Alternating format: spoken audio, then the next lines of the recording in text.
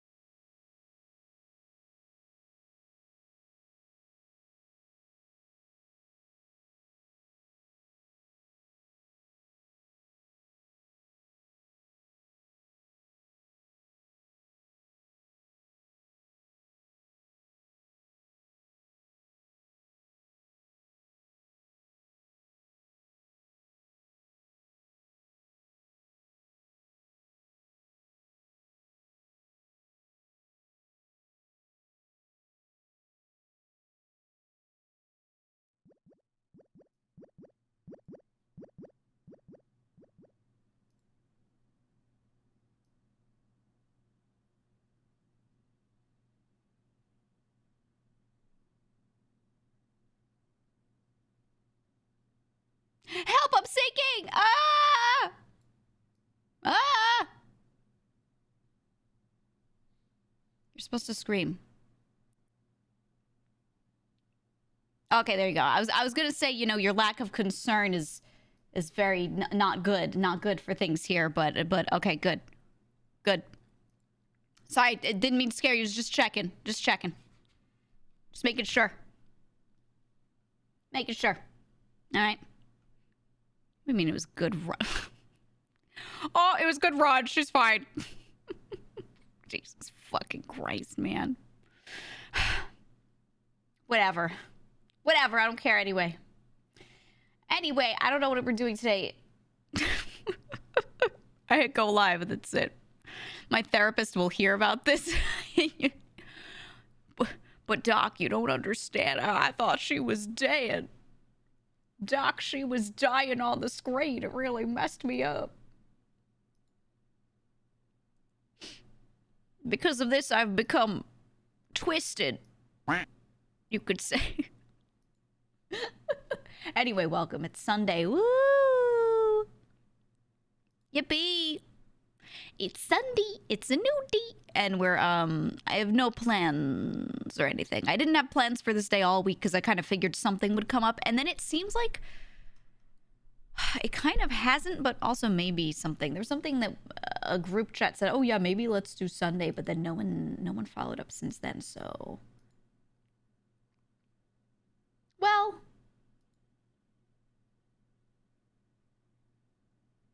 Maybe. I don't know. I'm just going to leave the group chat open and we'll see. And I'll do something else until then. And if people show up and they're like, oh, let's do the thing, I'll be like, okay, we could do the thing. And if they're like, if they don't show up, then I'll just be like, oh, all right. Another day.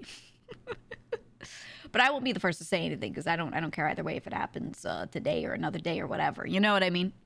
I'm not going to be like, guys, it's Sunday, we have to do the thing or anything like that. So we'll see what happens. Really, thank you for the 5 months. And King Glumpers, thank you so much for the 8 months of Prime. Appreciate it. Long as that's until Munhunt. I could do that. I just feel like I've done a lot of chatting this week. Like, I normally do a good amount of chatting, but I feel like, hold on, I have to look at this I have to check my work. Maybe not yesterday, but, you know. Thank you for gifting a sub. It read NC as North Carolina, even though that's like not at all what that person's name is supposed to be. Yeah, I feel like so a couple days ago I did an all just chatting stream. A couple days before that I did an all just chatting stream. I know I do them occasionally, but I feel like it's so frequent. And all we played were like party games this week. You know? I haven't streamed an indie game in a bit. Or not even indie, just like a solo playthrough kind of thing in a bit. So I'm like, it's like I'm feeling odd, you know? And I've been thinking about this all week. Like, it doesn't matter, because I know people are like, oh, no, we like party games, and, you know, you go for stretches of time without doing them, so it's nice when you do. But then when they're all clumped up, I start to get like, ugh, because I'm so used to variety, right? I'm so used to variety, like, day to day. Not variety over the month, but variety, like, within the week. So I think my brain is yelling at me, but it doesn't need to be, if that makes sense. Like, it doesn't matter, but I keep thinking about it. But again, it doesn't matter that, you know, it's on the brain. It's on the brain for sure. It is. TFT is indie. I have been talking about TFT. I played it like that one day and then played a couple matches the next day and then didn't go back to it yet because I kind of didn't want to go back to it until I did it like on stream at some point. But the game is so fun. It's so fun. It's so fun. Genuinely, it's good. You can set up little lobbies and people can like jump in and you know, it could be like community plays against me, which I wouldn't want that for people who know how to play though, because I don't know how to play yet. But like in the future, you know what I mean? We could do little rotational lobbies and it'd be fun. For me, I still don't know like what the meta is. I just am starting to understand how the game works, which didn't take long because it works like a lot of things that I kind of play mixed together. So it's just a matter of like learning what exists in the game so that I can throw it all together and predict, right? Eagle, thank you for 5 gifted subs, and Lee, thank you for 3 months of Prime. Thank you. But yeah, I'm learning, but it was super fun the few times that I did play, and it's one of those things that I'm like, if I get used to this game, I could play it on stream and just talk over it and just head empty chatting stream while I game a little bit. Like, it's, you know what I mean? I was like, yeah, this is good. This is good. But I also want to at some point start a proper playthrough of something. And I was... Once again, Shadow of the Colossus was delayed because I was going to do it this like past week. I was like, all right, fine. It's finally time. I had to delay it because of other collabs and stuff this week. I have some collabs, but they're scheduled out. So I have solo streams scheduled out. It'll be fine. And then I had that power issue. So I didn't set up the PS4, you know, on that same plug right here because I was like, that's going to kill it. So that didn't get set up, but I think it's good. Power stable now. I've been testing it the past couple days and it seems okay, but I wanted to wait a few days plus streaming through it to make sure like that it was okay before I add an additional device in the same little zone. So if it's okay, if today everything goes all right, I have like another light plugged in, you know what I mean? Like I'm like adding stuff. If that seems okay, then I'll do it this week because I really have been wanting to do it. Like I have the remastered edition just sitting there, you know. So we'll see. But I've been slowly testing it because yeah, the power issue was just weird, just out of fucking nowhere. I even streamed on 2 monitors and like no peripherals for a day. It was bizarre, man. So today should be last test day with me plugging a few extra things in to make sure that like it's okay. PS4 is gonna scream for its life. Yeah, so I've turned it on, but I haven't actually like turned it on with the game disc in and like opened it and made sure everything's good on that front, which nothing should not be good. It is simply a disc for a PS4 game, but I'm gonna do like one full 100% test like tomorrow afternoon or something just to make sure it's all good. And if it's good, it's good. Have you heard of the Rat RPG where you are gay and do crime? It's pretty good indie. Wait, send me the name. Not name. Send me the name. Let me see what you got. I've been trying to scrape together more indie game ideas. There's some more that I've found. But I don't know. There are a bunch that I feel like it would be nice to show them on stream, but they are literally things that I shouldn't show off for more than like 20 minutes. You know? They're so tiny. There's so little content in them. Comrade, thank you for the bits. And Kashima, thank you for the 5 gifted subs. Yeah, the gamer subs, Gerch. We'll get to that in a second. But yeah, a lot of the little indie games that I wanted to show off, they really don't have a lot of content, you know? They're just tiny, fun things. Kind of the way Cursor Blade was, right? Where it's just a one-off. Like you play this several times alone. It's not really like it's an exciting thing to stream. So I was thinking about making a gauntlet of a whole bunch of those games that are like, we really just give them 20 minutes each, and I rapid fire through like 8+, you know.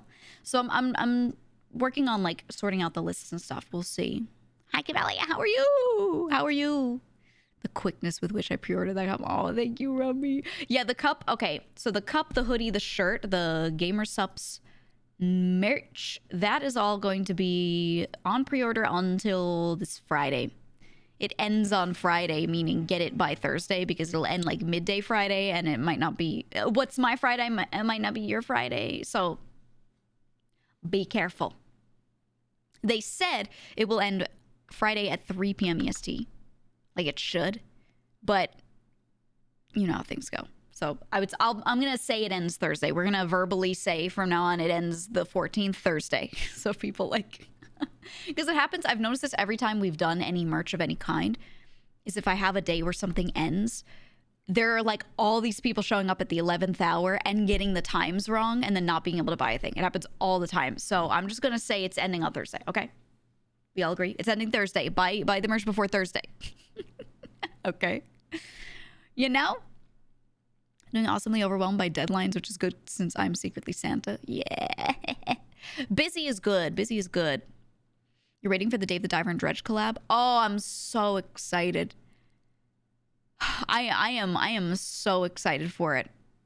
Like, legitimately. Yeah, I thought that was so cute when I saw, because the two games were in, like, you know, the indie games category together, and people were like, oh, which one's gonna win? Oh, and then Sea of Stars won, which I thought was so funny because it deserved it too. Sea of Stars was incredibly good. I just think not as many people played it because it's an RPG. It's like a JRPG style game, which a lot of people think is cool but just don't buy and put time into, right? It's just a little bit in its own bubble slightly, where something like Dave or Dredge is more like normie. I don't want to say normies like it's derogatory, but you know what I mean. People that don't play slightly more niche categories will absolutely play those.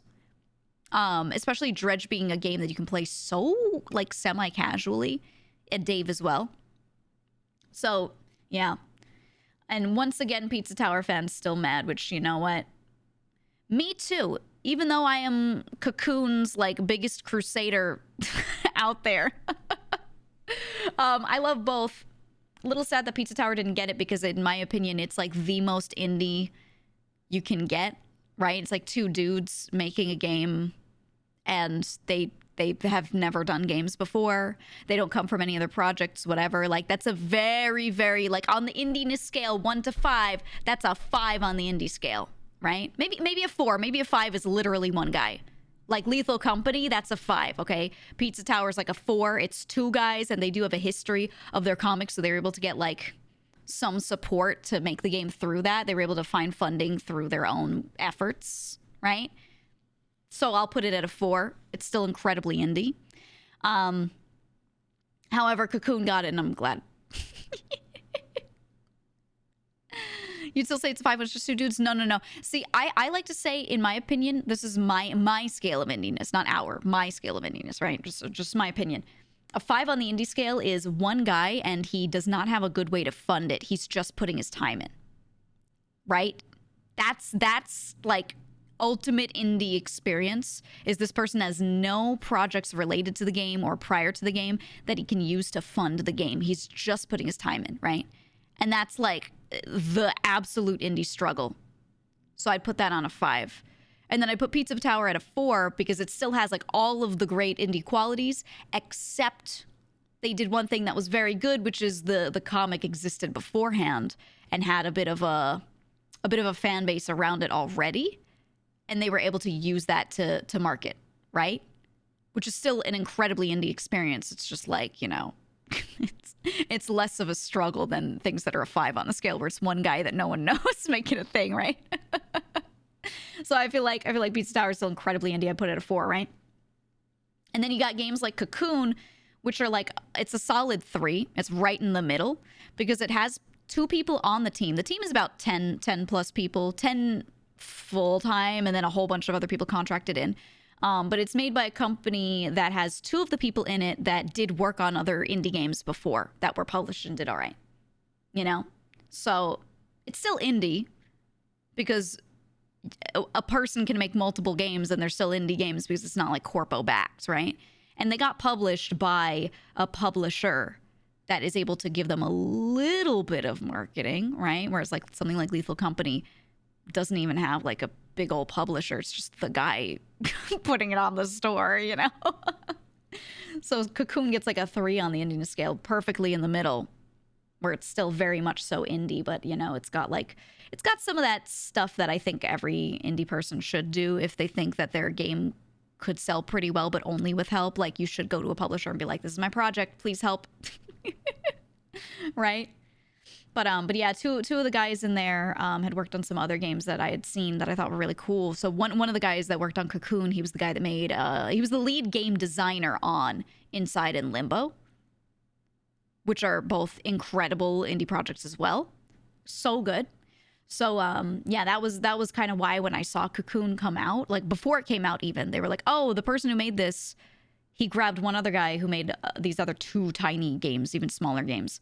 And then a whole bunch of people who have not like really been published and done anything really and made a studio. And I was like, holy shit, that's good. And I try to watch indie projects. I try to watch indie game devs that have projects that I like and what they do next, you know? So when I saw it, I was like, fuck yeah, let's go. Inside and Limbo were so good. And then Cocoon comes out and people are like, what's this? Who's this? I don't know this game. I'm not going to play it. I was like, but it has all the reasons behind it for you to think it might be good. There's a guy on it who worked on things that people liked. There's another guy on it who worked on a bunch of stuff and showed prowess. And then all the people that they contracted in were incredible. Like, it has the makings of a great game. Why not try it? And people would just look at it and go, I don't know what it is, so I'm not going to play it. Were people like that? Yeah. Basically, no one received the game poorly at all. Before it was published and when it was published, people were like, this looks cool. But I saw a few comments of people going, oh, it's a puzzle game? That's cool. I'm not going to play it, though. Because when people hear puzzle game, they like, I don't know, they tune out. They think it's like arranging little blocks or something, right? They just look at it and they go, nah. You know, that looks really cool, though. Like, they don't dislike it, but they won't actually buy it because, you know, there's a lot of people that just, they're like, puzzle game hard. Yeah, every time I play puzzle game on stream, there's a lot of people going, thank you for playing it. I'm dumb and I can't play these. And I'm like, yeah, you can. Puzzle games that are built well, which, in my opinion, Cocoon was made really well. It's like, okay, the same way people praise Mega Man X, I think I might have said this before, but the same way people praise Mega Man X, where if you've never played Mega Man before, it doesn't matter. You drop into that game, you slowly learn to do things without them even giving you prompts. The game teaches you how to play the game, and it drip feeds more mechanics to you. And by the end of the game, you just know how to play it really well, right? And it's designed so beautifully in that kind of way. Cocoon is like that, but for puzzles. They just throw little tiny drip-fed bits of puzzles and mechanics at you, and you learn how to play the game. So even if you are not the best puzzler, it's one of those games where nothing's also... Things other than the fights that you do, they're like boss fights that are actual like combat and kind of fun. Outside of those, nothing's timed. Nothing's timed. So you're just going through and just slowly figuring it out. Yeah, Portal's like that too. Right. And that's what I'm trying to say. This has that as well. So it's not, you don't have to be like a hardcore puzzle gamer to play that one and appreciate it. And that's why I was happy when I saw it nominated. Because if it was something like The Witness that was nominated, I'd be like, okay, great game, but like I would not recommend this to most people. This is for people whose brains love puzzles, you know? Whereas Cocoon is a cool figure it out experience. And yes, it's quote unquote puzzles, but it's not like those rote difficult puzzles like that, if that makes sense. I don't know. So I just really appreciate it. There's a negative thing you saw was it was short. Yeah, here are my criticisms of it because I love it. I love the game. And I'm like their biggest warrior, but it was short. It was short. You could put so much into that game and you could pack it so full of everything. It was very, very packed, but it was short. Because someone who's relatively good at puzzle games can play it in 3.5 to 5 hours between there. I think if you were going back and forth a lot and you maybe weren't so good at puzzles, you'd still probably do it in like 6 hours. And that's just like for base game finishing the normal thing. So, yeah, it's a little short. That was my only complaint. But at the same time, looking at how beautifully designed it was, I feel like even though it was short, it probably took a really long time for them to arrange that game, to create the puzzles and build it. Not from a programming perspective so much as just like a game design perspective. I think they probably spent a really long time designing that game. So I don't mind it. I don't mind it. Best indie games showcased Cocoon, so stuff in community outlets. Right, that's what I'm saying. So indie game community kind of knew about it, but all these people that don't know about indie games but only know the biggest ones, those were the only people that were mad. People that just know about indie games in general and follow a lot of projects were very happy for Cocoon. They're like, fuck yeah, you know? You talked about secret ending. Yeah, I'm working on it. There are apparently some incredibly hidden puzzles within the game, like baked into the environment, that you can find, and there's like one per area or something. And so I found one thing that I'm pretty sure is one of these, part of one of these puzzles. Like, it gives you a code. I found a thing that I think visually is a code. It's like a series of numbers. But I'm not looking up guides. I'm going to spend a lot of time racking my brain on it. I don't know where to input it. That's the problem. So I was starting with the first level, and I found a bunch of stuff that I was like, I think this is a series of numbers. Like it looks like a code, but what do I do with it?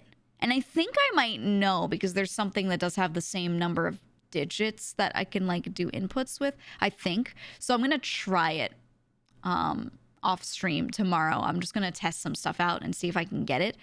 But I like, as I'm looking at these things in the background and being like, I think this is a code, I'm also feeling like a crazy person, because it's so hidden in there that I'm like, what if this is literally nothing? This is just like a pile of rocks. But I see like tiny like lines in the dirt, and like a little pillar that's like segmented slightly next to another one that's segmented slightly differently, and I'm like, oh, the numbers, Mason, the numbers, you know? So I feel like I'm going crazy, but at the same time, I think this is genuinely what people were talking about, because I was given that hint. From a friend that was like, there are things hidden. There's something you have to input somewhere, and the things are hidden in the environment. And that's all they told me. So I was like, okay.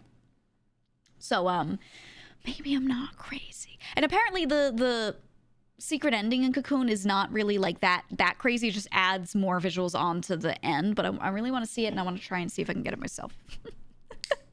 The rocks are arranged into numbers. They are, though. They are. I'm not crazy. Let me see if I could find a picture. Hold on.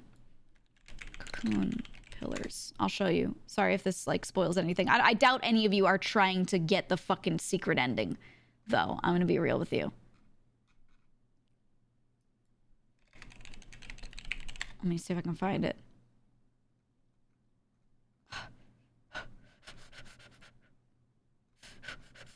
Where's the... I can't find a picture of it.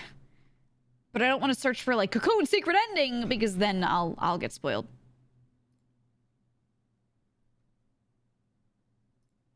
Yes. This thing. This will spoil something really quick if you yourself were trying to get the secret ending, because I'm pretty sure... Well, actually, I don't know if I'm even correct, though. Look at this. This is why I feel crazy. These are some pillars that are in the background in Cocoon, in the first area, okay?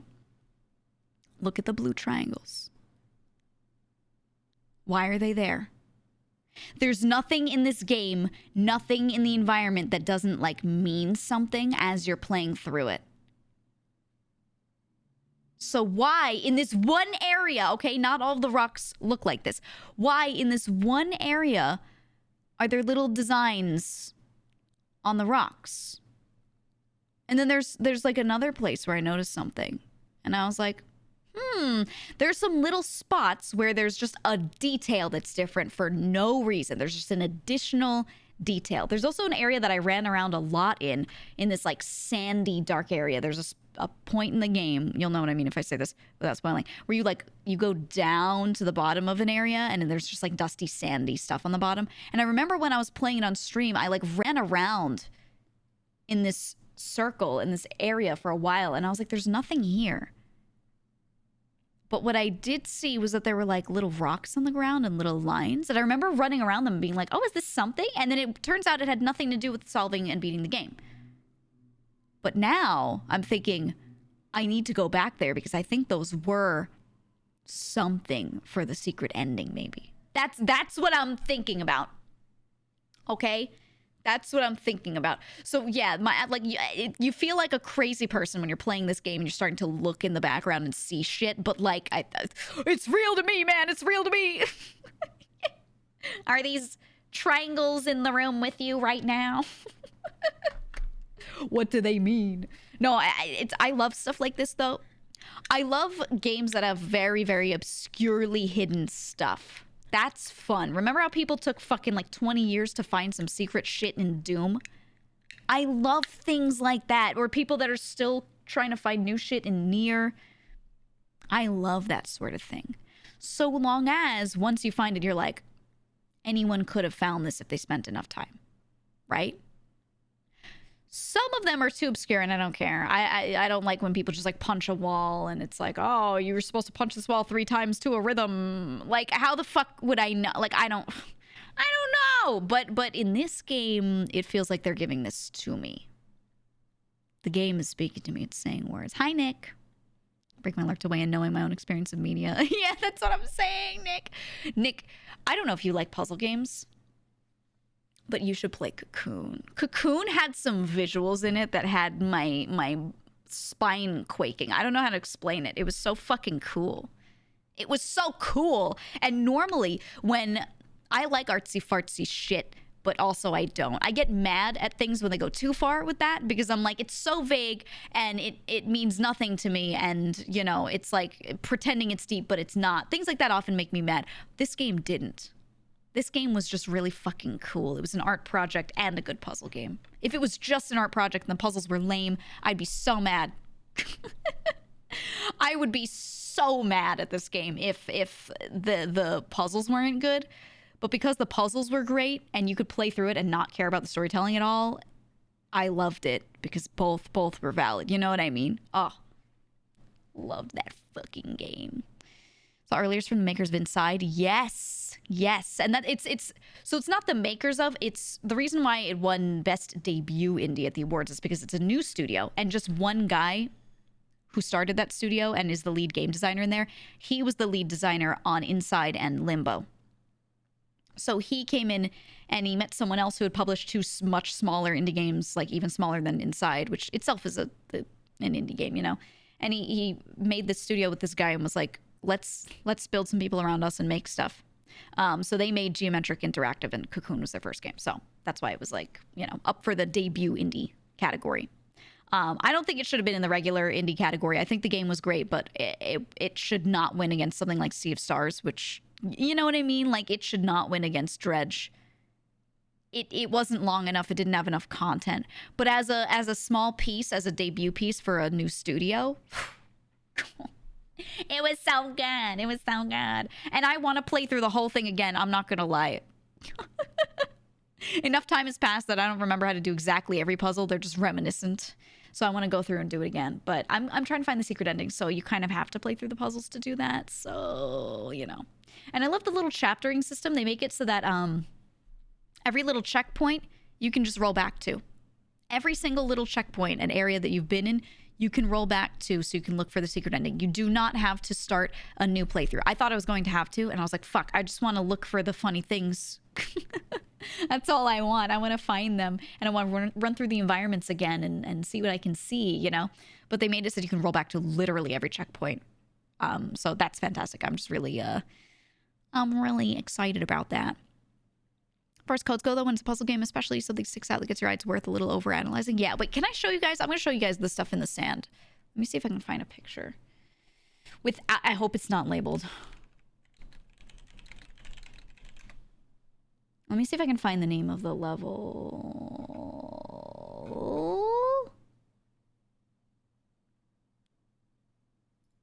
Let me see. No. I don't want your video.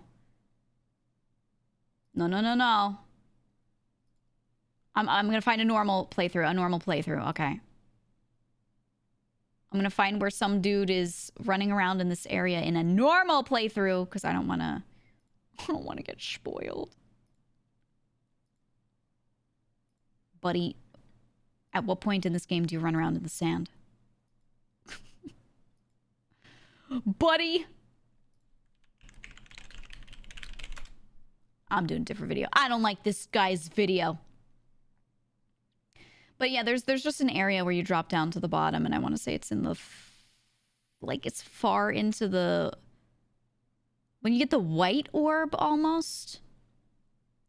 It's when things in the game start getting, they start getting a little... trippy isn't the word. It starts to get, like, weird and surreal. There's some environments that you run around in that are just so odd looking. And, yeah, I'm literally certain that I saw some shit on the floor in the dirt. And that's, again, why I feel a little insane, like a little crazy. I'm trying to click through this guy's playthrough.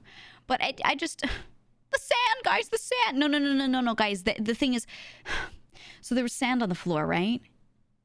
Then there were rocks in the sand, okay? And they made little bumps in the sand, and they made little lines. This is why I don't just think it's a texture, okay? It wasn't just some 5-placed rocks that some level designer was like, these rocks would be nice for texture here so it's not so boring in the sand. It wasn't that. There were lines between them.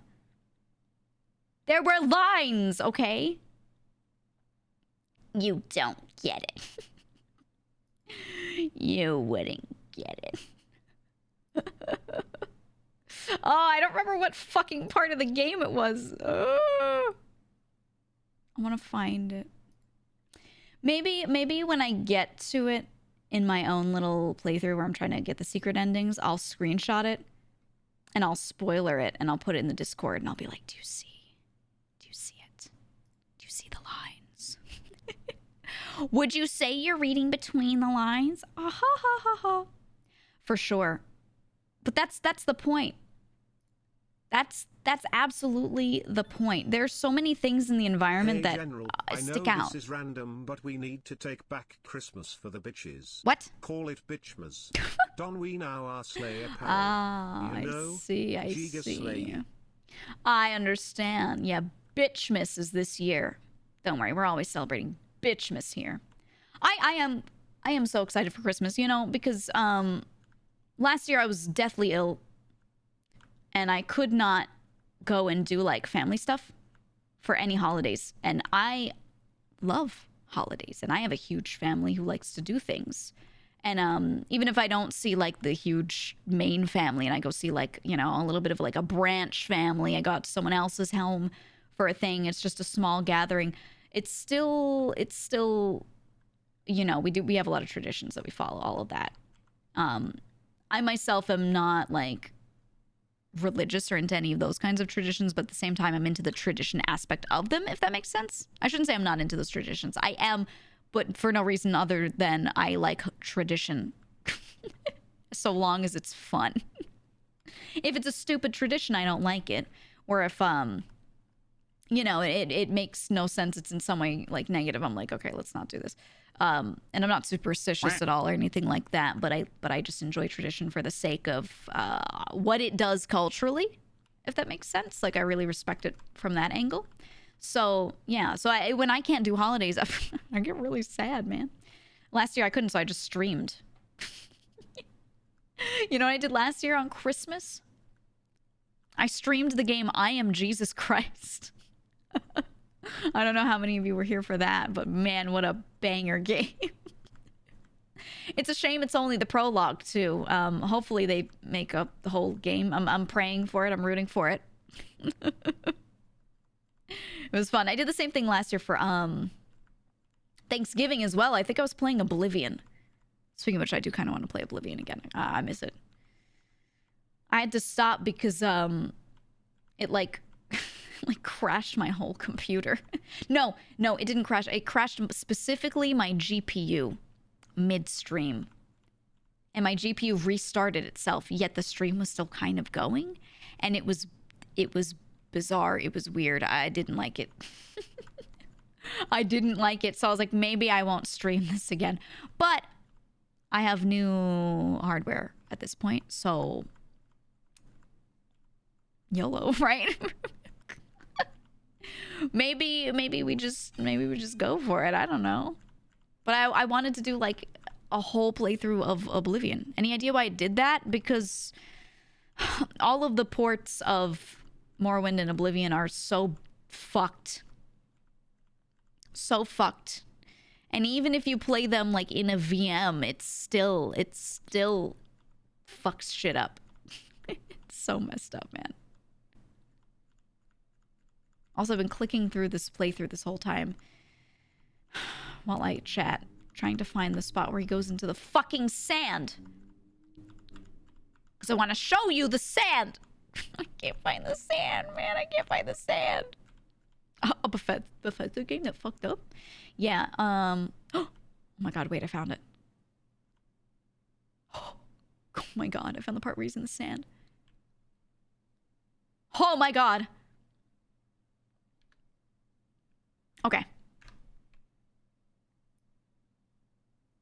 Okay. Oh my god, I found it. I just wanted to, I was trying to find someone's normal playthrough so I could screenshot the part that I was talking about because I didn't want to watch like a secret ending video or something because then it would spoil it for me. Okay, look. Look. So the upper left of him right here. Neko, thank you so much for the 5 gifted subs. Do you see these like cones? These blooms, these cacti, whatever the fuck these are? These are around in the sand. Okay. However, in this spot, there's 5 of them close together. And when you get close to them, you can see it on the left too. They have rocks around them. And they have different numbers of rocks around them. Okay. And the thing is with the triangle thing that I found before, I think they're clumped into 5 digits. And I think these are clumped together as 5 digits. And the numbers only go up to 5, meaning it's going to be a code that's like 2, 3, 2, 1, 2, or some shit like that is what I'm saying, okay? Because I found like 2 of these now. This one and the fucking triangles. And I think this is some shit.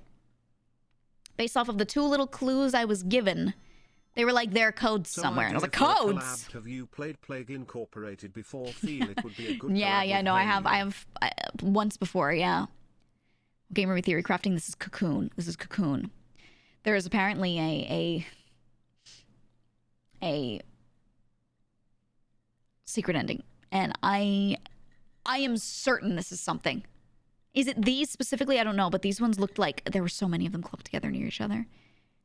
And then there's also, okay, notice that there are these little, do I have a pointer? Do I have something on the screen I can use as a pointer? Look to the right. Do you see that there's these little drippy, goopy looking things? Pepe Sylvia. The rocks, the sand! On the right, you see that there's a black orb, and around it there are like, what looks like a ferrous liquid or little drops of ink that are sort of suspended on the little dais that this guy is standing on the bottom right. Those little drips of goopy whatever, I think are related to the secret ending. Because whenever I see those around, they've been in similar locations to the things in the background that I think might have codes. And I don't know if it's always related, but the goop, man. I think the goop has something to do with it. I just think a lot, okay? No, you've not lost me. I'm not crazy. Is it confirmation bias? No! Because there's nothing else I've found in my scouring of the first level, at least, that could be a code. I don't think. I've been looking. I'm gonna do this shit all week. I don't care. I'm gonna do this shit all week. But I've been looking. There are also these like random bugs that you can find that look like you but cooler, bigger. And you can run up to them and like get them. You like you hunker down, do a little charge, you go, and then it like acknowledges you and flies off. What the fuck are those? I think that has to do with the secret ending. So I think I have to collect those and do something with these codes. But I don't know what I do with them. I don't know what the fuck I do with them. The only thing I can think of is if there is a code, there's another mini puzzle. There's one per level where you do input a different type of code that is more readily given to you in puzzle form. And I think this is like interacting with that. And that is all I will say on that. That is my train of thought. And if you've played the game, you know what I'm talking about. If you haven't played the game, you have no clue what I'm talking about. Okay, but I think a lot of something. Foil hat, a cork board, and all that red string. Look, this game is made by a guy, or the guy who is the lead game designer on it, is the type of guy who would do that, which is why I fully believe that these are things. And when I figure it out, when I've done it, you're all gonna be sorry. You're all gonna say, oh shit, you were right. Okay? Okay? I have no context and I am completely concerned. Go play Cocoon. Play Cocoon. I think it might even, is it on Game Pass? I think it might be in Game Pass. If you Game Pass, you could just play it for free, man. Well, quote unquote free. I just think there's something to do with it, and I'm gonna find it myself. It is on Game Pass? Well, then there you go. No excuses. Go. You can play it. I just want to say the vibes of the game were fucking incredible. So you should play it, okay? All right? I support you in your madness. Thank you. You're the only one with the right attitude. Thank you. I just think I really want to know what the secret ending is, and I love it's like if the devs put in little secret puzzles, then I want to try and do the secret puzzle. And I want to see if at the end of the secret puzzle, do I feel satisfied? Like, yeah, I did that. Yay. Or do I feel like that was stupid? Okay. So I will let you know. I will let you know after I do it if I think it was stupid or not. But I'm going to try for like a week. Okay, I'm going to try for a week and see if I can figure shit out. But, and if I can't do it after a week, I will look up like the guide to do the first areas. I think it's one per area is what my friend said. They were like, yeah, there's something in every area. I don't know if it's one per or if maybe there are multiple things in an area, but I'm going to look. And if I can find one, I'll look up a guide to find the first secret in the first area. And then from there, again, try to do the rest myself once I've seen kind of like how it works, you know? But we shall see. You're probably right, TBH, now that I have context. Thank you. Thank you. Do it on stream so I can watch you devolve into insanity. No, there's nothing people want to watch less than me trying to find the most obscure secrets within a game. When I did my normal playthrough of Cocoon, a lot of people tuned out because the puzzles confused them. Because if you're not playing the game yourself and understanding all the building blocks, and you just show up like 2 hours into a playthrough, you're going to be like, I don't know what the fuck is going on. So if I'm streaming that and I'm like, let me find the secrets, and people are just showing up watching me yell about fucking like sand, they're good. No, it's not gonna go well. It's not gonna go well. I'm just gonna do it on me time, okay? But I'll let you know what I find, and I'll take screenshots as I do. Okay? You say that, but we watch you play crosswords. That's crosswords are the easiest thing to fucking follow. You do not prove my point. Or actually, you do prove my point. You do not prove your point, I should say. If I were game dev, I would put things like this that lead to nowhere to troll the players. Because you're sick. You're a sicko. You're a sicko. You make me sick. Puzzles probably work better when you don't have an audience. Yep. Puzzle games are not like the best thing to stream depending on what they are. That's why I didn't continue Talos Principle 2. I played a little bit of it on stream just to show it, and then I've been continuing it on Discord because it's not everyone's cup of tea, because you have to watch like all of it to understand what's going on, because any good puzzle game is compounding puzzles. And if you show up part of the way through, which a lot of people do when they're watching streams, they just see your live and they go, oh, okay, and they just pop in. They're just going to be confused and trying to make sense of what they see in front of them. And if they like puzzle games, it's still going to be hard for them because they're going to be like, well, I missed a lot. I don't know what's going on, you know? So, yeah, for puzzle games, I tend to not stream them too much, even though I really like them, because I feel like depending on what the game is, it's just so hard for people to get with. I think something like Baba Is You is great for streams. Some people have mentioned it because even if you don't know too much about how the game works, you figure out how it works very quickly, and then each puzzle is just its own contained thing with the same mechanics, essentially, right? They do add some little mechanics, but it's not much. It just makes a lot of sense. So, but something where it's like, it's an 8-hour game where everything is compounding upon itself, that's hard to stream, right? So something like The Witness, which I do want to stream again. I streamed a bit of it a while back.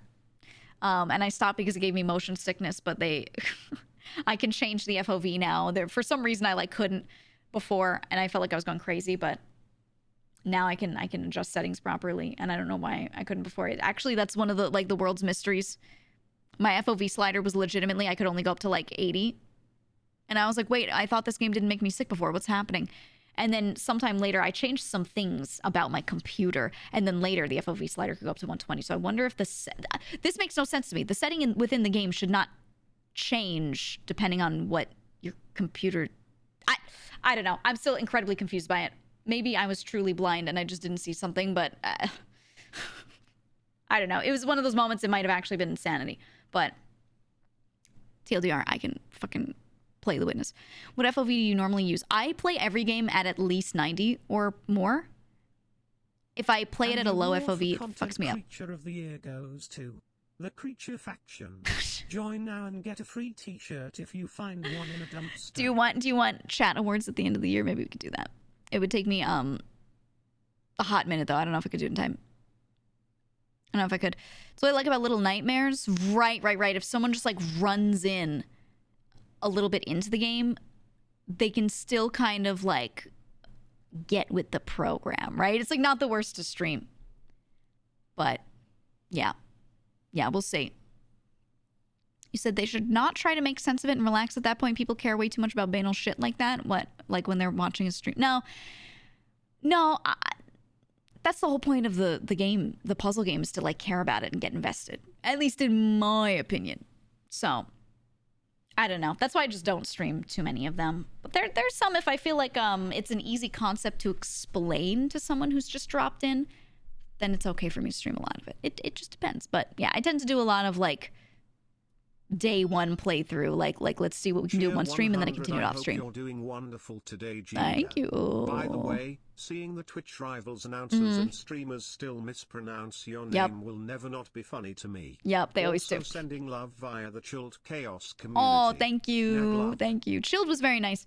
They were yeah, Twitch rivals is always fun. Sometimes I don't like how certain events have been done with the roster. Like occasionally they say this is a casual tournament and then they bring professionals on. I don't like that.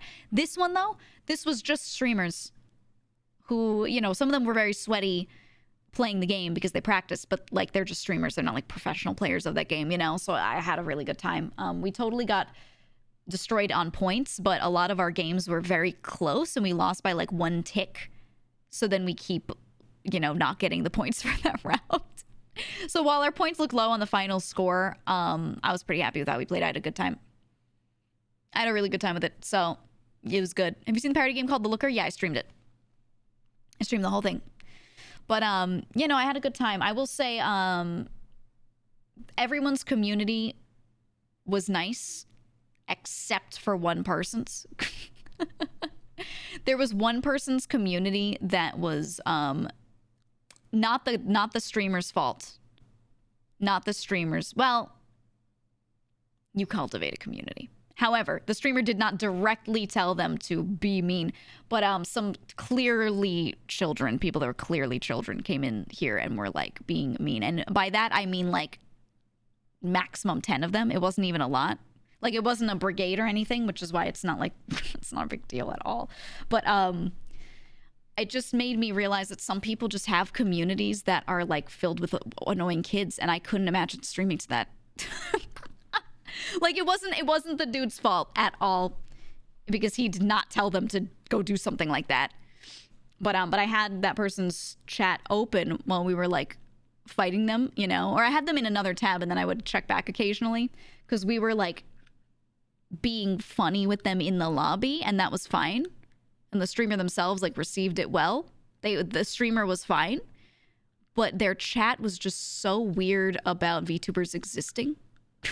Like they hear that the other team is VTubers and they're like, oh, ew, sad, right? It's that. And I always forget that this is like such a prevalent way to act on the internet. The thing is, they don't say anything specific that they don't like about VTubers. They just go, oh, ew, sad, oh, weird. And I'm like, what about it though? And like they have nothing. They don't say anything. That's weird. And it's fine to not like something. Like genuinely, there are plenty of people that are like, I think anime is weird because I don't know, I don't get it. I don't like things that are unrealistic. And I'm like, okay, you just gave me a reason though. Like you don't like things that don't have realism. That's fine. But like, they don't give an argument. Therefore, I don't understand it. And it's fine because there's no reason for me to understand it because they don't matter. But like, you know, like they're not my community, so I don't care. But it's just funny to me. I don't know, man. You're a man. First time I ever heard that one. But oh, yeah. They're like, all VTubers are 50-year-old men. And I'm like, I think one of the things I saw was one streamer saw that Mouse won her award and then pulled up that clip from 6 years ago that is, by the way, hilarious of that one VTuber a long time ago that actually was like a 40-year-old man that had like their camera accidentally turned on. Remember that? That was like a thing that happened so many years ago. That shit is genuinely hilarious. But like when you listen to that VTuber talk, you can so obviously tell that that's like a voice change or everything. You know what I mean? Like it's but like the streamer pulled up the classic and I was laughing. I was like, that's so funny. I remember this. But then the chat is like, Lamau, they're all like that. And I was like, what? And I think I'm just gonna say it every time a normie like does that and they're like, you're probably mad. I'll be like, yeah. How'd you know? It's like funny. I don't know. My God. It's just yeah. Have they not seen face reveals? Right, plenty of people have face revealed. But the thing is, like, I think number one, there's not much to think on any of it. There's just not much to think on any of it. People don't like things that they don't understand. This is not, you know, unique to VTubing. This is like, there are people that don't like streamers over normal content creators, quote unquote, that are on TV. They're not even content creators. They're just actors, right? There are people that see streamers and YouTubers and they're like, oh, they think they're famous. They'll never be Leonardo DiCaprio, right? Like they're boomers that are like that, right? There are people that don't understand streamers. So it's just the same thing, just on a smaller scale, I guess, right? If that makes sense. A lot of VTubers are older though, and their communities can be weird. So that's where it comes from. Yeah, that's the thing is, there's a wide range, and people don't realize how wide of a range there is. And I understand why people in the more regular streamer watching sphere are that way toward VTubers, because a lot of the clips you will see. Okay, a lot of the clips you will see that are fed to you from the algo, if you are a normie who's never watched a VTuber clip, they're going to show you the most commonly watched ones. And those are going to be either old clips of JP VTubers playing games and screaming, which is fine. It's just an anime character. They're just going to be like, oh, whatever. Or they're going to show you EN VTuber clips. And those are the ones that get the most views, like that kind of get outside of the target audience, are always ones where someone says something really out of pocket, like really out of pocket or out of context. It's like really weird. So that's all people have seen of this stuff. So I get why they think that. No, not even Cooksey clips, not even him, even like just random channels. It's like, I don't know. I don't know. It's just, I totally understand why people are like, what the fuck is this? Right? Gura going, has like 5 billion views. Yeah. Yeah. Right. And then from there, if they look into it and they're like, what is a VTuber? There's not a lot of good information out there. To be honest, there's just VTubers making their own content, which if they click on it, they're going to be confused because it doesn't tell them what a VTuber is. And then when it comes to telling people about what the technology is like, all you'll find are tutorials that VTubers make for other VTubers. There's no like video made by some normie explaining what VTubers are to people, where that normie creator, that flesh creator, has like a big audience already, if that makes sense. Right? Like if some streamer that is well known, some big game streamer came out and made a video and it's like, this is what VTubers are, this is how they work, I think like people would look at that and be like, oh, this is the thing to point at. But the problem is the stuff that's out there, it's either made by people that already do a lot of VTuber content, so that stuff's not going to get recommended to those people that are outside of that sphere, or it's made by people that write articles about gaming and streamers that don't know shit, so they like get all of the stuff wrong, or they don't explain it very well, so it doesn't teach anyone anything new anyway, you know? Yeah, you said Polygon did a video.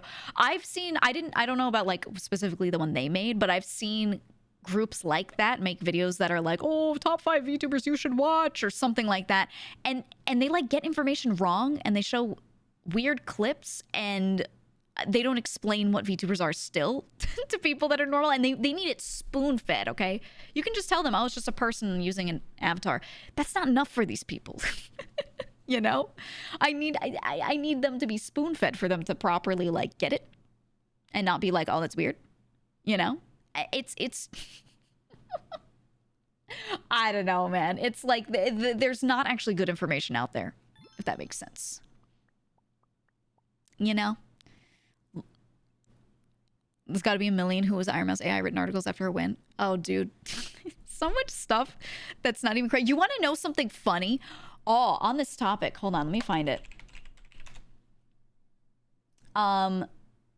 Someone, like, wrote information on me on some wiki somewhere that was like, they really took some liberties with what they wrote, and I thought it was really fucking funny. And I want to see if I could find it. It was not... First of all, a lot of the wiki info is, like, not correct on any wiki. But I'm not going to go at it myself. I don't really care. Cheer 100. This also can relate to when a VTuber's song reaches a wrong demographic. Not to mention that Callie's been doing this for years and had to endure some stinkers that came on social media. The Cinder one toe was a headache. Poor Cinder, dude. Yeah, that's the kind of stuff I'm talking about. But yeah, anything that goes out of its little sphere, its little bubble, gets kind of fucked.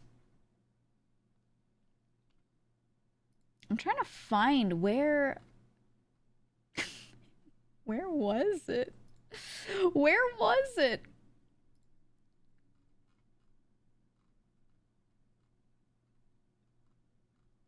There was a...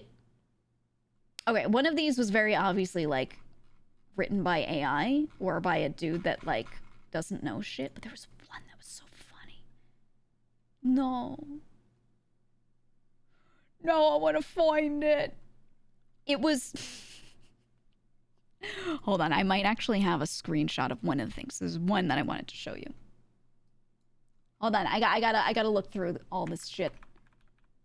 I gotta look through my screenshots now, because Linus, I promise you this was a banger. Accepted on their podcast to be turned into a tuber. Oh, did he? I hope they're actually working on that.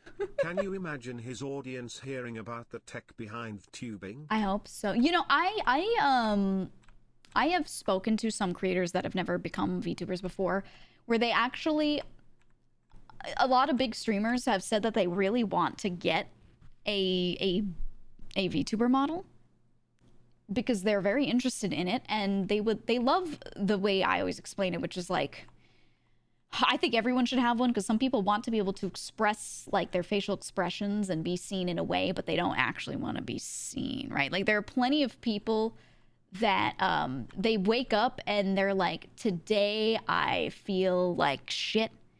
I don't want to look good, but I still want to interact. Like, how can I do that, right? Or there are no face cam streamers who are like, I wish I had some sort of visual. I like that you guys can do the same thing we're doing, but, you know, there's a little more expression. It's good branding to have something that people can see that represents you, but more so people can see a little more of, like, your emotions physically.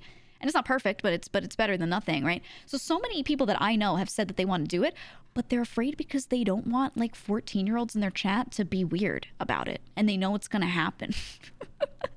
And I'm like, well, if people like you normalized it, then they wouldn't get weird. If they saw their big streamer normally first, and then they see them slap on a model, they would be able to put 2 and 2 together and be like, oh, okay, I understand this. This isn't actually that weird. Like, it's really not. But seeing it the other way around when they don't know the person, it's you know, that's hard for them. Also, I found it. There was some, I think it was a Tropes article, and it was about VShojo members. And this is a line that was written in it. And I thought this was so fucking funny. They were saying that VShojo had these tropes across some members, and they were writing notes on it, okay? So the trope is tropes applying to several members.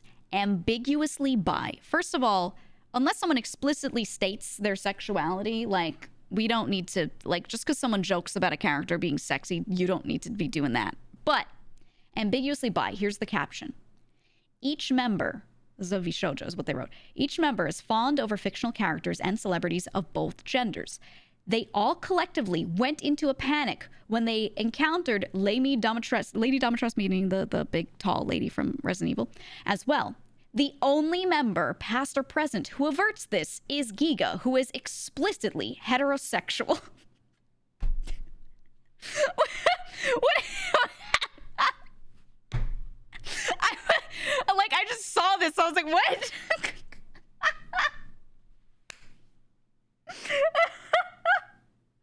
Explicitly heterosexual.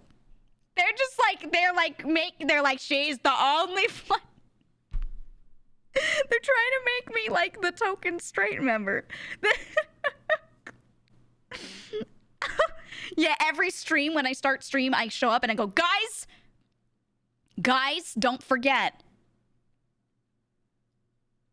I'm heterosexual, right? I do that every stream, right, guys? You remember? Not the gay auntie. Really said, I'm sorry that GEEGA's straight and didn't get the reaction. I don't think I've stated my sexuality explicitly, have I? I might have. Have I? I probably have. I think. Probably to friends or something. But it's not the sort of thing I think I have, right? On Joel Street. Yeah. Yeah, I am straight. But, like, they, like, logged it down. Yes, you have. Every single stream. Right, every single stream. You're correct. I start the stream and I say, guys, don't forget. You've described yourself as tragically straight. Yeah, because I wish I liked women. Because I wish I did. And it's like, I'm sad about it, genuinely. I wish everyone was an option. You know? But they do absolutely nothing for me, and I just, no. I'll look at a woman and I'll objectively be like, that person is so attractive. I do not touch me though. Whoa, get away. Like I'm like, ew, right? That's me. So not a chance. Not a chance. It's just sad, man. It's sad. You're straight up cool. Thanks. Thanks. But yeah, I don't know. I'm like, man, sad. I wish they did anything for me, but they just don't. Me and GEEGA are on the same wavelength here. Yeah, you're a man liker, Blazing. Yeah. And what you're into, huh? Hi, Buff. Yeah, Buff, did you hear this quote? I'm going to send you the screenshot, and I want you to tell me how you feel. I just think you would think it's funny.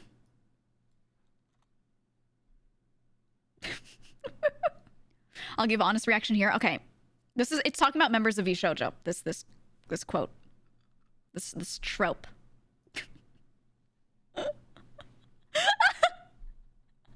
What do you think, Buff? Yeah, they made me the token straight member. I was like, 'cause I think I'm the only one that they know has like explicitly stated that or something. Dude, they literally like mentioned me in this quote as the token straight member like that. And I'm like, what the fuck? That's fucked up, man. I'm the diversity hire. No. No. Is that why I got hired? Fuck. Lamau, straight Lamau. I can't. Buff, isn't that just... God. Man. It was always GEEGA. It was always me. It's just the way they wrote it is so funny. The only member, past or present, who averts this is GEEGA, who is explicitly heterosexual. Jesus Christ, dude. Man. I once wished Giga happy Pride and she white people smiled at me. Rico, you already know Pride and I have a history, okay? I'm not going to say any details. But, like, I don't have it in me to white people smile at anybody. In a world of bi VTubers, Giga is a rarity. I'm going to be honest, I don't know most people's sexuality in this community, and I think most people don't actually explicitly state it. Like most of them don't. They just leave it ambiguous because they don't want you to care. Right? They really just, like, they don't want you to care about it, if that makes sense. You know what I mean? Do a tree if you like it, just don't bother me with it. How'd you know I was a tree fucker? How'd you know? Oh man. I think the attitude should be everything's fine. And anyone can do anything, and that's fine. And I think on Twitch, in the VTubing sphere, you're not gonna find a chat that's gonna be weird no matter what you say you like, because they've heard fucking everything. So, like, this is not a community where you have to worry about it. And I think because of that, that's why people don't feel pressured to say things. Like, if they say what they are or what they think they are, they're, like, not even sure. They know they can say that, and, like, chat will just be like, oh, yeah, that's fine. Like, this community's really, like, chill with it. So, you know, people don't feel like they have to get out there and state that. But then you go into, like, some chats of, like, very normal streamers, and they'll be like, guys, just to remind, I'm not gay. They see a character come out and they're like, wow, he looks good. And everyone's like, yeah, you like Kratos' bald head? Yeah, you're into that, you fucking piece of shit. And they'll be like, guys, don't forget I'm straight. I just thought his bald head, like, the design was cool. They're like trying, they have to scramble to remind everyone they're straight. I see that shit all the time, and it's just funny. It's just so funny. Oh man,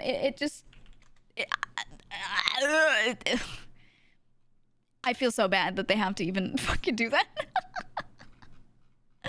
Man. With that bald head, damn. Right? Never heard a streamer say that. Oh, I have. Maybe not the specific case that I gave, but I watch a lot of very normal dude streamers. And I've seen many of them sit around and, like, express that a character looks good. And then people in their chat start getting weird about it. And they're like, I just said they look good. Not like that, guys. Don't forget. I have a girlfriend. Haha. Right? Like, they... like, oh my God. Oh my God. Guys, I'm straight, but Henry Cavill. Right? Yeah, they have to say, I'm straight, but. And I'm like, it's objective. It's objective. It's fine. Got to admit, it's fine. TV tropes is kinda funny. Usually.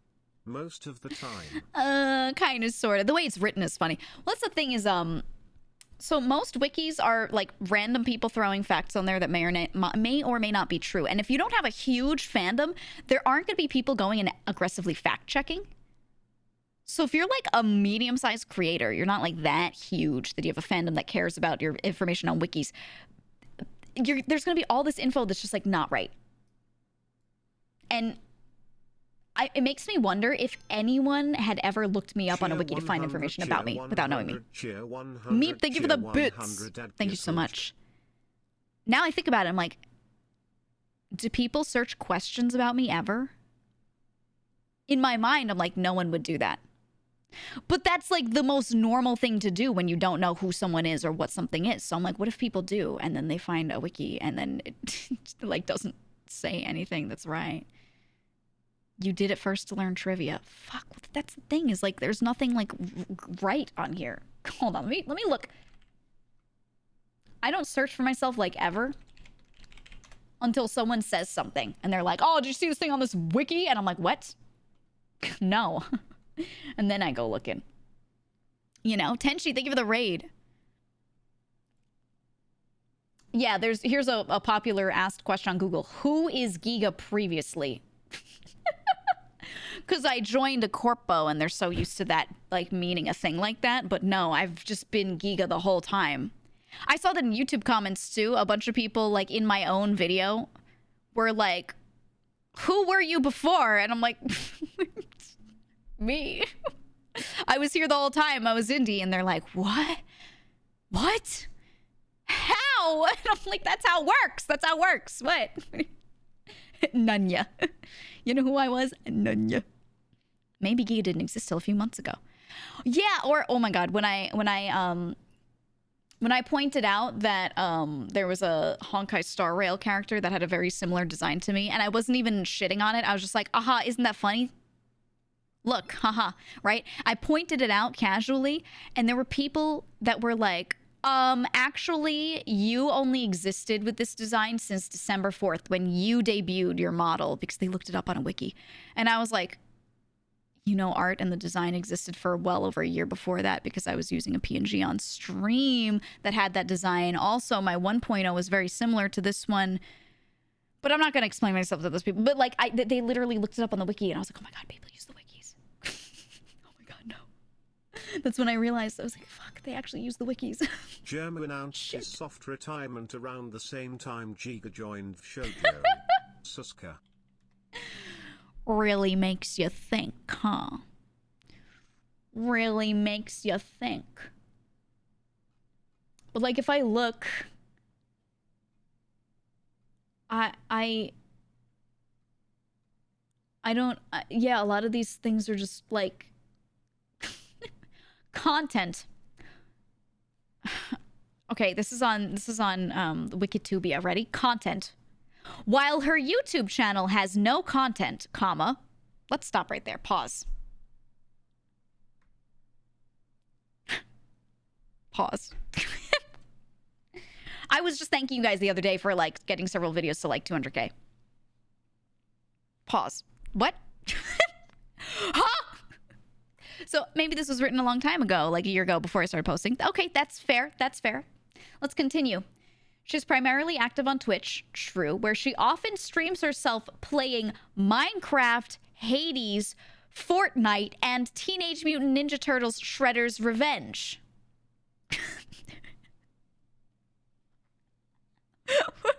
What? What? Who wrote this? Now, do I go back to Minecraft occasionally? Yes. Yes. When the VShojo server's back, will I play Minecraft? Yes. Was this ever like a big part of my content? Maybe just during balance. I don't know. Hades, yeah, I played through it once.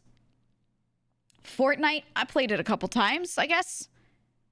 Teenage Mutant Ninja Turtles Shredder's Revenge, I did one collab of that where I streamed it.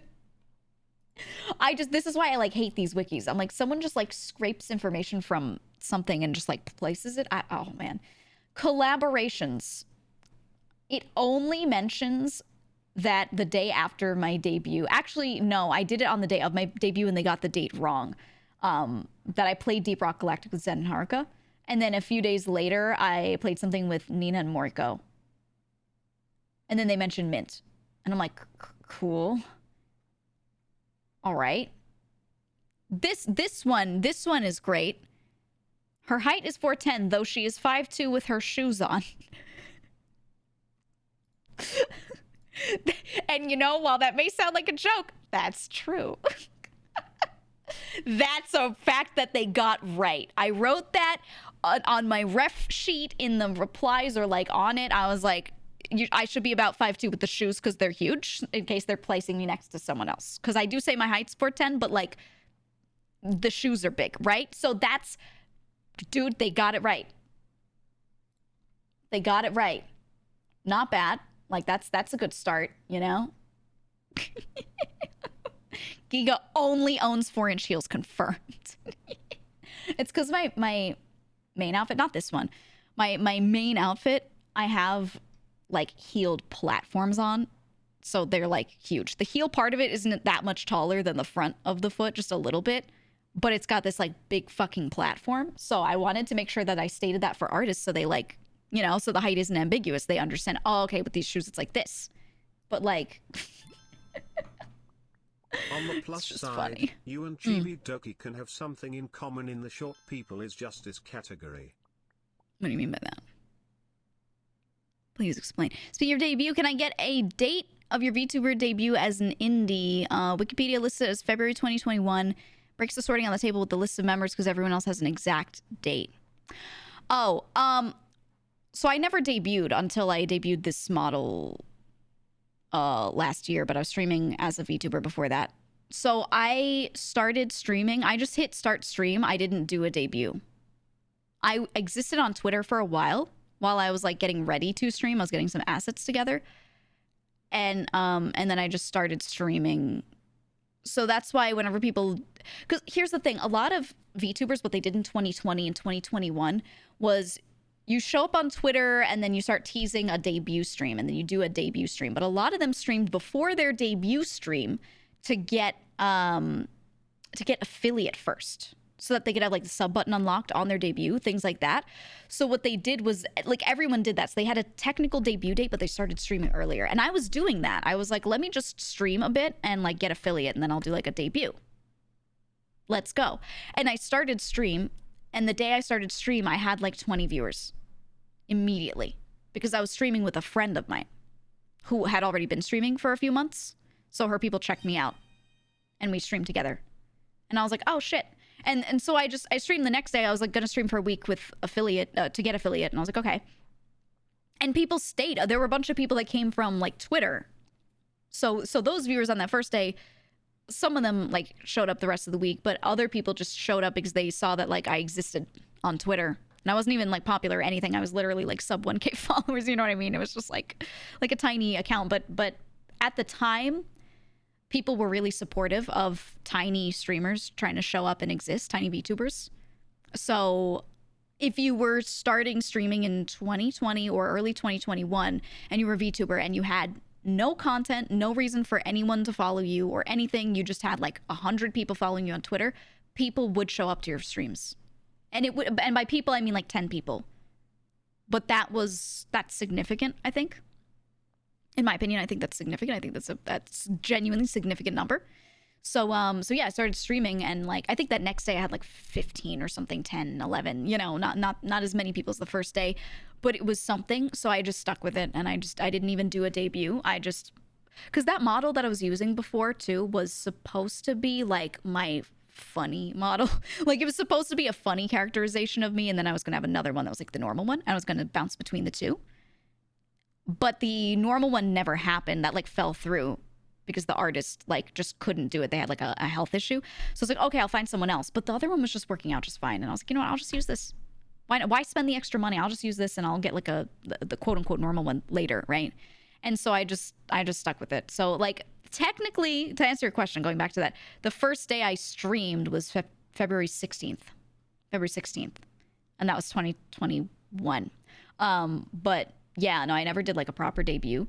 So my first ever debut was literally like last December. Even though I had already been streaming for like, what, a year and something at that point. 2 years, I don't know. I can't count. I can't count. It was funny. I thought that model was funny. It was. It wasn't supposed to be like how I looked though. And I started to accelerate like getting this model because yeah, people were like, oh, they started drawing me in art looking exactly like that. And I was like, this is supposed to be a funny little characterization of me, you know? So I'm just glad to have, I'm glad to have changed it up.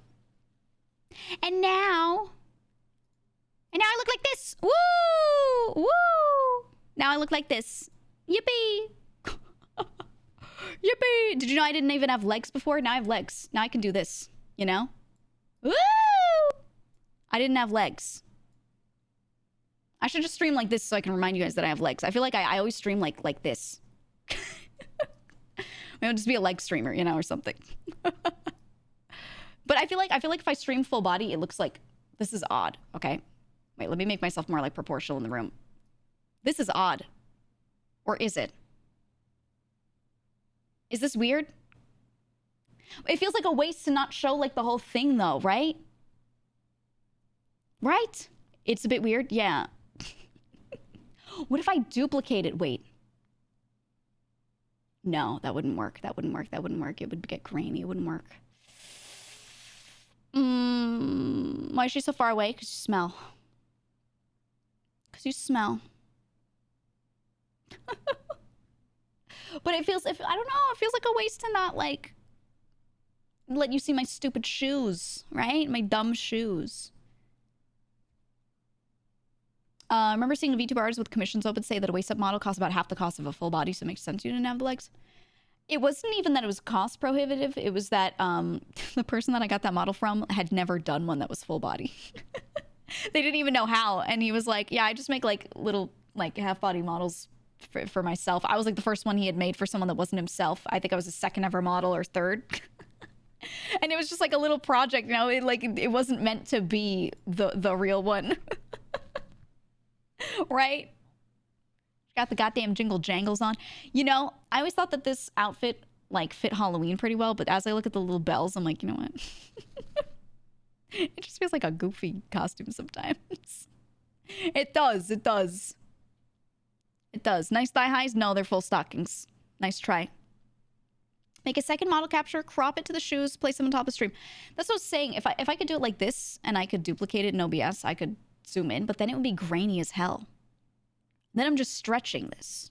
Whereas if I'm here, okay, if I'm here, I'd have to open another, wait. Hold on. Hold on. I have an idea. I have an idea. I might be able to do this. Do I have it set up here? Shit. Okay, I only have it as the other one, but you know what? That's fine. Check it out. Check it out. I could do the second one, and then I could do like that. You see what I mean? That's how they do model showcases. That's how they do showcases. That's when you see those little videos on Twitter. Portal mode. Yeah, it's weird when it's the different outfit though. It should be like it should be the same one, but I don't have it like set up for that right now. But you could just do that. Let me get rid of it. Okay, I'll do it later. I'll set up this one. Okay. For free. There are no feet. Those are shoes.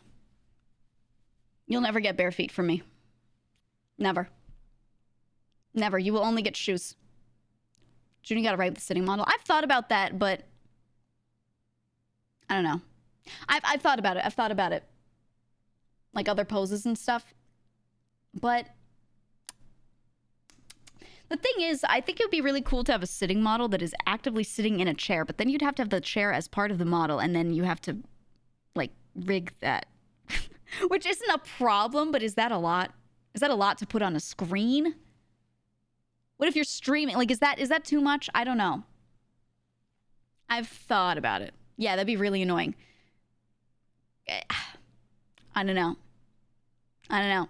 Thinking about it, about how it could, like, work, but maybe. Who knows? Reveal your lower body, but you're wearing black Air Force Ones. I've thought about doing like a casual, like a properly casual outfit, but then the problem is, so I was talking to a designer, a character designer a while back about maybe doing that, and they were like, what do you like wear normally? Like what suits you? And I was like, oh, it changes every day. That's the problem. It changes. And I wear weird shit, and then I wear normal shit, and then I wear weird shit again. And like, there's no one style where like my friends would look at me and be like, that's what you wear. GEEGA high. Because I just change that shit up constantly. Noro! Oh my God, hi. Thank you for the 11 months. Thank you. I saw your message last night. I will reply. I will. But yeah, it was just, I don't know. I was trying to think about what would work as a casual outfit. And I was like, the problem is I love casual clothing and I wear like all different things and I like all different things and it would be difficult. It would be difficult. But also like I look at this right here and I'm like, this kind of feels casual to me. Like I think this is casual personally.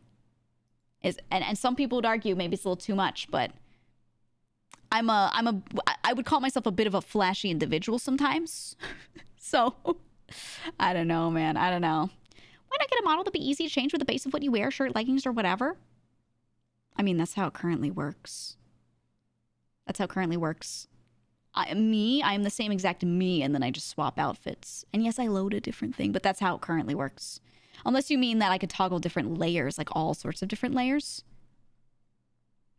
I don't know. What do you normally wear IRL? Let me share exact pictures of what I always wear so you can go look for me. Let me do that. It's Transylvania core. Yeah, thanks. You know what? Thank you. Thank you. I agree. I agree. Here, I'll do this. My only regret is that, like, I wish I streamed like this more so you could see more of the whole outfit, right? Because a lot of the joy for me is in like basically the gloves, the skirt, the you know, the knees. So I should just do this more. But then I feel like I'm too small on the screen. Am I? I don't know. That was a joke, chat. Okay. Okay. Ruffles are nice. They're rigged so well, and I just like feel like when someone puts a shit ton of effort into making them move, I wish you could see them. You know? You know what I mean? Put a romper on and voila. I promise one day I will have an outfit that is a romper. I will, because I believe in them. Okay? I believe in rompers. And you should too. You should too. I don't know if it'll be like a normal romper though. I can't guarantee it'll be like a casual romper with the Tims. It might be a little weird, but you know, it'll be fine. It'll be fine. I just wear khaki shorts, Zelda t-shirts, and socks with sandals. That's what I've been saying. That's what I've been saying. Yup. You said you're gonna go to Best Buy to get a bigger screen so you could see me bigger. Okay, yeah, I think that's the answer. I think that's correct. Yeah, if I make myself smaller on the screen, just get a bigger TV, and then it shouldn't be an issue, I would think. You said Birkenstocks. Oh, no. If you like Birkenstocks, that's okay, but I don't like them. Ew. No, not my shoe of choice. Not at all. I do have like 4 different outfit designs in the works. I will say. And some of them have been in the works for a while. Some of them, there's like one that's like getting finished up right now. And I'm just holding on to them. And I'm pretty settled on which one will actually be like the next outfit. I've spoken about this before, so this is not new info, but it might be new to some of you. But I have one that I'm like, okay, I'll do this one next. But then after that, it's so hard to choose. It's so hard to choose. And then and I keep doing this thing where I'll have some outfits in front of me. I'll be like, these are great. I would love to use these. But then an idea will occur to me and I'll be like, oh my God, I should do this. And then that idea becomes my number one idea. I'm like, fuck, do I go get a new thing? Do I go to a new designer and go, hey, I need new clothes and I want it for this concept, woo, right? Or do I go for one that like I already have and clean that up? I don't know. It's difficult, but I want a lot of outfits. Can we get some spoilers? No. Shut up. Is that normal? Is it expected some outfits won't reach completion? Oh, absolutely. Absolutely. Yeah. There will be plenty that I never use. There will be plenty that get remade. Like that version will never be used. There are plenty where a designer made a thing and then I'm actually going to give it to someone else to do a pass over on it to like redo some bits of it. Because sometimes I want like 2 different opinions on a thing. Just for those that are like cool with that, obviously. But yeah. Taking a whole outfit from concept art to rigging takes forever. Yep. Yeah. So I think what I'm going to be doing is I have my artist Zan, she can't draw enough outfits for me per year that I want because she has too much work to do. Which is great. I'm glad she's booked and busy. So I have another artist who can do that as well. Contest like Mousy did. No, I would be inundated with too many.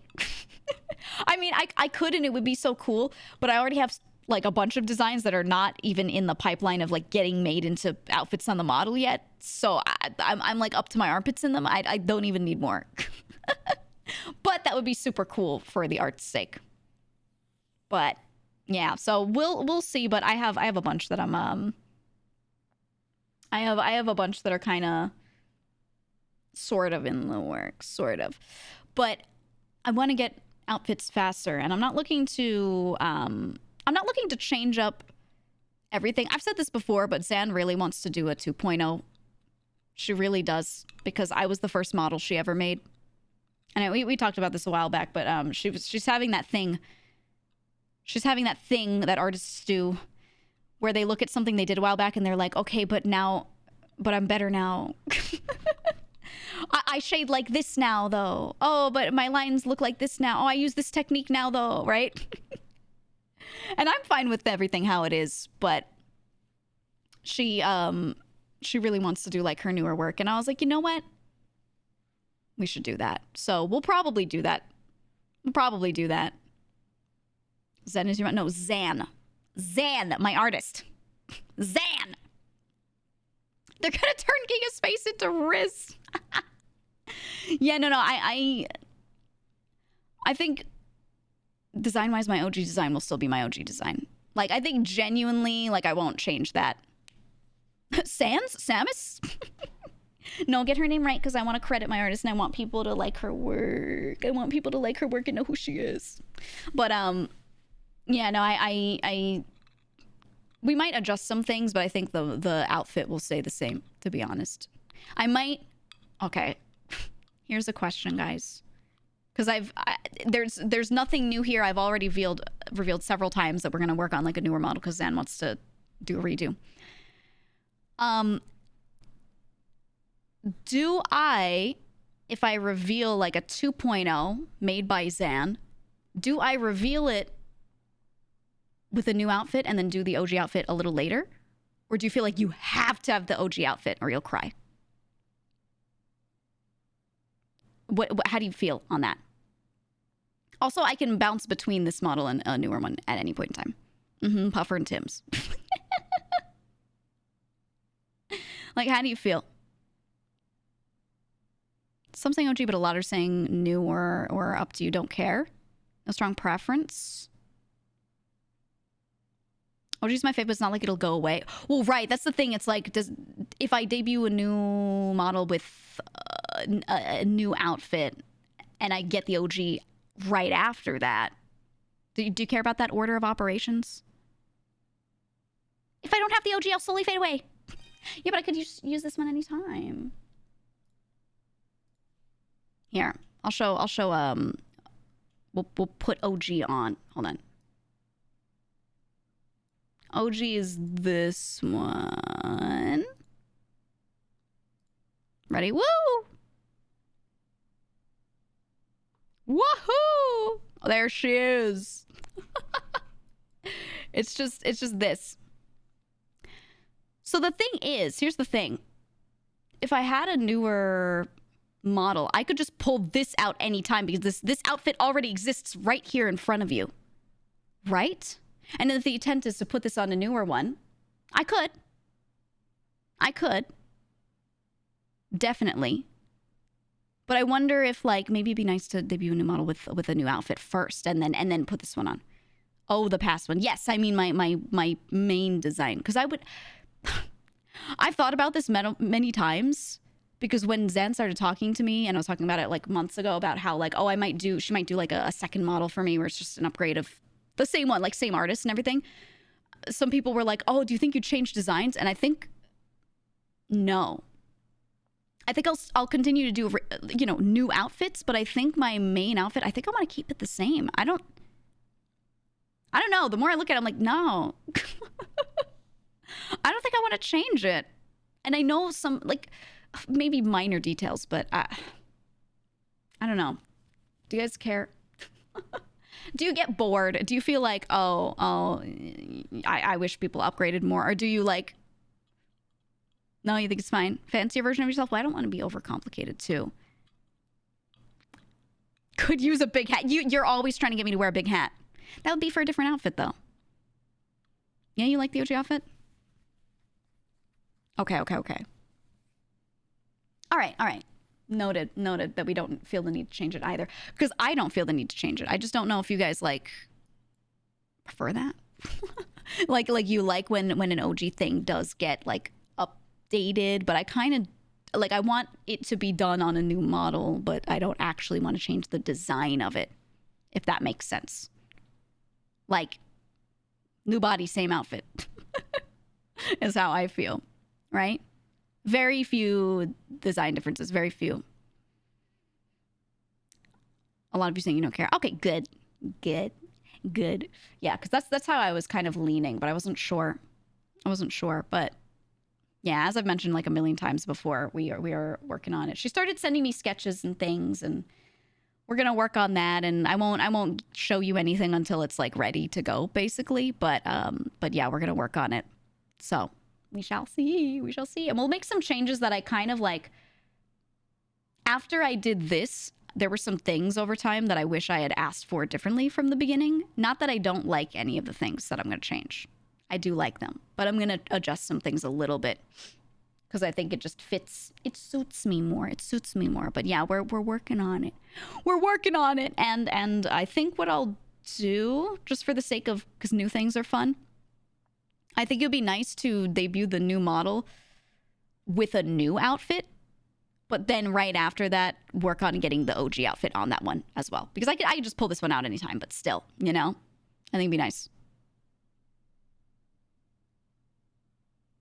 That one did not play, Ben. Hold on. It didn't look like the program crashed or anything. I'll reopen it anyway. Did you type something wrong? Did anything get typed wrong? Anyone can fact check? Trying to game the TTS? Not even game it. That's just how it works, I think. If you don't have a new look every 3 weeks, you're getting stale. I would genuinely love to have new outfits all the time. I don't think I want new models all the time. I think I'll keep this one, and then the next one that Zan does, I'll have. I don't know. Once I have that one, I'll see how I feel. I don't know if I will, like, get new outfits on this one still after that or not. But I don't think I want, like, a whole bunch of things like that. I want outfits, but I don't think I want different models with different faces or different artists or anything. Unless I feel the need to, unless I feel like my artist like just can never work on anything ever again, which doesn't seem to be the case. You know? At a certain point, getting too many might be counterproductive for consistent brand.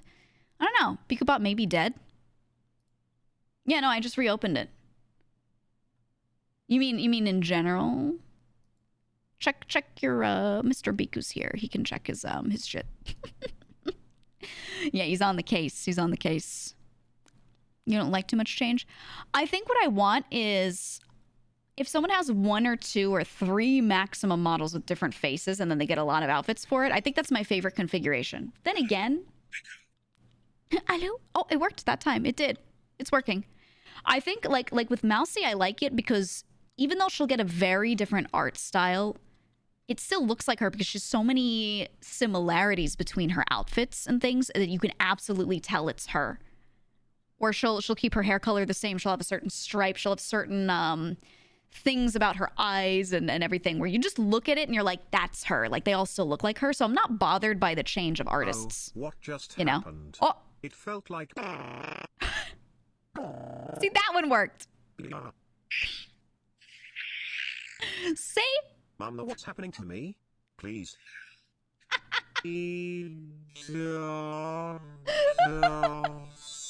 Oh, God. Oh, Jesus Christ. Oh, you shit yourself too hard. Oh. Sorry to hear it. Sorry to hear it. Oh, no. Well, thank you for using your points to TTS and check it. Thanks so much. Wow. Then she said, I love the way Moriko has different outfits from the same mama. Yeah, that's what I'm planning on doing. Like, I don't want anyone to make a model for me other than Zan for the time being. So the new one that we're going to work on is going to be Zan, the same artist again. So if anything changes, the art style will still be the same, you know? And then design-wise for my main outfit, I don't really want to change much at all. But I might debut with a new outfit just to have like a level of newness, right? I think that'd be fun. I think it'd be fun. And then eventually, like, I'll swap back to this one here and there, and then eventually I can take I could take that one, put the OG outfit on, and then like that'll be the new one. And then I just want to get a million outfits on that one. Maybe some on this if the outfit works better on this one. We'll see. But yeah, I don't know. I personally like the idea of like same face, different outfit. But when I see artists draw me, a lot of them draw me wildly differently. They change like facial and body proportions constantly. And there's a lot of stuff that just changes, but it still looks like me so long as they keep certain details the same. Right? So long as my hair looks like my hair, my eyes look like my eyes, like certain features are there. It could look wildly different from the last bit of art, but also look at it and be like, oh, that's me, you know? So at the end of the day, I think really that's all that matters is that there's some consistency and you can just kind of do whatever, right? They need to get a glove, right? Dude, I think if I don't write it on the actual ref sheet itself, people will miss it. Whatever I do with my next ref sheet, I'm going to write notes on it about the left hand always being covered. People keep drawing it bare and it doesn't look like that. The left hand always has to be covered no matter what I'm wearing. No matter what. And you could be clever with it and put it behind my back. Okay, like you could just like place it somewhere else so they don't see it, right? It doesn't matter if it's implied that there's a glove or not. They just can't see it. Nobody can see it, okay? What about robot or Gundam design for future model design?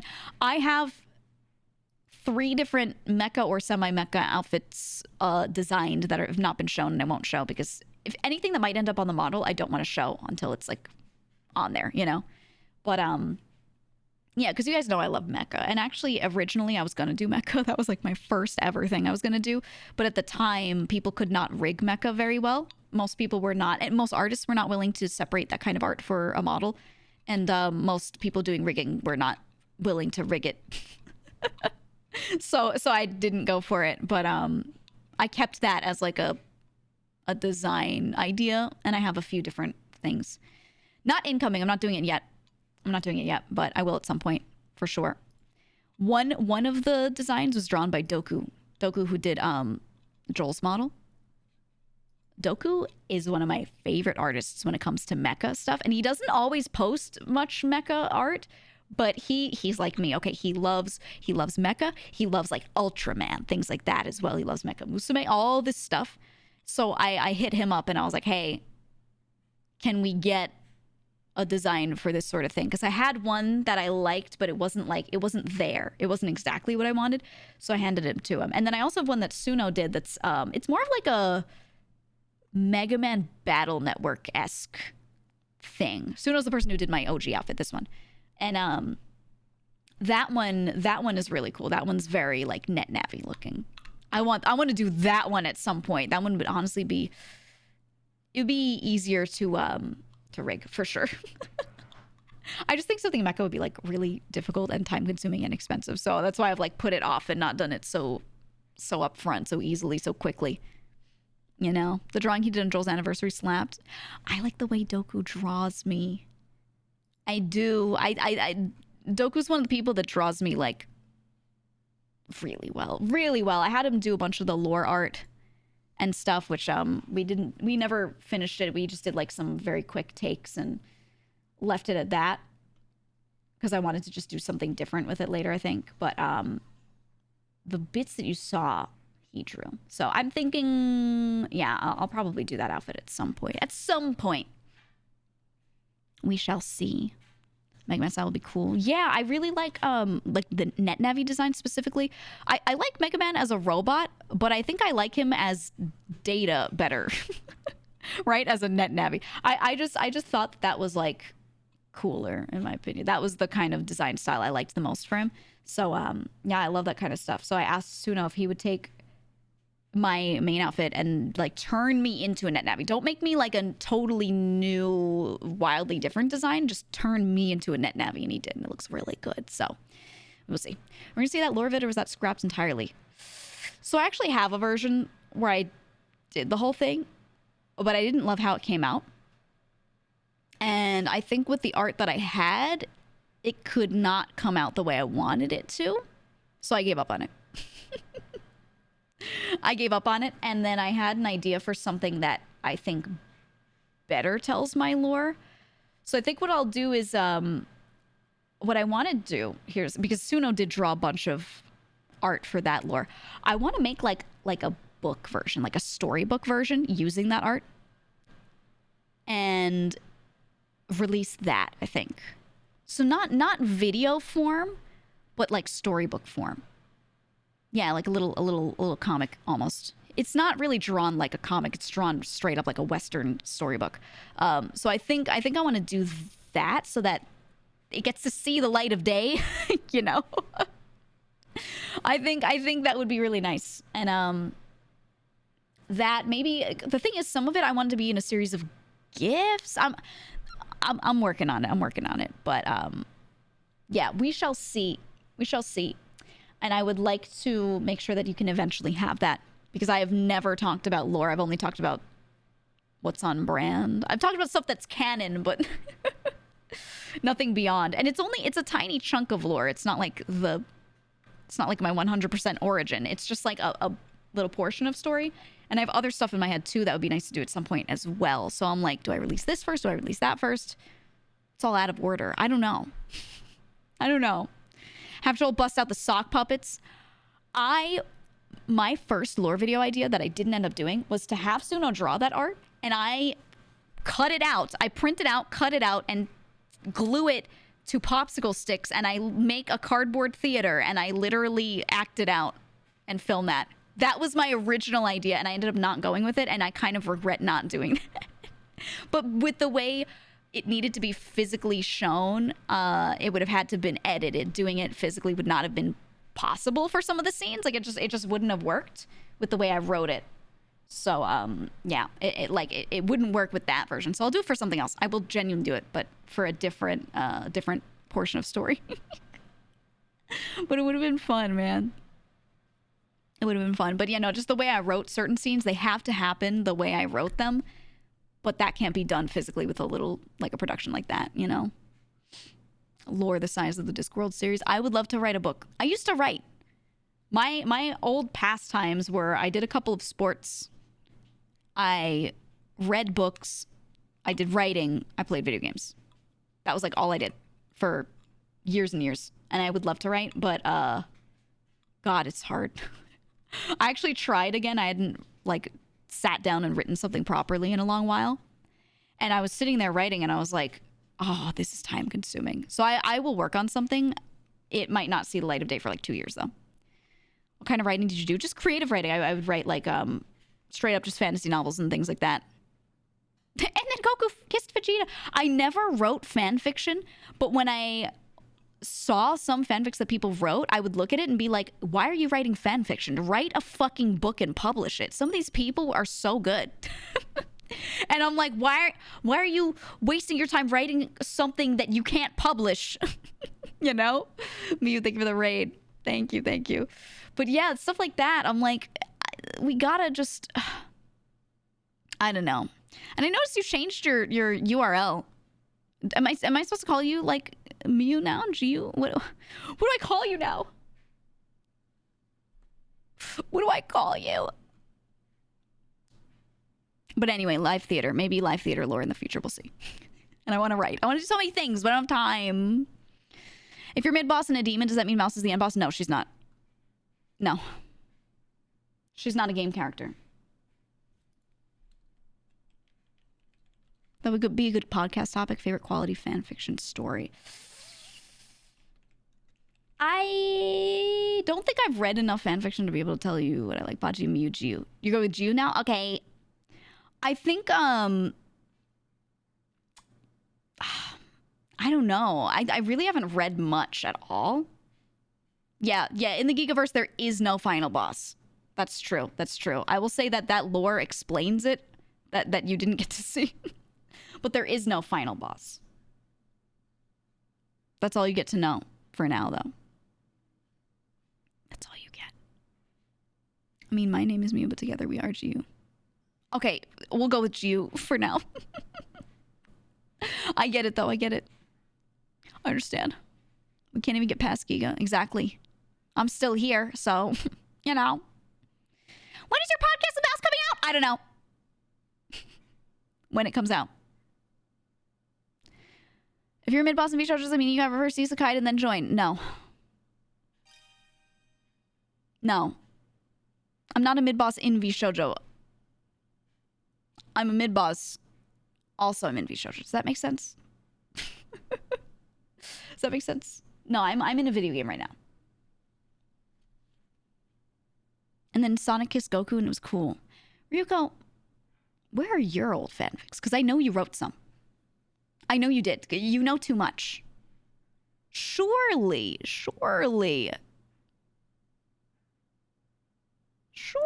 there's somewhere. Buried? Burned? I don't know. Mid-boss is on her character sheet. Exactly, yeah. All you need to know is that that's the class aim. That's it. Okay. Who's the pro tag of the GEEGA video game? You don't gotta know. I don't know his name. Oh, you know what I forgot to do? You know what I forgot to do that I could do right now? If you give me 1 second. Someone in chat asked for it earlier. I'm gonna do the thingy. I think trying to understand V-Shoujo lore feels like trying to understand the canonicity of an anime crossover. Well, not everyone's lore actually, like, is the same and matches up or anything. We're all people that just ended up streamers. You know what I mean? I do not have any writing in my lore that has to do with anyone else in V-Shoujo, except for my second outfit. When I reclass to a warlock, my patron deity is Iron Mouse, but only in that outfit. That's the only other thing. Okay, hold on. I gotta press a button. I'm trying to... Preferences.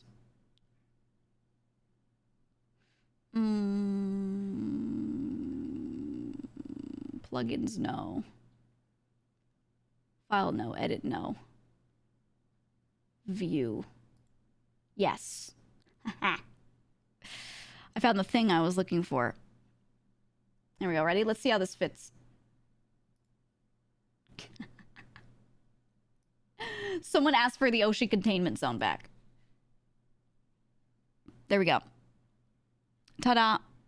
Ta-da. Respectfully, I don't care about streamer lore. I just like watching the streams. Yeah, no, it's for a different demographic. There's like a group of people that care and a group of people that don't. And I think that's why I don't try to cross the beams too hard or worry about it too much. You know what I mean?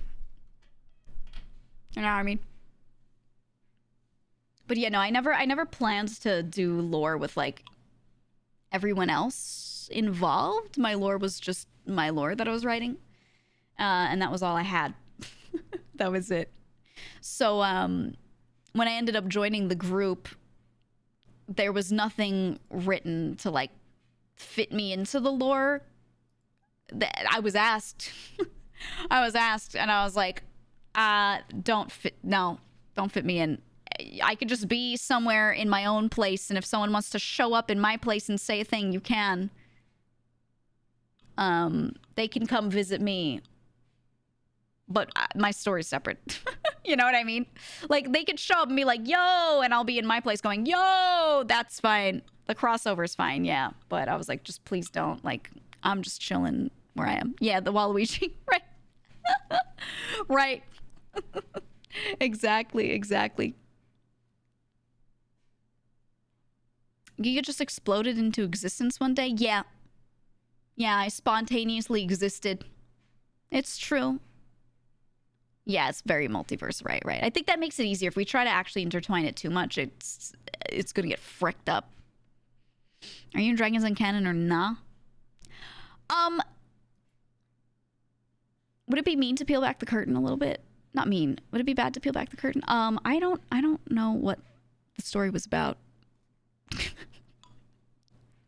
In that lore video, I was handed some drawn art and some lines that I had to say, and I said them.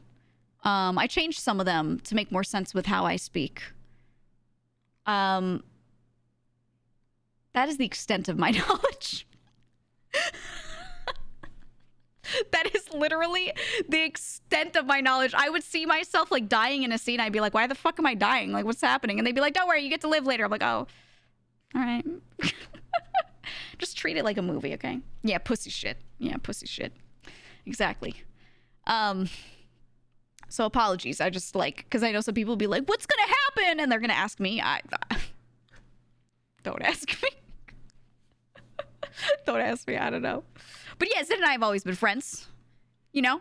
And like I said, anyone can come visit my house anytime. They're always allowed to come visit.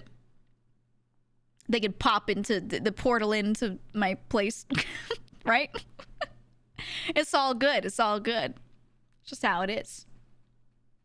And if it's canon that one of my friends has met me previously, that's in their lore. That's, you know. But I'm just here. I'm just chilling. Canon, evil, and besties. So true. So true. Exactly. Oh, wait, Giga died? No, I didn't. There was one scene where I was handed, like, art of it. And it looked like in it, I was like, am I about to die? And they were like, no, you're fine. And I was like, okay. But, like, that's how little I knew about what was going on. Because, like, they wanted to surprise me with the story, too. Right? Like Zen wanted to surprise everyone. So I was like, okay. I'm down with that. I will let you do what you want. I will let you do what you want so long as I'm not, like, dying. So, just how it is. We all know dying has never really stopped, Giga. Yeah, I can't die. That's canon. I just keep coming back. You know what actually is canon that we haven't said for a while, but we, like, confirmed a long time ago? One of those bosses where you fight me and then at some point I go, ha, you're pretty good, and I run away. Right? Like, I'm one of those bosses that leaves and you think you're gonna see me again, but then you don't. I just never come back. I'm just like a DPS check. I'm like, ha, you're pretty good. And then I, like, literally jump away. Yeah, literally. What do you think I've been saying that for the whole time? Why? Why do you think I've been saying it the whole time? That's it. That's my lore, guys. Yeah, I go, enough of this. And then I, like, apparate to some other place. That's the bit of the lore that you need to know. That's all. That's it. That's it. And people will be like, oh, are you the final boss? Oh, do you charge up? Do you do a huge laser? Are you like a world ending, whatever? I'm like, no. No, I'm just here to, like, double check DPS real quick and then I'm gone, man. And that's why I have so much time to stream. There you go. There's your lore. She was supposed to reappear in a sequel that never came. Yeah, and here we are. Gotta pay the bills somehow. All right? Just gotta pay the bills, so I'm streaming. It's just how it is. We've said it before, but that's it. That's the lore in spoken form. You don't need any other info. Zero. You need that and a character sheet, and you're good.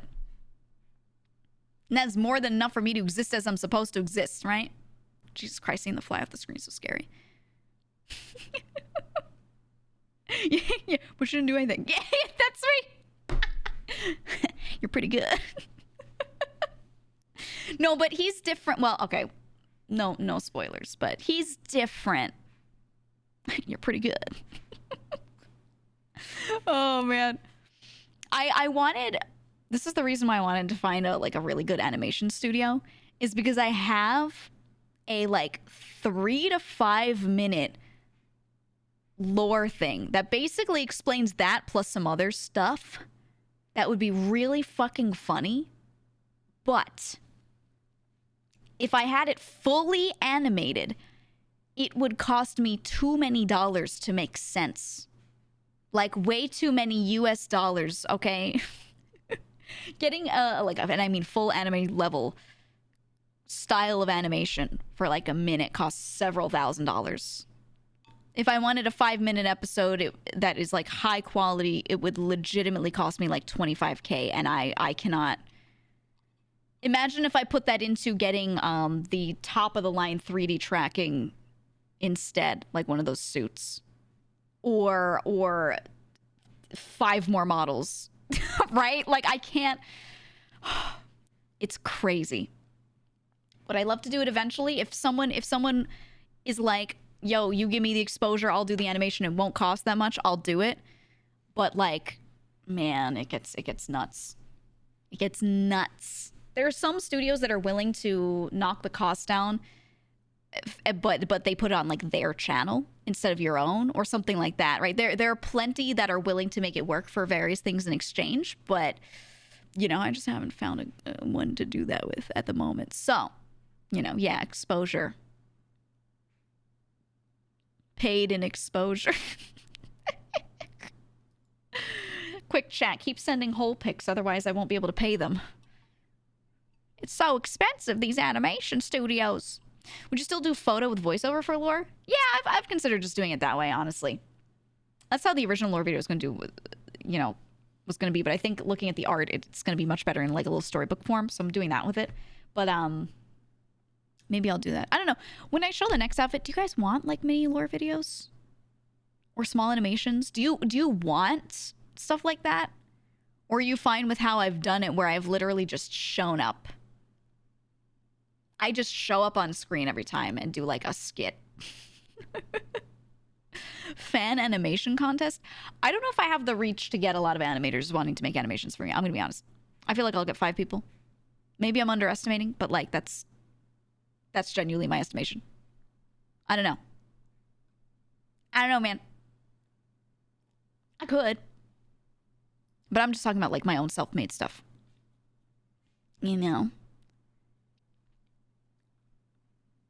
There are times when exposure works, but it's got to be worth it. Right. That's what I'm saying.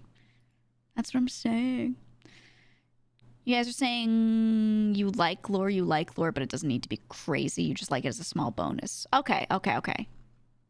Yeah, what I wanted to find was someone like maybe a small independent animator who can do something really cool, but it's just like a minute. That's kind of what I was initially thinking. So if anyone's watching who's an animator who could do great quality work, let me know. But yeah, I've been kind of like on the fence about how to do it. Because I've found plenty of independent animators, but they're all working on their own shit. Or they're like working on a comic and they do not have time to just crunch on like my project. So I'm like, I don't know. But I always wanted to do like an animation from preferably the same person for every outfit, because each outfit is me as like a different class. And there's cool shit I could do with that, you know? But it's hard. Athel's Adult Swim bumpers are amazing. Can I just say, I was talking to our manager, Seth, about this. Seth manages me and Athel. I had said on stream like 2 years ago that I really wanted to do those. I was like, when I eventually, because I never did it early enough, I was like, when I eventually do my like radio thing, I really would like it if I could let the community make like Adult Swim-esque bumpers, and then I put them on like when we go to radio, like commercials, like in between. And then sometime later, Athel started doing it, and it was an idea that he had totally separate of me having the idea. Like we both had the idea because neither of us made it up, right? And then I felt weird about doing it because I was like, oh, are people gonna think that I like took it from him? You know? No, I'm taking it from Adult Swim. I'm gonna take it from someone, yes. But like, and it's not, and Adult Swim took it from elsewhere too. It's literally, it's not even like anyone's idea, like an owned idea, you know? But yeah, I remember seeing him do it and I was like, I'll hold off. I think now that time has passed, it wouldn't be weird, but I didn't want to do it like immediately because he had just done it and I was like, oh. I'll wait. But we're both chill people, and we're both the kinds of people that when we see someone do something similar, we're like, hell yeah, more, let's go, right? It's like that idea of like someone made pizza and then someone else made pizza, and he and I are both the kind of person to be like, oh yeah, 2 slices of pizza, right? So I think it'll be fun. But I'd like to do it maybe, yeah, along with like radio. I think it'd be cool. Everything has been done before. Only underdeveloped brains complain. So true. So true. No, yeah, that's how I feel, to be honest. Yeah, more pizza. You guys trade some just to throw people off? That would be so funny if like the community start making some that are like a little mixed, and then we both have them. I would like that. Yeah, maybe we'll allow that. Maybe we'll allow that in the future. I think that could be cool. It could. What kind of animation are you looking for? Anime. Full-on anime style. Or that level of quality, even if it's like more of an American cartoon style. Full on. Have a bumper contest with this community? That could be good, right? Because we're both GamerSup sponsors. We could do like a thing. Ooh. I'll note it to Seth as maybe a good idea for the future. I'll send it to him right now.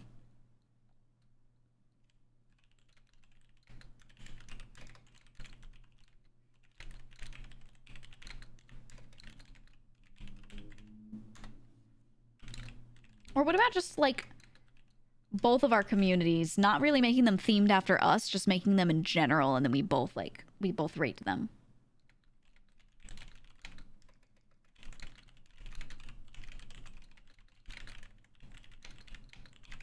There we go. There we go.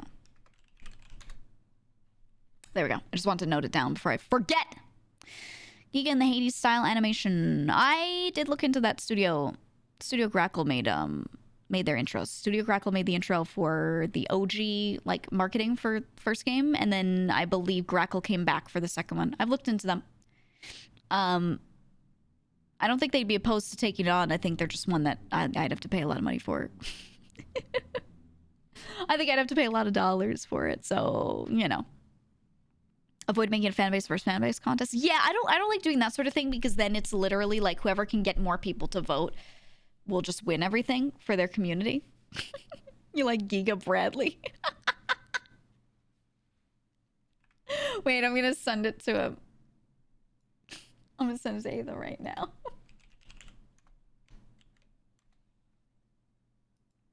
There we go.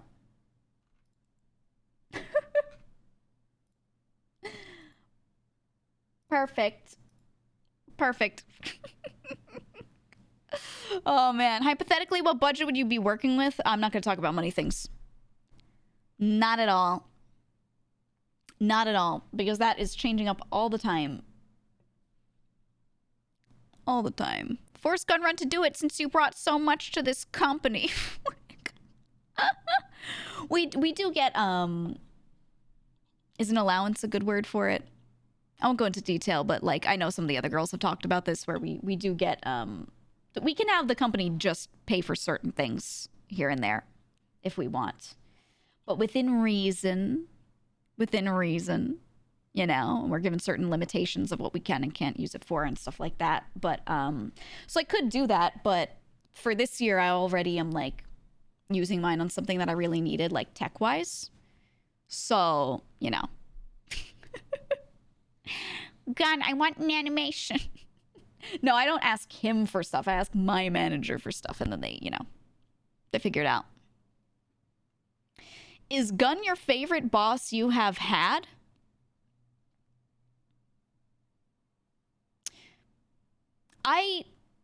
While he owns the company, I do not think of him as my boss, because he does not, like... It's not the same as when I have a boss that literally works with me in an office every day. If that makes sense. Like, I am not sitting in an office with him every day working on the same projects as him. Like, the stuff I'm working on, the stuff he's working on are so different. I'm just doing my shit. He's working on company shit, right? And if I want to work with someone, I talk to, like, my manager. So it's just completely, like... I can't even rate him against other bosses that I've had. But the other thing is, other bosses that I've had are usually not actually like my boss. They've been clients. So it's very hard for me to think of things in that frame, but I won't get into it too much. Basically, I don't have good frame of reference for that question even, if that makes sense. And then even Gunn, yeah, it's not, because I see a boss as like, right, like a direct supervisor, or even my supervisor's supervisor. But I don't work for him, you know? Like, we don't... Does that make sense? We don't work for VShojo. It's... I don't want to say also only VShojo works for us, but they kind of do, and it's kind of like back and forth. Yeah, this is my favorite boss, actually, though. Have you ever seen us in the same room? Really makes you think. Really makes you think, huh? It's more like a symbiosis. Yes. Yes. Exactly. So I can't call it that. They represent you, right? Because they don't own anything of mine. They just represent me. And if I don't like the way they're doing a thing, I get to be like, I don't like how you did that. You know what I mean? Like, I get to dictate that a bit more. So yeah, I don't like to be like compare him to like a normal boss, if that makes sense, because it's such a different environment to that. She just switches the eye patch. Yeah, did you know that if I put the eye patch on the other side, I literally turn into Big Boss? It's crazy. It's crazy. More like lawyers on retainer. That's a very good way to put it. Except I'm doing something for them besides just paying them as well, because we have the group environment. Does that make sense? Does that make sense? It's symbiotic is a good way to put it. Yeah. That's why I always think it's a little funny when people in the community are like, oh, boss man, because I'm like, we don't have that dynamic. None of us have that dynamic with like the people in our company, right? Like we all work together on stuff. It's so collaborative. There are a lot of things that are not my business. It's just something that like they're doing for like the Vshoujo company merch, right? It shouldn't matter to me what it looks like. Yet I still get like asked, hey, we're doing this. Do you like this? Right? Like if this were a company where I worked for them, they would never ask me. If it were only that environment, right? They would just throw it out there and be like, boom. But I was the one who said to my own manager, hey, I wish we had merch that was like company merch, that was brand merch. And it, I know we've done in the past. It'd be nice to bring it back. And they were like, yeah, we were thinking about it. We might. But thanks for the suggestion. I think we will. And I got to like see it. You know what I mean? It's a really nice environment. It's a way I prefer to work. Basically. And at the end of the day, everything that I do is my own. They don't tell me what to do in any capacity. They just suggest, even if they think something would be good for me to do, they don't suggest unless I ask.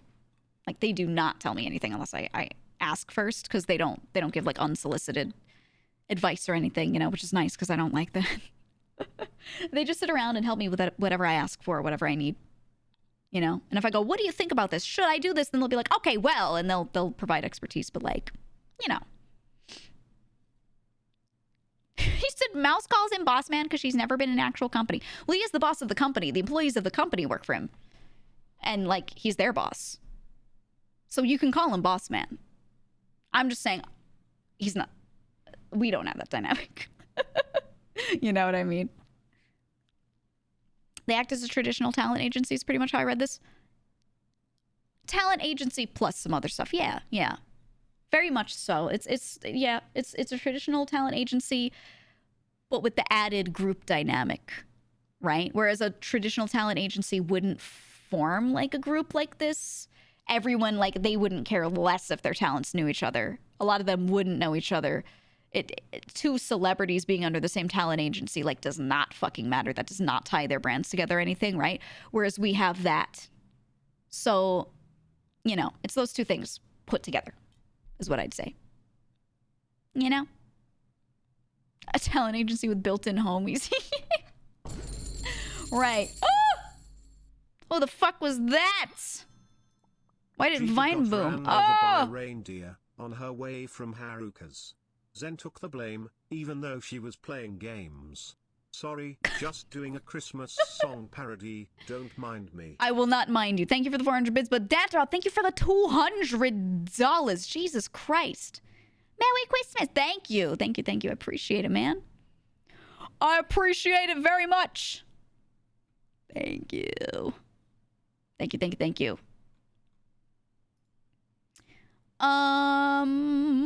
What'd you say? It might be a legal question. If somebody submitted a merch idea to offerings and you liked it enough, what are the odds you'd actually use it?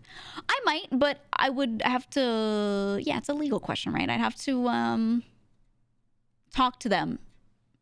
If they make something, then technically they made it. I'd have to pay them for like a commercial rights or like usage or just get their permission. There are people who have said to me, they've been like, hey, just in writing, like, hey, you can use this if you want. You could use this as an emote. You could put it on merch. That's cool, right? I would just need like the okay from them. That's the only thing that you actually need. Once you've gotten the okay, then it's all right. And there is some stuff that we've considered, especially not for me so much, but for like the factions and everything. The mascots, all of that. I really, really, really would like to take some things from the community and be able to like put them into that, because my idea was anything. So merch that I make of me is separate from merch that I make of like the faction mascots and all of them. That's separate. And what I want to do is I want to take anything that I would make from the faction stuff and throw that into projects specifically for the community. That's like how I'm separating that out already. So yeah, it'll be very different than just stuff that has like me on it, in my opinion. But we're working on things. Stuff is on the way.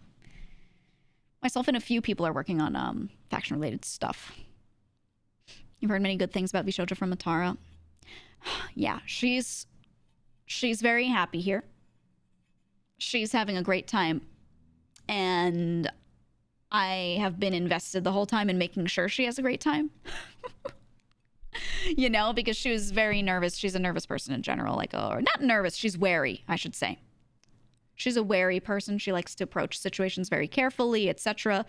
And you know, you can understand why. And so for me, a lot of when I heard that she was joining, you know, and I started sitting around talking to her, I spent so much time with her, just sitting there, just talking about important things, about not important things, about everything, just to make sure that she felt like really comfortable, like settling in, right? Settling in and with her decision and all of that. So, yeah, no, I'm glad that she's having a good time, because everyone was really like invested in making sure that she felt comfortable. So, yeah, it's been good. Zen did a lot too as well. Like I would see MTVC, I'd hop in, Matara would hop in, and usually the next person to join would be Zen or Mouse. Would see us and immediately join. Those are the two that are always like like jumping to talk to someone, you know? And then everyone else, like, if we at them, like, it's just that they don't always like check the server, you know? But if we at them, they'd be like, oh shit, and they'd hop in too. So a lot of nights where we had a lot of people just kind of sitting there hanging out, which was good. Very, very, very good. It's nice. Inga's a good person. Wow, I wonder how she makes so many friends. It must be because she's mean and awful. Why do all those streamers like GEEGA? It must be because she's terrible. She hates people. Yeah, she pays all of them. She pays all of them. She shot me in the leg. Yep. That guy right there. Took him out. That's why he's stuck here. And he can't get out. He can't even walk. I feel scammed. GEEGA says she's evil, but she's actually a very considerate person. I am evil. When it makes sense to be. I'm situationally evil. And when it makes sense to be, I'll be as evil as I could be. But it doesn't make sense here, so I won't. It's too much effort. Etoile, yeah, GEEGA is very cool. Etoile was really nice. I don't know much about him. I just know that he has a big community, and his community is really nice. Like, every time I see his people around on the internet, they're just like, yay, yippee, Etoile, yay. What the fuck is this? Matara real? Oh my god. She looks great. This is actually what she looks like for her next outfit, but don't tell anyone I told you. Don't tell anyone I revealed it yet. Yeah, don't forget we do have Roach, which I noticed, you know, people keep using cute Matara emotes and Momo emotes when I mention her, but you're not using Roach, which makes me a little sad. Okay? Not just Roach. Specifically, this one. Okay, it's very important to me that you guys use that emote all the time because I think it's really funny. I think it's very funny, okay? But anyway, yeah, I don't know much about Etoile, or I didn't before. But I knew that like his community seemed really nice, and I'm way more willing to check someone out who I don't know when like their community is kind of cute, right? Like they're just like really nice, and they're just like yippee, and they seem positive. So I went and checked and watched him a little bit. He was just a nice dude, and his accent's funny. He's so funny. He's already funny to begin with, and then he has a funny accent, and it's just like he's just hilarious. Look at him. Look at this guy. Look at his little hands on his hips. Me when I see Matara. Me when I try to dress like a roach so that Matara will talk to me. Oh, man. As a fellow Momo, I can confirm Momos are the best. Momos are so... How to explain it? My community loves poop jokes and is way too lax. In comparison. Yeah, they're really wholesome. They're really wholesome. Zen's community too. Everyone's so wholesome. Like Zen will be like, "You guys are nice," and everyone's like, "Heart emojis." And then I get here, I'm like, "What's up, guys?" And everyone's like, "I pooped myself. Poopy, poopy." Yeah, laxative, right? Everyone's like, "Oh, laxative." It's like very much so a circus over here, okay? And not like a loud, annoying one. It just everyone's just sitting there like waiting for their moment. Ah, yes, wholesome. Yeah, we're the other kind of wholesome, you know? People are like, "You guys are nice," and we're like, "Shit yourself now." Yeah. It's true. It's the way it is. Now I'm curious, are there any do's and don'ts for VTubers to reach out to each other for collabs the first time?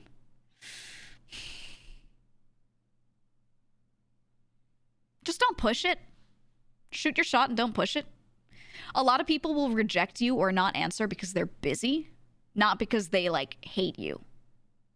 A lot of people are busy and don't have the capacity to like be adding in collabs with someone they don't know. That's one of my issues. I try to make new friends. I try really hard, but I have to really fit people in because I don't even have enough time to collab as much as I want with like all of my current friends. It's rough. So I can't be sitting there and collabing with new people all the time. And if I am, it's usually there's a friend that I already know in there, and that new person is part of like that group in a way. Like we've dragged them into a group collab. But yeah, I like if someone just cold shoots their shot with me, a lot of the time I have to say like no for now because I just can't. I just can't. But it's never something against them. And I think a lot of VTubers, a lot of streamers will be in that situation. So yeah, nothing wrong with shooting your shot, but like don't worry about it if they're a little you know, unresponsive, or not even unresponsive, but they're just like, "Hey, I can't." You know. It's not, "No, I'm busy," right? Wait a minute. No, don't feel bad if someone rejects you. Feels like forehead. No. Get it out of here. No, get it out of here. Take it off the screen. No. Incorrect. There you go. Just don't be sad. So true, Rose. So true. Right, there are people like Rose who I like love to death, but like we don't sit there and do collabs together. When someone I've never seen before just shoots their shot and is like, "Would you want to do something?" In my head, I'm like, what about all these people that I would love to do a thing with that I don't often, that I really already love? Tier 1 to Rose Doodle. Like, they've gifted 1931 things get put into a priority order. You know what I mean? It's just how it is. It's just how it is. Bite, thank you for gifting Rose a sub. So yeah, I think it'd be like weird for me to like not pay attention to those friends that I would like to see occasionally. Does that make sense? I don't know. Do a collab where you do stream and I do nothing. Easy. Yeah, see? Look, we're already collabing. You're just sitting there. Wow, it's already happening. That's crazy.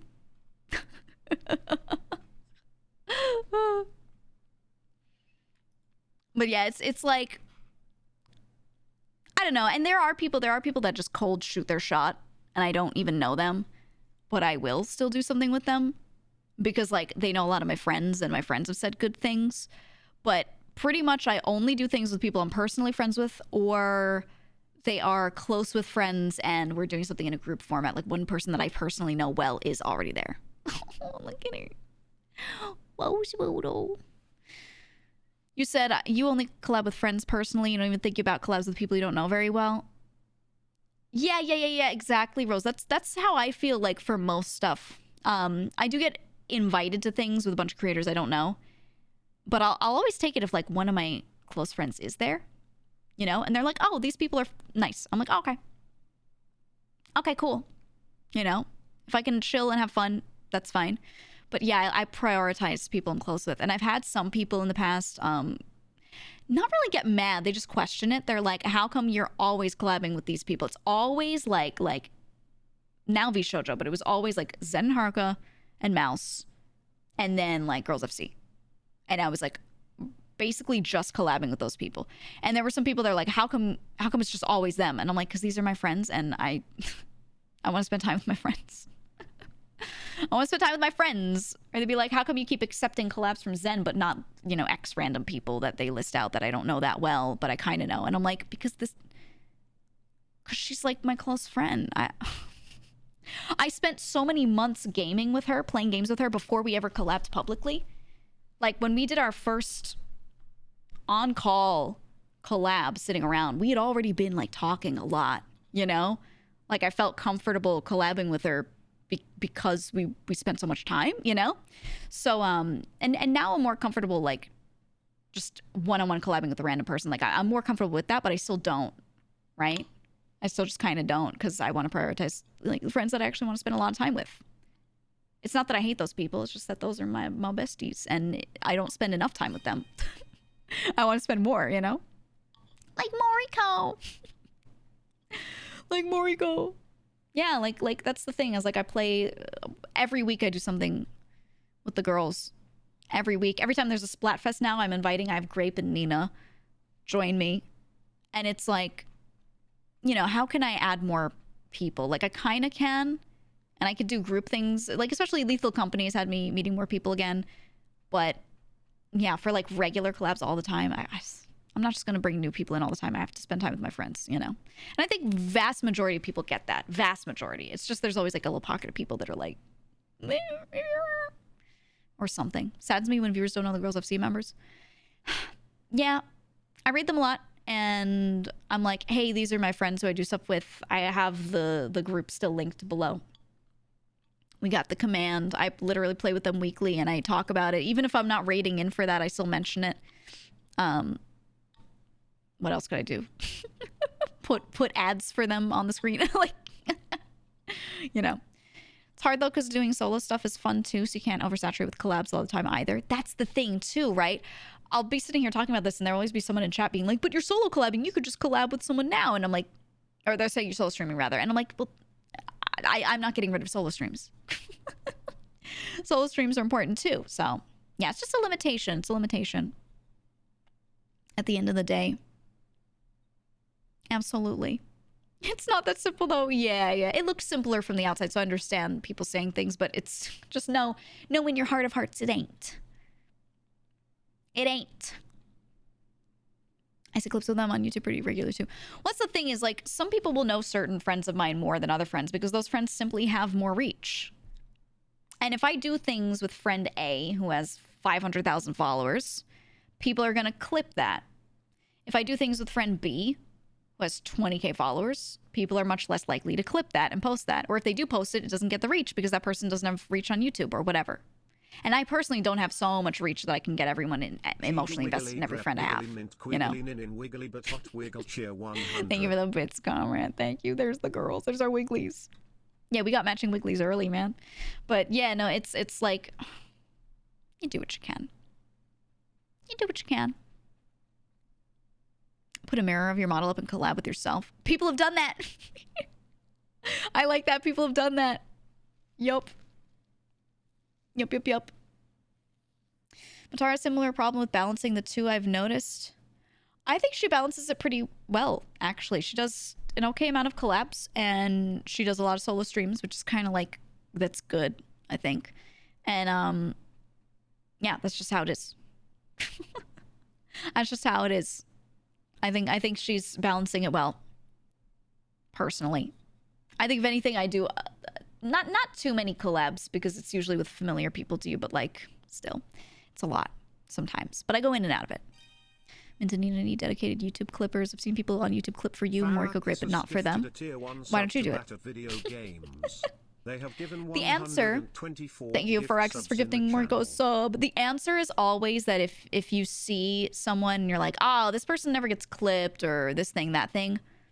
The answer is you do it or you encourage other people in the community to do it.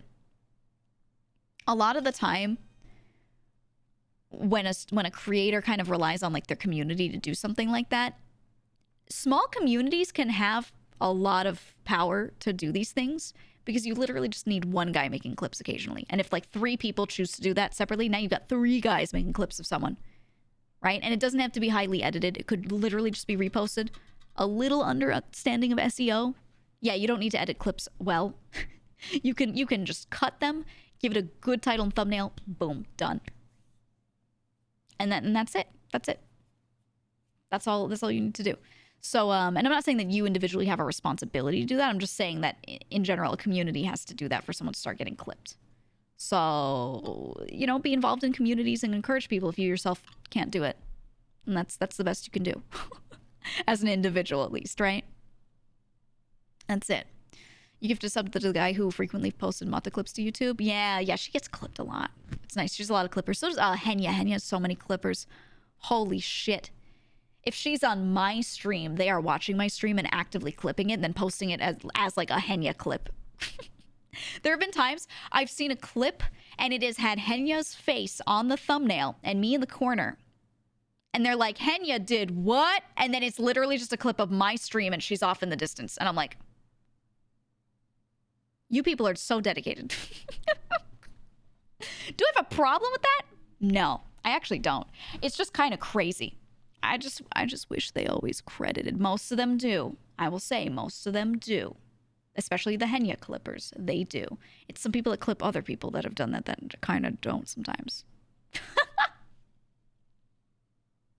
So true. So true. I'm starting a new team. Absolutely. We love, put a little trophy on her, like a gold star.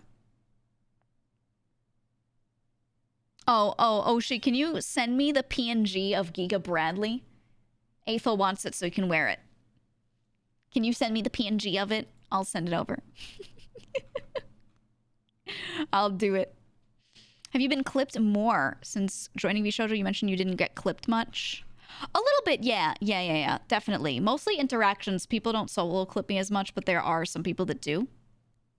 Absolutely. Giga isn't sus enough for most VTuber clippers.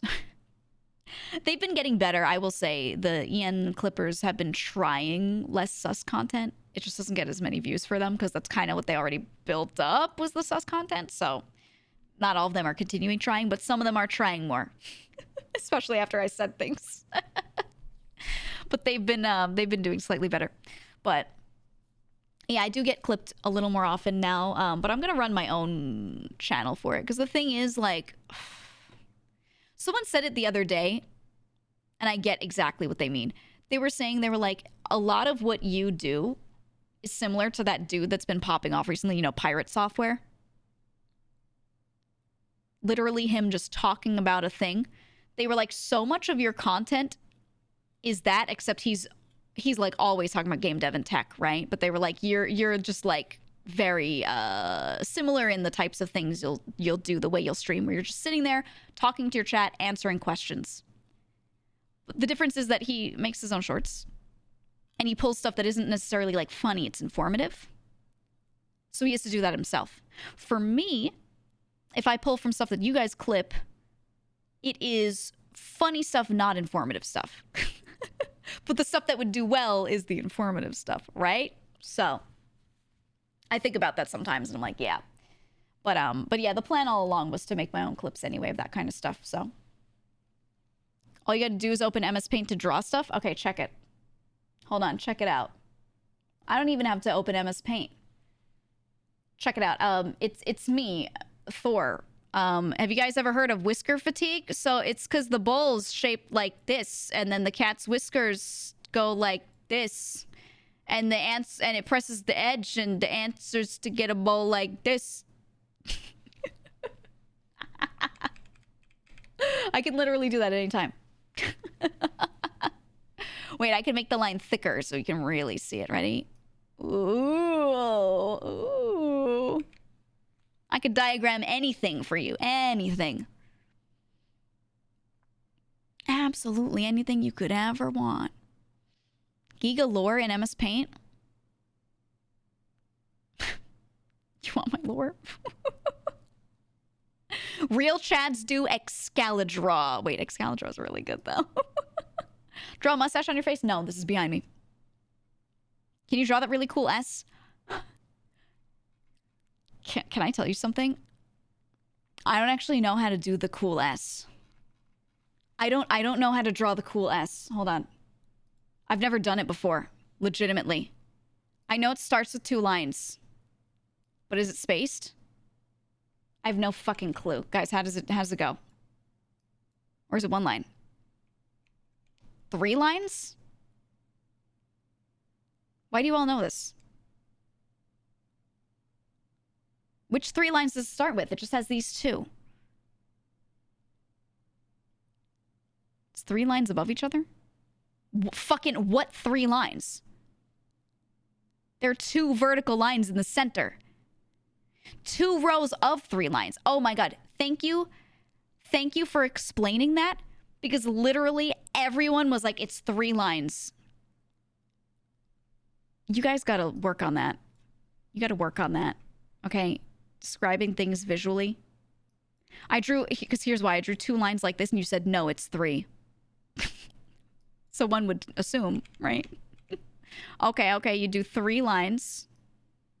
All right. Getting it. And then you do, sorry, I'm doing this with the mouse. This is kind of horrific. And then you do 3. And then what, you connect them? Why do you, oh, it's curved. Oh, it's horrible. It's disgusting. Okay, and then you connect these. Right. You do a little triangle. You go like that. What's satisfying about that? Why did everyone draw this? Why did everyone do that all the time? Okay, now that I've had the experience, now that I've experienced it, because it's cool, it's not. What? You can keep going? Well, yeah, like you can do that with any pattern. I just don't understand it. I don't understand it. Because even people who don't draw can make it. Oh, you know what? I think that's what it is. I think it's the brain getting satisfaction because it knows how to do a thing, put a thing down on paper, and have it be the same every time. Because that's what drawing is. When people are good at drawing, they can just do that, right? Or great example, when people finally learn how to draw an eye, right? Everybody can draw fucking an eye. They can't draw anything else, but they're like, I could draw an eye though. And then they draw the eye all the time. They draw the thing that they know how to draw repeatedly because it feels good to do the thing they know. I think it's that. No, not an eye. Not an eye. I mean like an eyeball, like an eyeball eye. You know what I mean? Feel good chemicals. Right. Feel great chemicals. Yippee. Put him in there. Do you just have him like on the side ready to go? Oh man.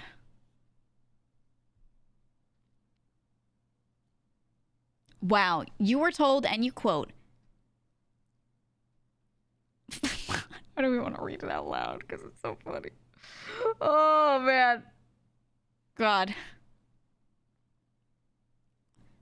Like Joel when he draws a little face for a mouth. Oh yeah, what's his face technique again? What was his thing? He draws like, hold on. What does he do? He does like an angry eye. Like he starts the top of an eye and then something and then he like turns into a mouth somehow.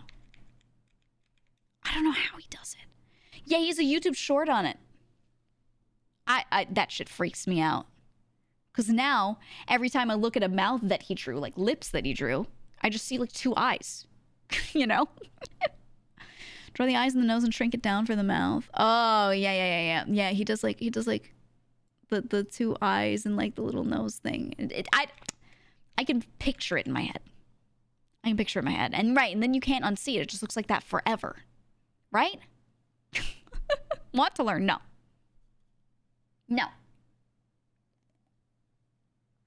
Because if I learn drawing mouths that way, I'll never do it any other way ever. No. It will never be undone in my mind. Because here's the thing. I'm not going to drill another way to do it. So whatever I learned the first time, it is that forever and ever and ever. You know? Thank you. Thank you. It will never change. And I don't think that's good. Now, am I going to sit there and learn how to draw? Probably not. But what if I did? GEEGA isn't here to learn. I'm here to never learn anything, actually. Yeah, I don't want to learn anything anymore. I don't think I do. I think I'm done learning. I'm not going to learn from other people. I'm not going to learn from situations.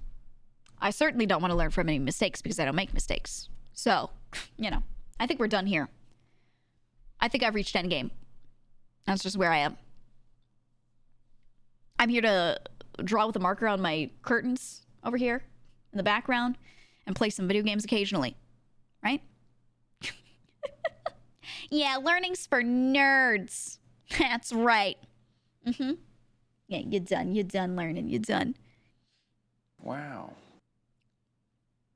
Learning's for suckers. True. That's right. Genuinely, though, so much of my time spent learning was me just reading. Reading specifically novels. And is that really like good learning? I don't know if I would consider it always good learning necessarily. If that makes sense. Yeah, that's a real depiction of me. I don't wear glasses. Can't learn us too fat. So true. Can't learn when this is in the way. That's the only thing I want to learn about. Can I learn sarcasm from you? Oh, if only there were a way to learn sarcasm. If only. Make him shake. Yeah. Frog Detective taught us that books always lie. It's true. Books always lie. So that's why I only read fiction, because then I don't care if it lies to me. You know? Then I don't care. No, realistically, so much of my time spent was that. It was reading fantasy novels or science fiction novels. Reading through journals where people would publish papers, because my mother was very insistent that I learn how to read these things, because I was not allowed to tell her a fact I had learned or a piece of information without showing her like where I got it and how. And she would need a source. If I tried to tell her, hey, we learned this in school. We learned this science thing in school. She'd be like, okay. How do you know that's true? And I didn't have to pull out an encyclopedia. I could just tell her about it. But I'd be like, it was in our textbook that they said they did a study that showed this. And she'd be like, okay. You know? Which I think was really good. Because then that made me always exercise that, like growing up. So now, if I learn something and I think it's right, but someone questions it, I stop everything and I'm like, let me check. Let me check. Because I don't immediately believe that person or immediately go, no, I'm right. I'm like, no, let me check. Doubt everything, you know? So I think it's good. It is a little annoying, though, because then I always feel the need to drop everything and start Googling, which is like, maybe you don't need to do that about everything, but I kind of do. I ordered Gamer Subs cup. Oh, thank you. Oh, there it is. Oh, my God. Thank you. Pre-orders on December 15th. Yes, they do. I would say order before the 14th or on the 14th. Up until then. Just to be safe. Just to be safe. Just in case. It's a lovely cup. It's a cup you can bring into public spaces. Even though it is a waifu cup, you can bring this around outside and people won't look at you weird. Yep. I use it to drink water. I use it to here's what I like about gamer subs and any like powdered thing like that is I can control the amount because caffeine hits me so hard. I cannot sit there and drink an entire tea. Like if I went out and bought a little drink, right? And it was a little tea. If I drank that whole thing, I'd be bouncing off the walls. Caffeine affects me so heavily, but I want a little bit. So I can like throw a little something in there with gamer subs or any powder. And yeah, I can actually control it and like I don't feel like I'm dying. So I really appreciate that. And then still drink a lot, still get a lot of hydration because I am drinking a lot of water, you know? Dang you, tea. Yeah. It's so cute. I love this art that Kat did. Although I will say, sometimes Kat posts the art in the Geegan Out channel, and sometimes I miss it. So, we need like a cat containment zone or something. We do.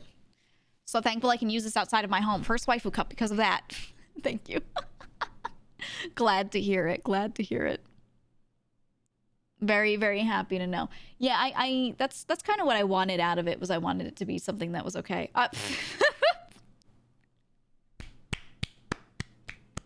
What is this one? Yeah, it's a banger. Yep. Certified. What if I put shit like this on a t-shirt? Would you buy it? I might genuinely bother Kat and be like, hey.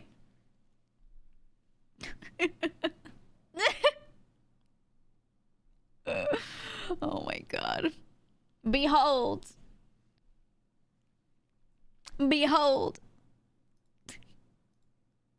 So handsome.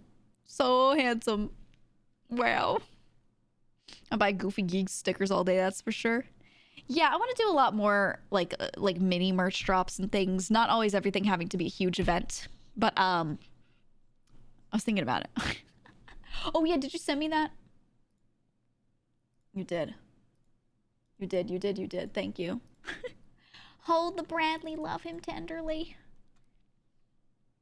He is to be gently held. The boy. I said to Ethel. Oh, it's so cute. I love Bradley. But yeah, I want to do little bits of merch. I feel like I've only done 2 bits of merch at all. One was with Uwu Market a long while back when I first debuted this model. And I did that. And then one was when VShojo I joined and I did merch through them. And that was it. Yeah, Peepo teeth. Yeah. I like them on a personal level, Uwu Market. They're very nice people. But I'm good. To say the least, I'm good.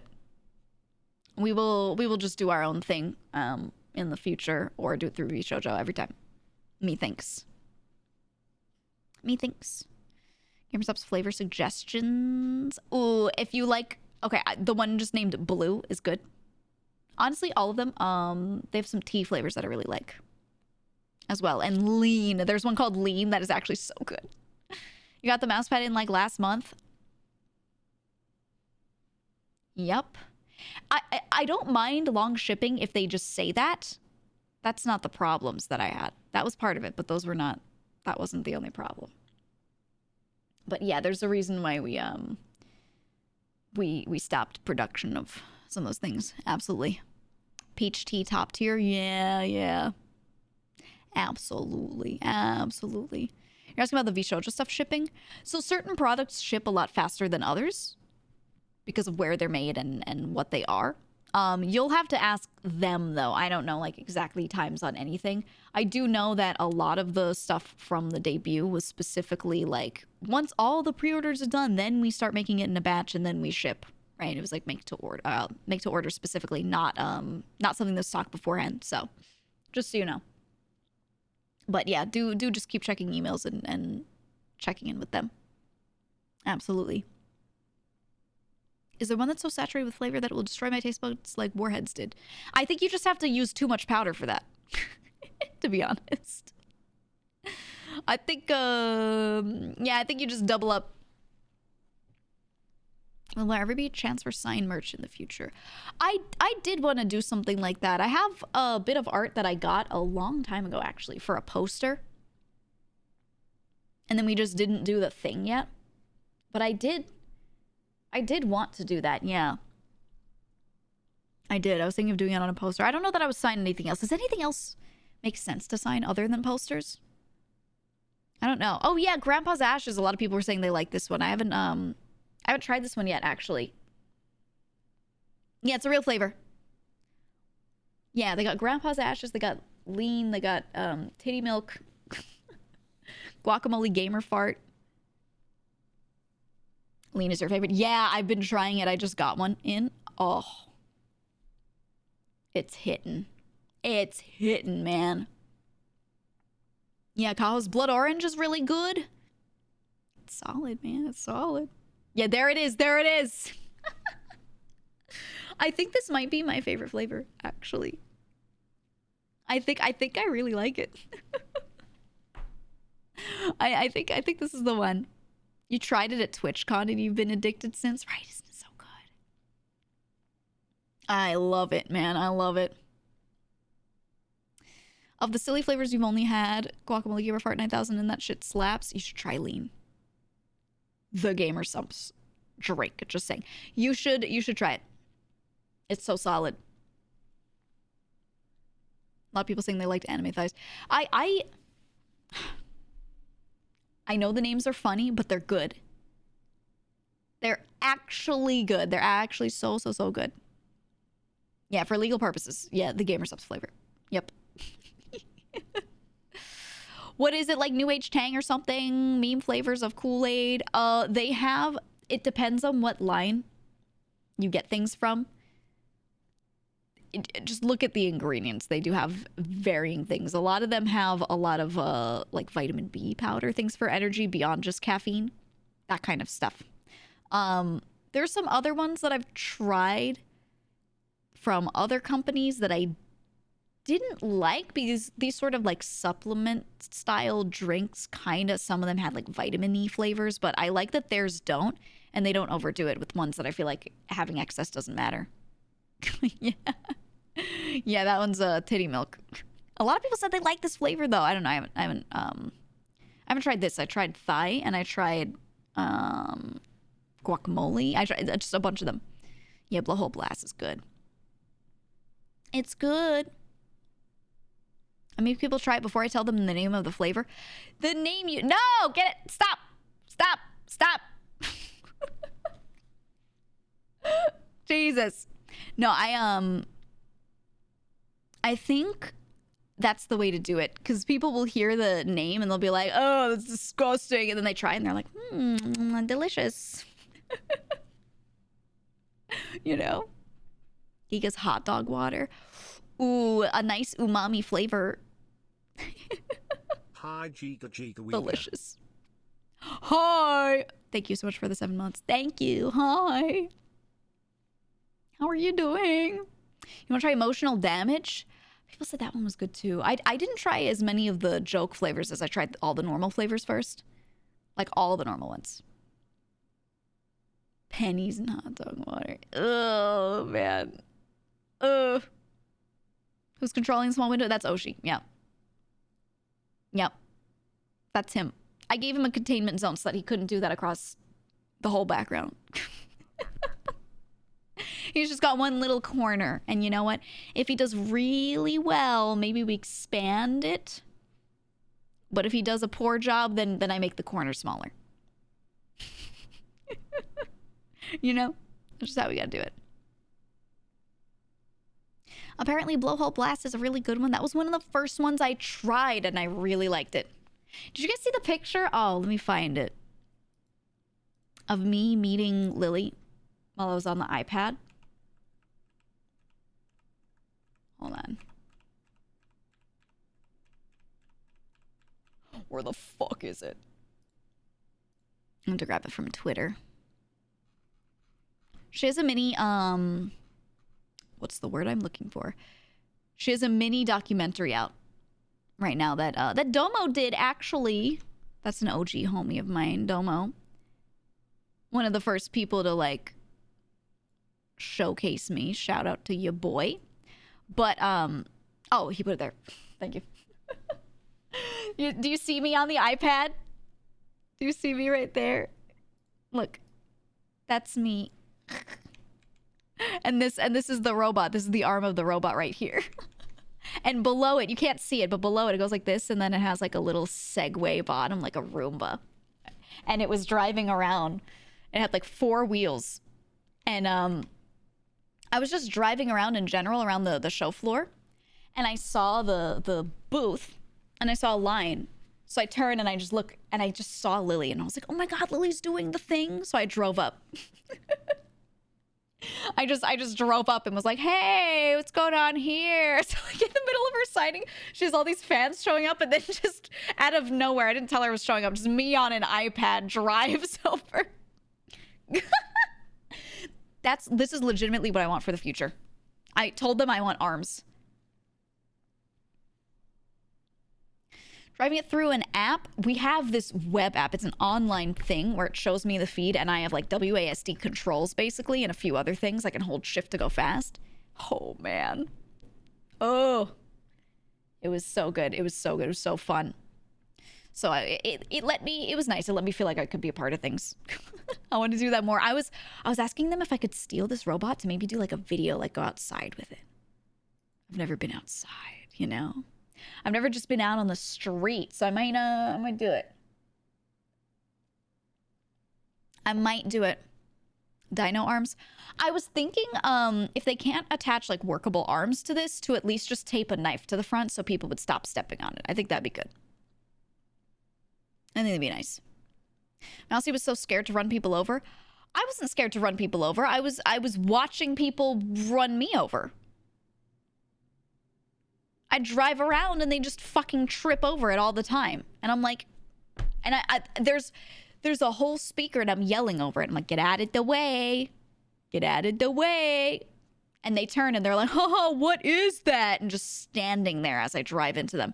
And there was like delay. There was a long delay, a lot of latency. So I couldn't like stop immediately. I would let go of the button as soon as I saw, but it would take a second or two. It was just funny, man. A clown horn. But I want to take it to the streets, man. I love all that tech. Or you know what I really want to do? I want to do it's not really me controlling it, but I want to do IRL streams with a friend, like send a friend out to walk around somewhere. Sort of like the thing we do with Hi Guy, but I want to send a friend around to like US cities, like go to normal places, you know? I think it'd be cool. Didn't you have a handler dude with you? I had 2 guys from Senpai Squad. Senpai Squad, it was them and a staff member from Vishojo. And even with them telling people to move out of the way, people still just like died to the robot. So, yeah. That's just how it is. Ice cream van music while it moves. Oh my God. I would love that, but I wouldn't be able to hear anything. It'd be terrible, dude. Love the Hi Guy streams. I like it, but it's always like a whole bunch of us piling in and doing something with Hi Guy. I want to and that's always Japan. I want to go other places too. I want to go to just like random cities or like an amusement park, a museum, you know? Yeah, Mike had talked about it because he was getting, or has actually, he has a backpack. And I was like, Mike, let's just go to Delhi's. Go to a neighborhood and I'll tell you where to go. I think that shit could be fun as hell. Fun as hell. I could show you the places, you know? I could show you all the places. Right?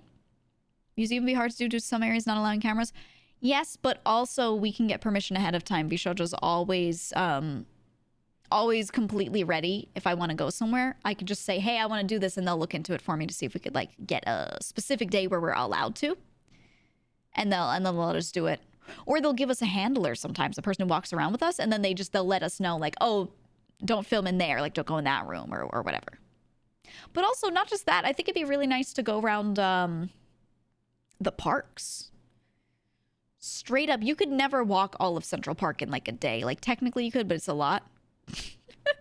The fuck is this? Oh man, we're always waiting for you. Except the hellish summer. Oh, Japan. Oh my god, yeah, it's so hot. It's so humid. Me when I met Lily. I want a full robot. I want an entire mecha so badly. So badly. I'm also fine with someone just like strapping an iPad to their chest and walking around. And then I don't even stream it. I just have someone else on a camera like recording the whole thing. It could be so funny, man. Literally the worst sauna ever every year. Oh, I know. It was similar. I was in Korea for a while. It was very similar in like the southern parts of it. It was so hot. It was so humid all the time. Oh my god. It was terrible. It was terrible. 5 billion degrees. I will not visit Japan in the summer. At some point I'll do a trip. I've promised friends there that I'll go see them.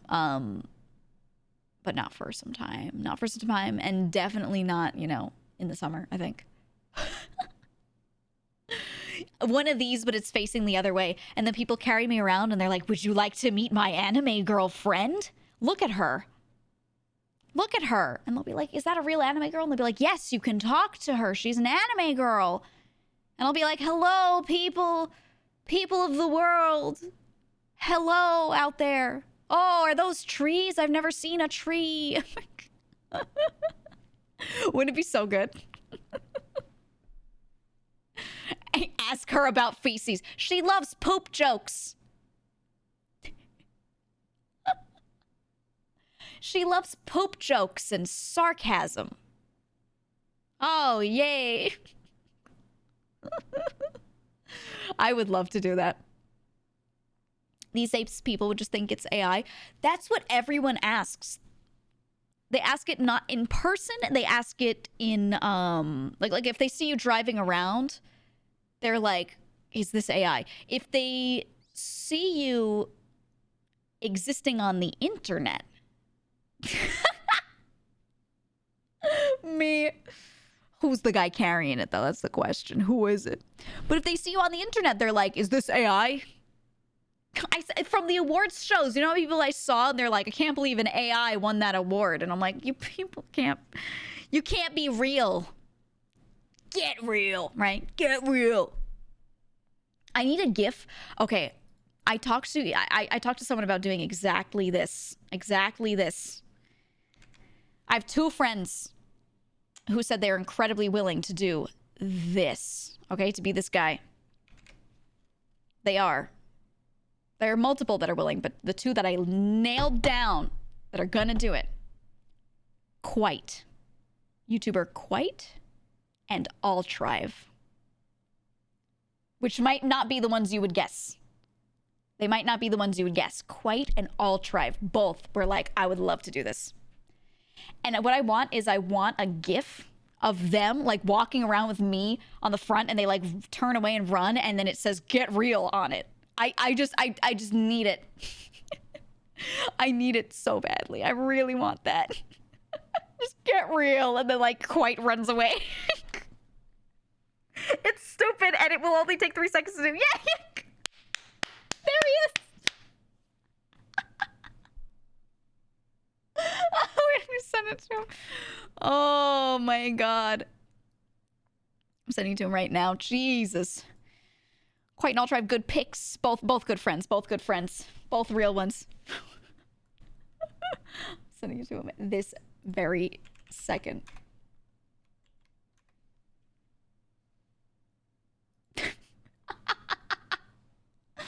Oh my god. But you know, I want to do stuff like that. I think it'd be really fun because I don't like Mouse and Connor go around.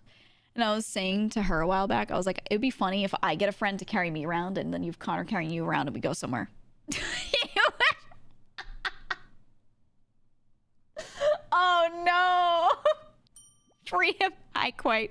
Zed, thank you for the raid. Hello. Hello. We're just discussing things. We're just talking. We're hanging out. Might game a little, but not yet. We're chilling. I was saying that I want to put someone outside in the real world, and then I want to be like this, strapped to their chest as they walk around. And then they can introduce me to the nice people on the outside, and I can pretend I know what's going on out there, even though I don't know shit. I'm like, wow, is that what the sky looks like? You know? And I know we can do those streams where, like, we go around with Hi Guy, but that's not what I was talking about. That's what sparked the conversation. I'm talking about everyone on the outside can see and hear me, which is a detail that is missed usually when we do our, like, Japan tour, right? Everyone just sees Hi Guy talking to himself, and they're like, oh, that dude's crazy. By the way, we have a production assistant who has gotten control of the corner of the streams, so in case you're wondering why the images keep appearing. You can't trigger everyone who just raided in. That's very mean. They just got here and you're already, you know, making them upset, bringing up hard times. It's rough, man. It's rough for them. It's rough out here.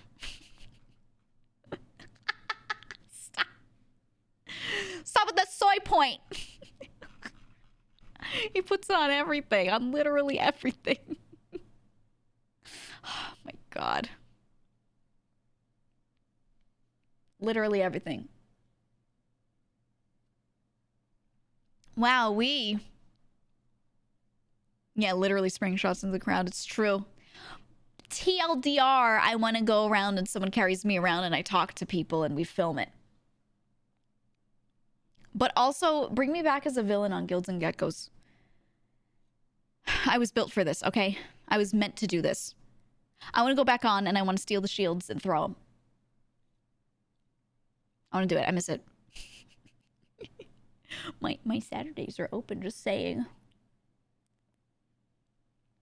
I don't stream most Saturdays, just saying. iPad V-Shoujo member on each limb.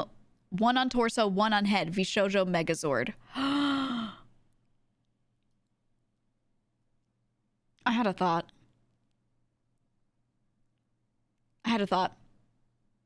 For a video. It's not that. It's not that. But I want to do something where V-Shoujo members get paired up with IRL people, streamers or staff or whoever we have doing this. People with fleshy bodies, right? And each of us is with one of them in little paired teams. And we do like a scavenger hunt or a challenge or something. And we have them run around and do stuff and they have to find a thing. But we're only able to communicate a certain way and they're only able to communicate a certain way. Certain words are taboo. Maybe we can only send them like images. They're only able to communicate with their hands. They're not allowed to say stuff to us, but they can say stuff to each other. Stuff like that I thought would be really fun. Yeah, this is me meeting Lily, by the way. This is a real picture from her event with Gamersups at this convention. I drove up to her on an iPad that was attached to a very real Megazord. And that was how I met her. Don't make him the foot. No. Case on and someone. Oh, yeah. That's exactly what I'm saying, right? I just think it would be fun. Can't you steal the robot for yourself? Steal? I'd have to go outside to do that. And I don't know about that. I don't know about that. No. Not a chance. Not a damn chance, man. You gonna put him on every limb? You crazy. Could we do a Megazord? Could we make, like, each of us controls a limb and we have some guy, like, doing a thing? So whoever's right foot, they're like, take a step. Now take a step. Now move back. Now take a step. I feel like that person would go crazy. I don't think they could do it. Could you mount a bladed weapon to the iPad? I did ask if we could attach like a knife or scissors to it, and they told me no. But that was the first thing I asked after day 1 of driving the robot around. Yeah, because, you know, Joel walked up to it. He posted a picture of it. He walked up to it and he grabbed the robot, like right around that middle pole, and like picked it up and was like, "Rrr." And I was like, now, hear me out. If there were a knife taped to this, he wouldn't be able to do that. So all I'm saying is, I have a solution here. I got a solution. Boston Robotics dog with an iPad on the top. Okay, I'll just pay. You know what? That's a good idea. But I'll just give them $300,000 to use it for 2 hours. Hell yeah. Hell yeah. If they'd be willing, I'm willing. I know they've got, they're constantly working on their robots and everything, and they're working on the one that stands up and is very humanoid. It's bipedal, you know? And, for that one, I always see the tests where they're like pushing it over and they're having it walk on tough terrain. They're having it carry a box through like sand with rocks in it. And, you know, like it's doing its best to stay up and it's learning. I don't know how much that is remote controllable versus it's like, you know, I always just kind of AI doing a thing. Like, is it direct controllable very easily? I don't know. Yeah, it does front flips. Anything that can take a command can take a command, but like, how much is my control versus it doing what it wants? I don't know. So we'll see. Dude, how funny would this be though? If I go to an event, you know, it'd be so fucking scary. There's an awards show. A girl from Vishojo wins, more likely than you think. This thing walks up to the stage, puts its front legs on a podium, and then goes, "I am so honored to be winning this award today." And it's just that mouse video. "I'm very honored to be winning this award today." Can you imagine? It would go hard, okay? It would go so hard.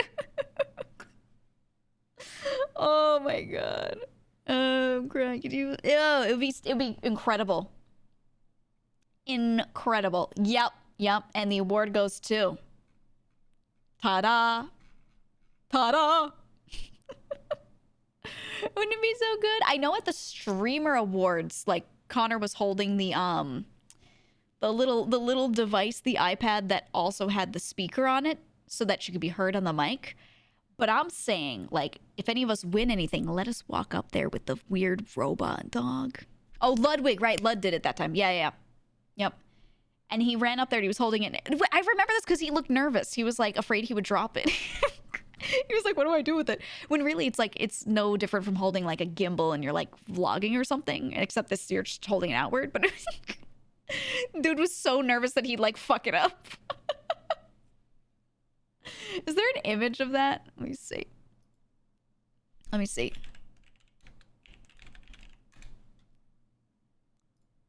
me look.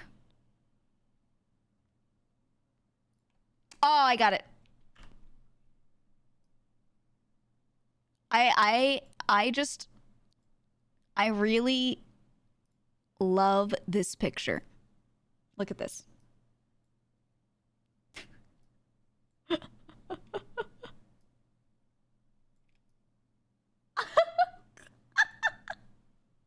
His face, his smile. Look at him. It was... He's like so nervous. Yay, he looks like George Costanza right here. Oh my god. Looks like a prom picture. Oh, it... Oh my god. Ugh. The face of fear. He was nervous that he like... Is he like, is this okay? Am I gonna drop it? Is it all right? Is it... I hope the AI overlords are satisfied with me. He's one of those people, he's done stuff with mouse before, and he's one of those ones that like does not say weird shit about VTubers. I have an appreciation for him as a creator. I have a big appreciation for him because I find that he does this with everything, not just VTubers, but with literally everything. He like does not treat things as weird for no reason. I'm so thankful for that shit because VTubers get a lot of that. And I've noticed a lot of creators do it where a lot of it is appealing to their community. I don't even think they care that much, but they see anything that is outside of their sphere of what they are used to talking about, and they're like, oh, literally anything. You could be like, oh, yeah, I went mushroom foraging the other day. My aunt is really into it, and I thought I would join her, so I got to go foraging. And they'd be like, foraging? Whoa, ew. like random shit, you know? Like, you could talk about anything, and people are just like, whoa. And then their chat will be like, oh, cringe. Mushrooms? Bro's into mushroom skull emojis. Fucking bro really said foraging, skull, skull, skull. Like, they get like that. And I'm like, what? What are you doing?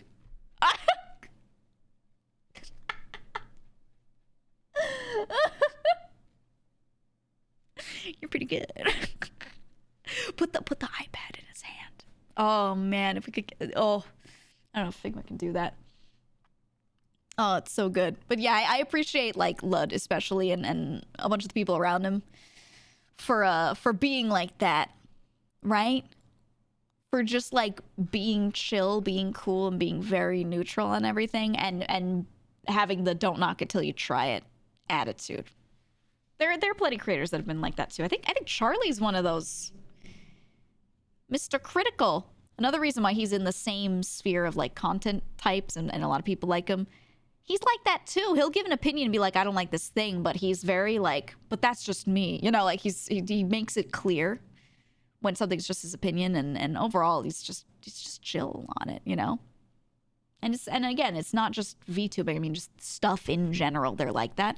And I'd love to see more of that attitude because a lot of the facecam streamers, they're kind of, I don't know, anything outside of their bubble, they have that like, ooh, cringe reaction to it. And then it just makes all the kids in their chat do the same thing. And I'm like, we got to stop this. We got to stop. Charlie voted for Mouse because she's been nice to him. When she won, I immediately saw someone in my Discord had said something about Charlie. And I sent her this clip of him. She won, and it's just him going, "Let's go." And you know, it's just his voice. It's just his voice. It's him and his voice, right? But it's just him going, "Iron Mouse, let's go." It just made me laugh. I don't know. It made me laugh. So I sent it to her and I was like, look, he says it twice. I sent her the timestamp. Let's go.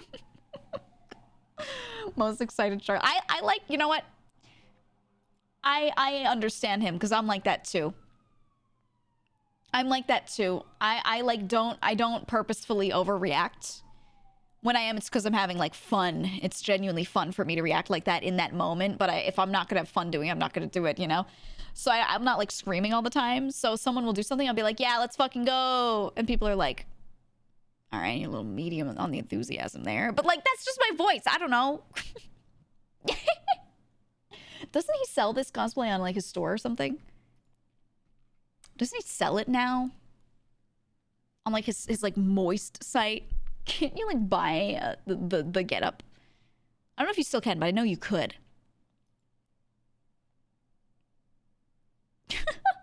You said, I would like to believe you, but you are animated and we can't get into the Matrix yet. I think the line that they gave that lady to say when she read out that Mouse won the award, I think that was cute. She was like, she's virtual and we're not in the Matrix yet, or whatever she said, right? And I'm like, you know what? That's cute. That's fine. It's a nice way to put a nod to like, yeah, she can't physically be here, but like be cute about it, not be weird about it. And not to say anything like incorrect, you know? Like she didn't say anything that was like wildly incorrect. It was just like a little joke. And I was like, all right, that's fine.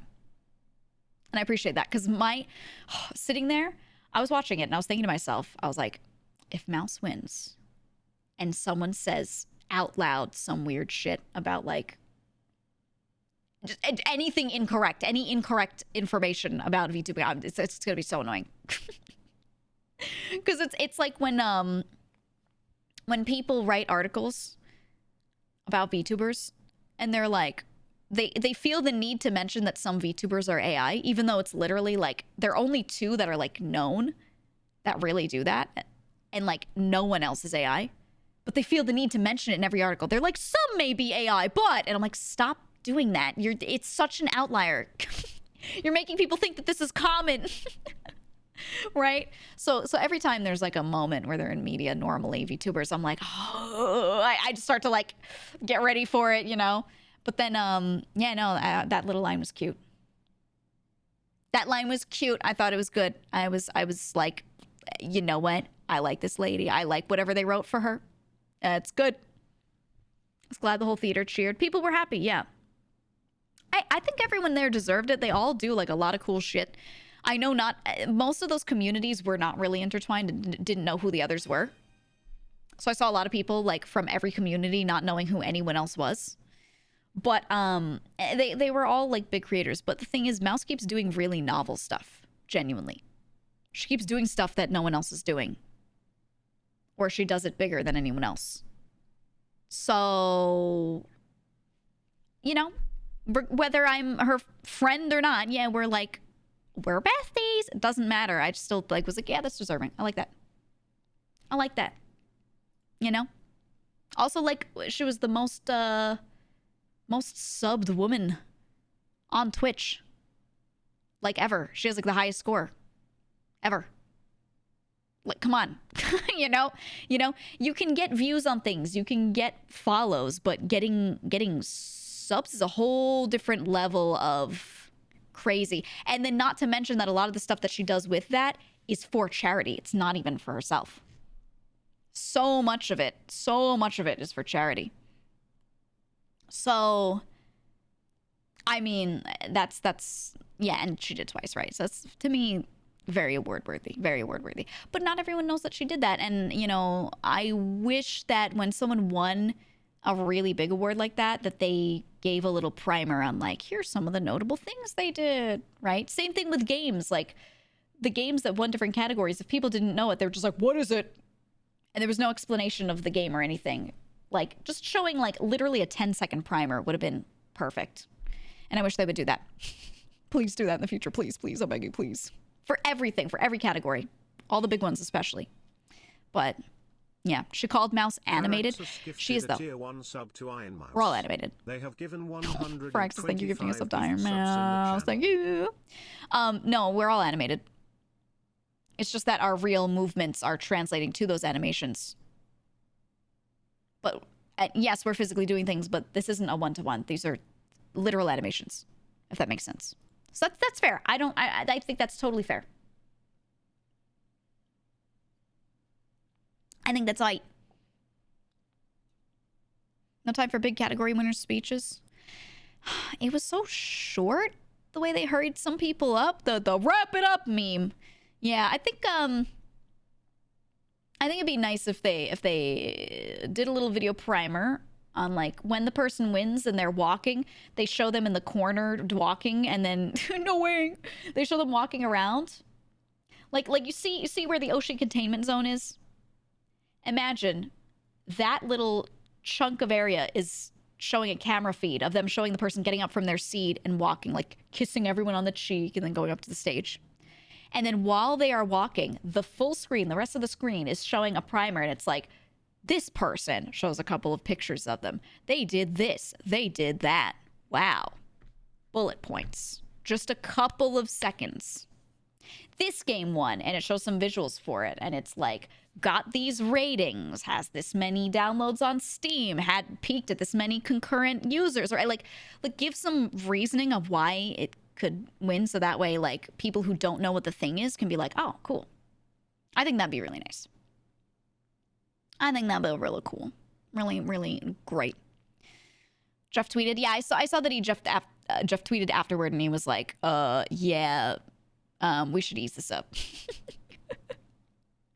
Yeah. And I wish the focus was more on the awards themselves than the ads for all the new stuff. Like, they're not E3, or it feels like they're doing something that feels a little like it, because honestly, the only way to fund events like that and make them happen is to let people pay to put their ads for their games in.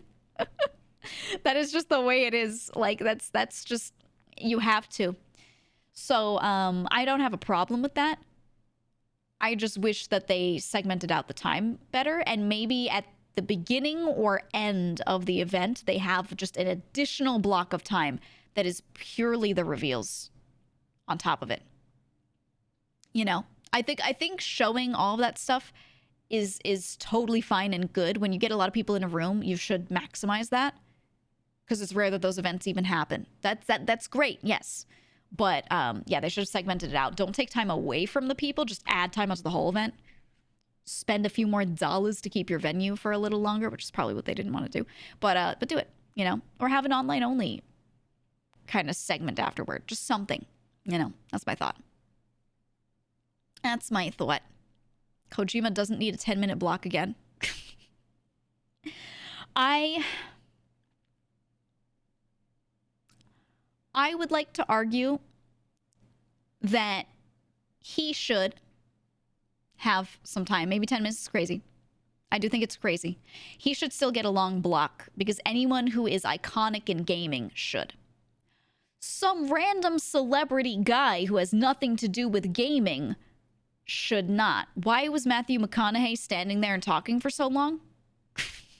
Why was he even there? To be honest. Why was he there? Why? Bring out any other person who's relevant in, like, gaming specifically and give them that time, is how I feel. I'm not mad at people who are relevant to gaming existing and all that. Yeah, 2 Marvel actors got 10-minute long sections. Right. And I like these people. They're great actors. Like, I don't have a problem with them existing, but just like, why are we getting the celebrities in? Is this actually bringing more people to the event? Like, is it getting them higher viewership?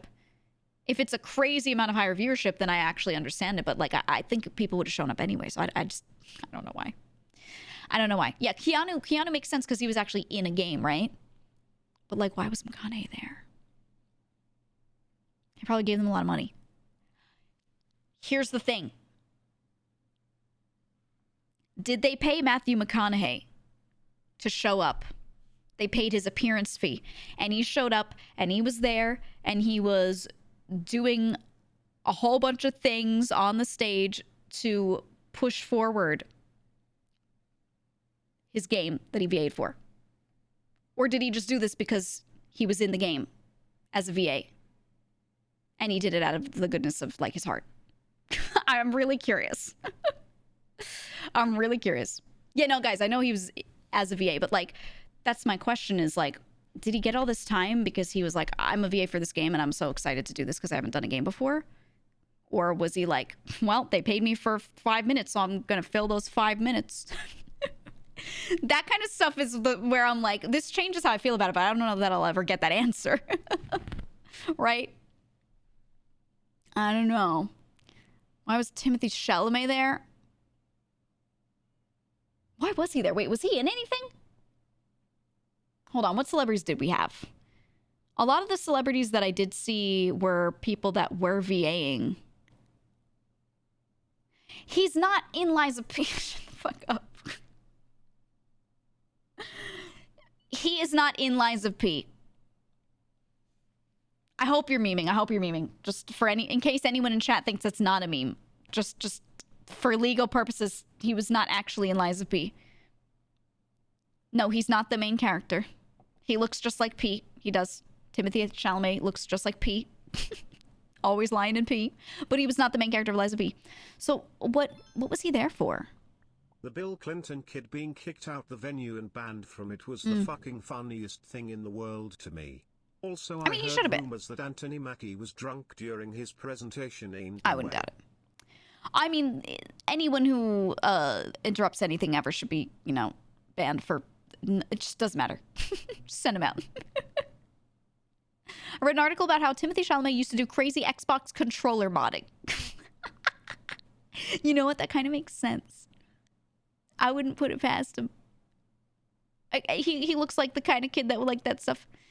I guess they think Dune is a video game. The Dune game. Hold on. Timothée Chalamet was in the Dune movie, or was it a show? I think McConaughey legit wanted to support the studio since they are local to Austin, Texas, in addition. I hope so. Yeah, movie.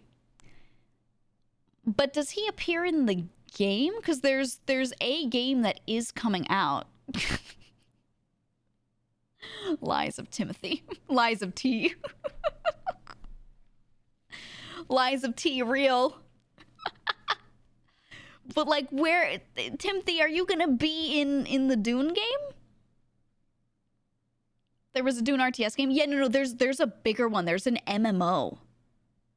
There's an MMO. Wait, let me look it up. What was the name of it? Hold on a second.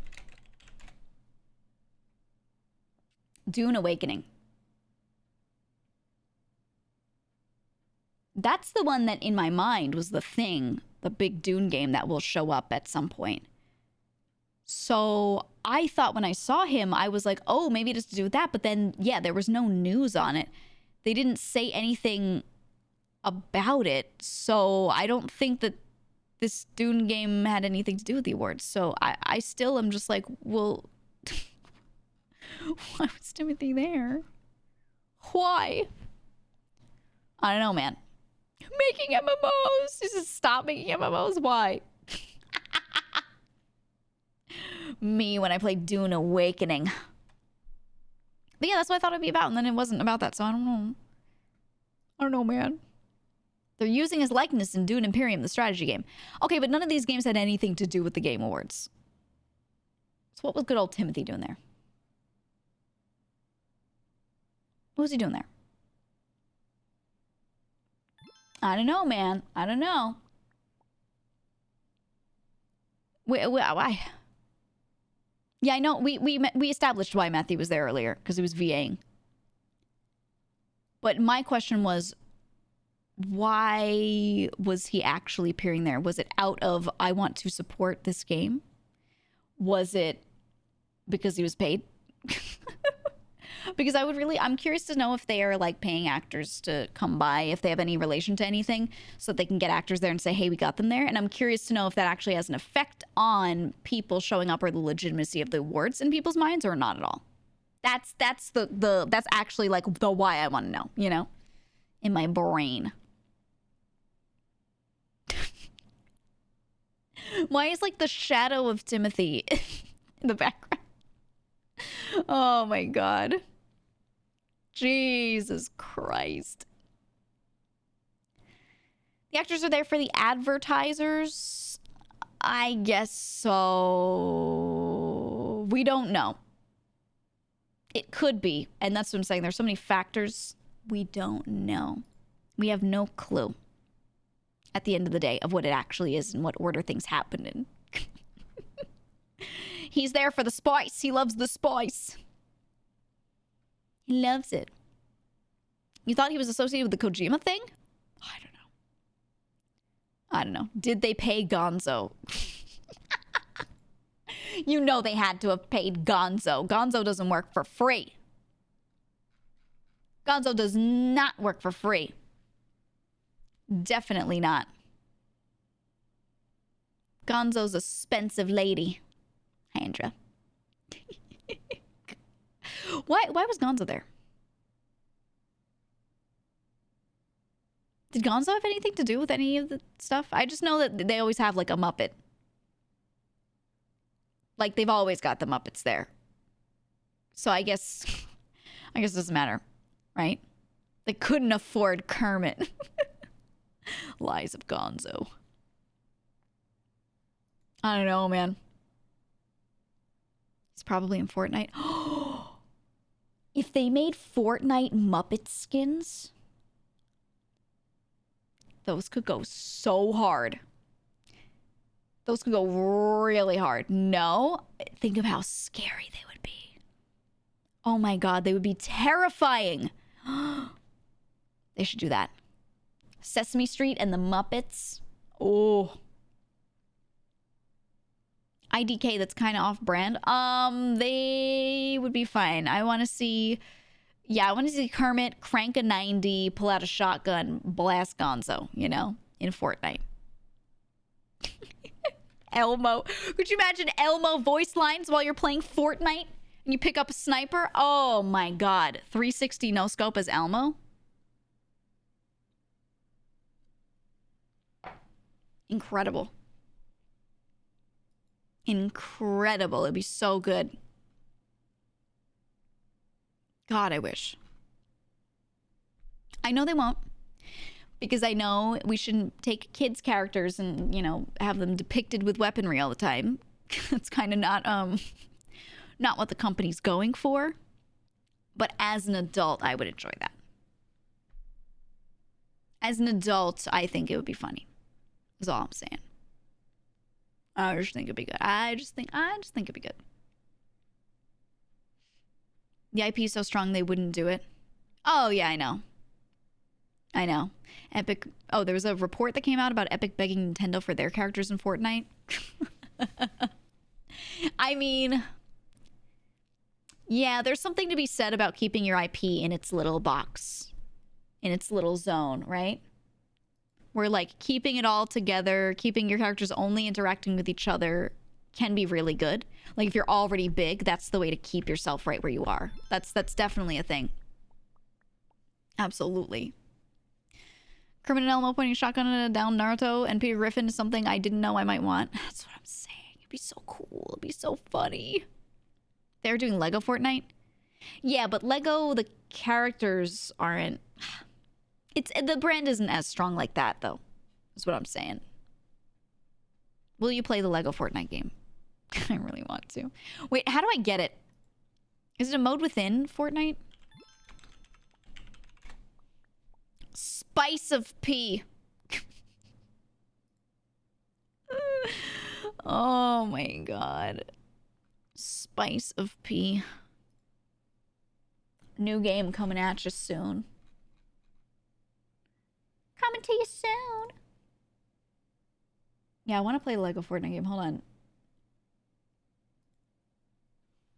I'm looking this up. Epic Games Lego Fortnite. Yeah, I could do it through the Epic Games Store. It's free?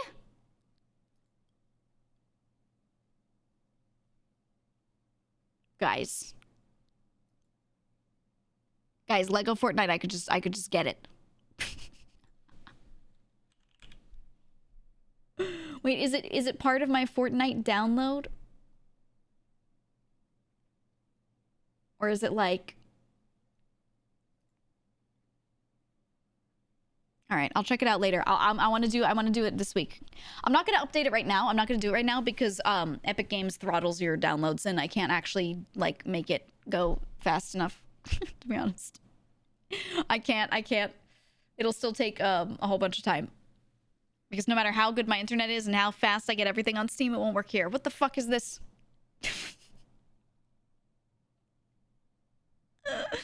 You think Mike would want to play Lego Fortnite? Like, what if I set it up for this week? How many people can you play with? Hold on. Hold on, I gotta look this up.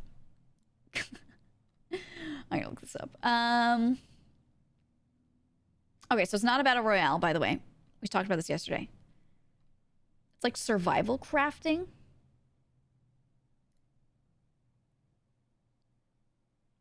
Lego Fortnite is here to stay and it won't stay the same either. Oh, they're keeping it so it's going to be an ongoing thing. Oh my god. Oh, people are making videos about it right now? Holy shit. It's Minecraft? This looks like it bangs. Dude. Wait, this looks... I'm looking at it. It looks so good. Here's the thing. I just genuinely trust Epic Games to take, like... Or I trust the devs working on Fortnite to, like, do a good fucking job. Especially, I trust the people making Lego games to do a good fucking job. Because Lego Star Wars was incredible. Mike. That pair last night was the funniest I didn't get to watch it. fucking seen, Keck. I didn't get to see. Yeah, maybe I'll ask Mike. Lego Fortnite looks really fucking funny. As I'm looking at it, it looks like you can do really funny shit. Oh, I want to play it. Why am I not signed into the Epic Games Store? It signed me out. It signed me out and I have to sign back in. Okay, hold on, I'm doing it. You said it's more like Valheim, right? It looks like it's a survival crafting thing, but it's very combat heavy. I like survival crafting, but only if the combat is really like there as well, right? There's adventure to it. You know? Makes so much that Fortnite and Lego made a partnership. Yeah, yeah. I also want to play it this weekend, but it's so hard to Path of Exile. Stop. Stop. Get help. Go play Lego Fortnite. It's time for you, buddy. Get NPCs to live in your village like Terraria. Oh my god. Dude. This game has everything, doesn't it? They have everything. Oh, it's making me do a CAPTCHA. Click on something that can be converted into furniture. The answer is a tree. What the fuck is this CAPTCHA? What? It's not like click on the fire hydrant. It's like... What? What? I hate these CAPTCHAs. I hate it. CAPTCHAs are going too far. They're becoming too much. Too much. GEEGA robot confirmed. No, look, I can do it.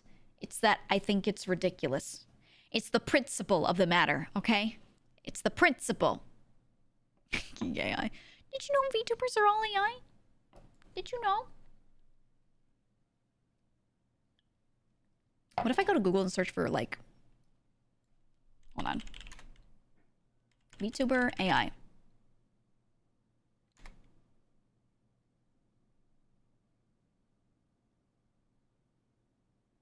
Yeah, it's just articles about people talking about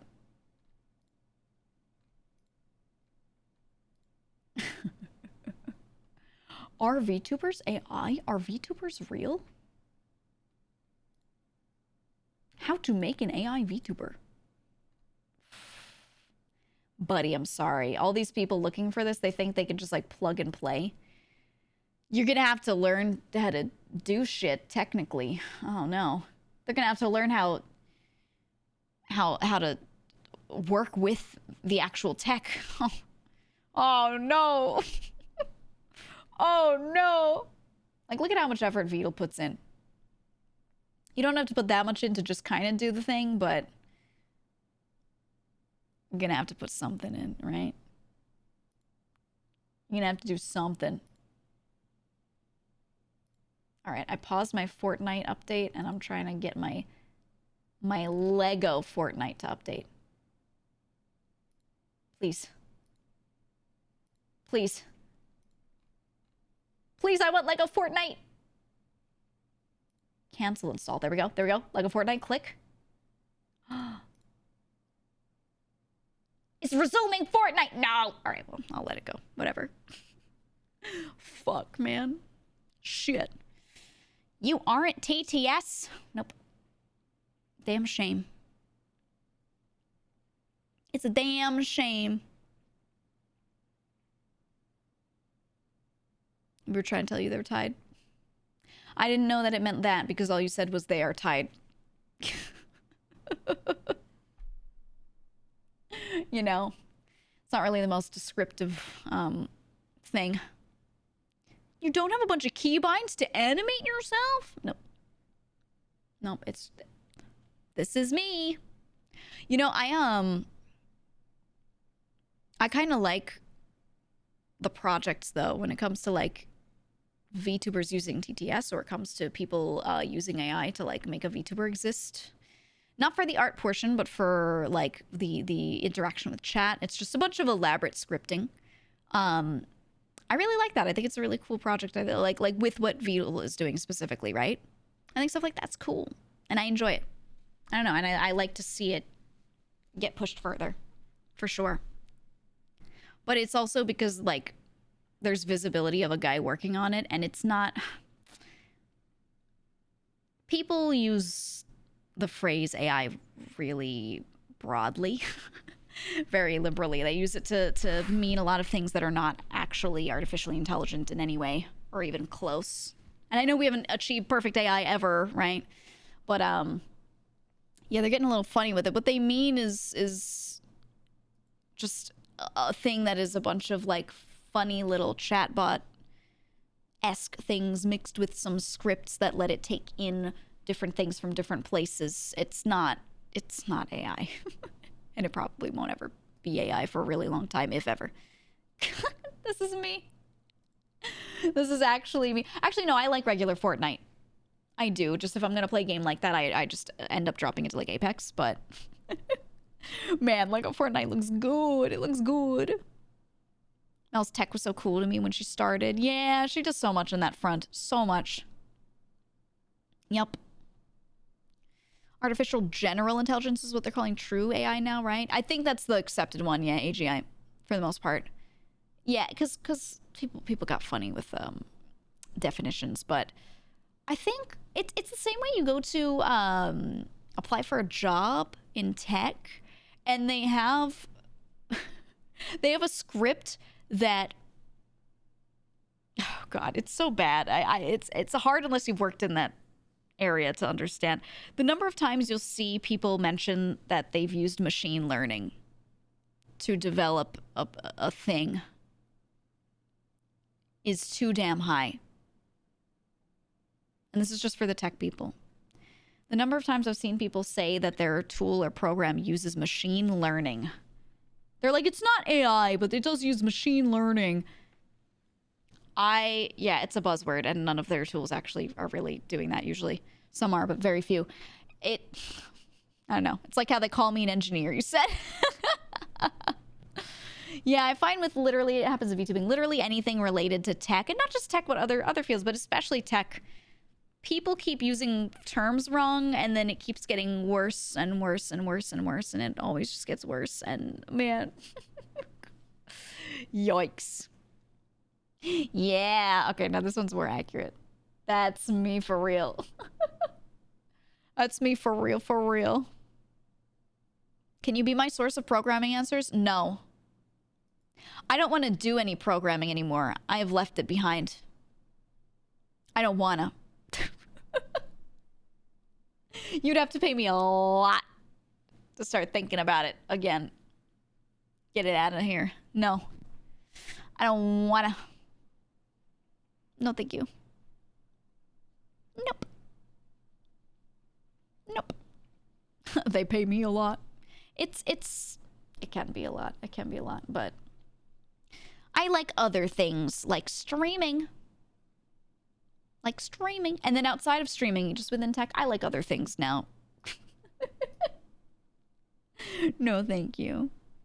I also have only worked in really specific things, so I could not answer a lot of questions probably, I would assume. I don't know. Every dev works on really specific stuff, and very few people are really generalized and can answer all your billion questions about all these different things. So, you know, find a person who specializes and go ask them. Oshi, do you want me to remove the rainbow text saying Oshi containment zone and just have like just a dark corner for you? Do you feel that the look here is very distracting? It's visual noise. I feel that it's visual noise here. This is not deleting. This is just hiding. It's just hiding it. Let me click on the box. I kind of like this.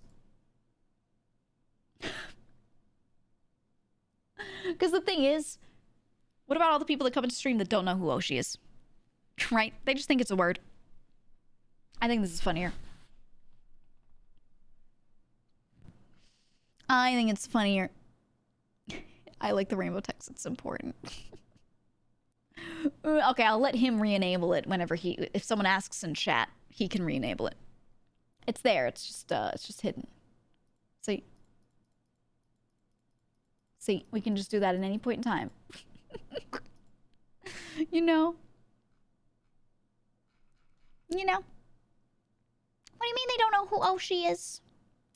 People don't know a lot of things. When you get really deep, that's actually something that's a little, like, I forget as a streamer.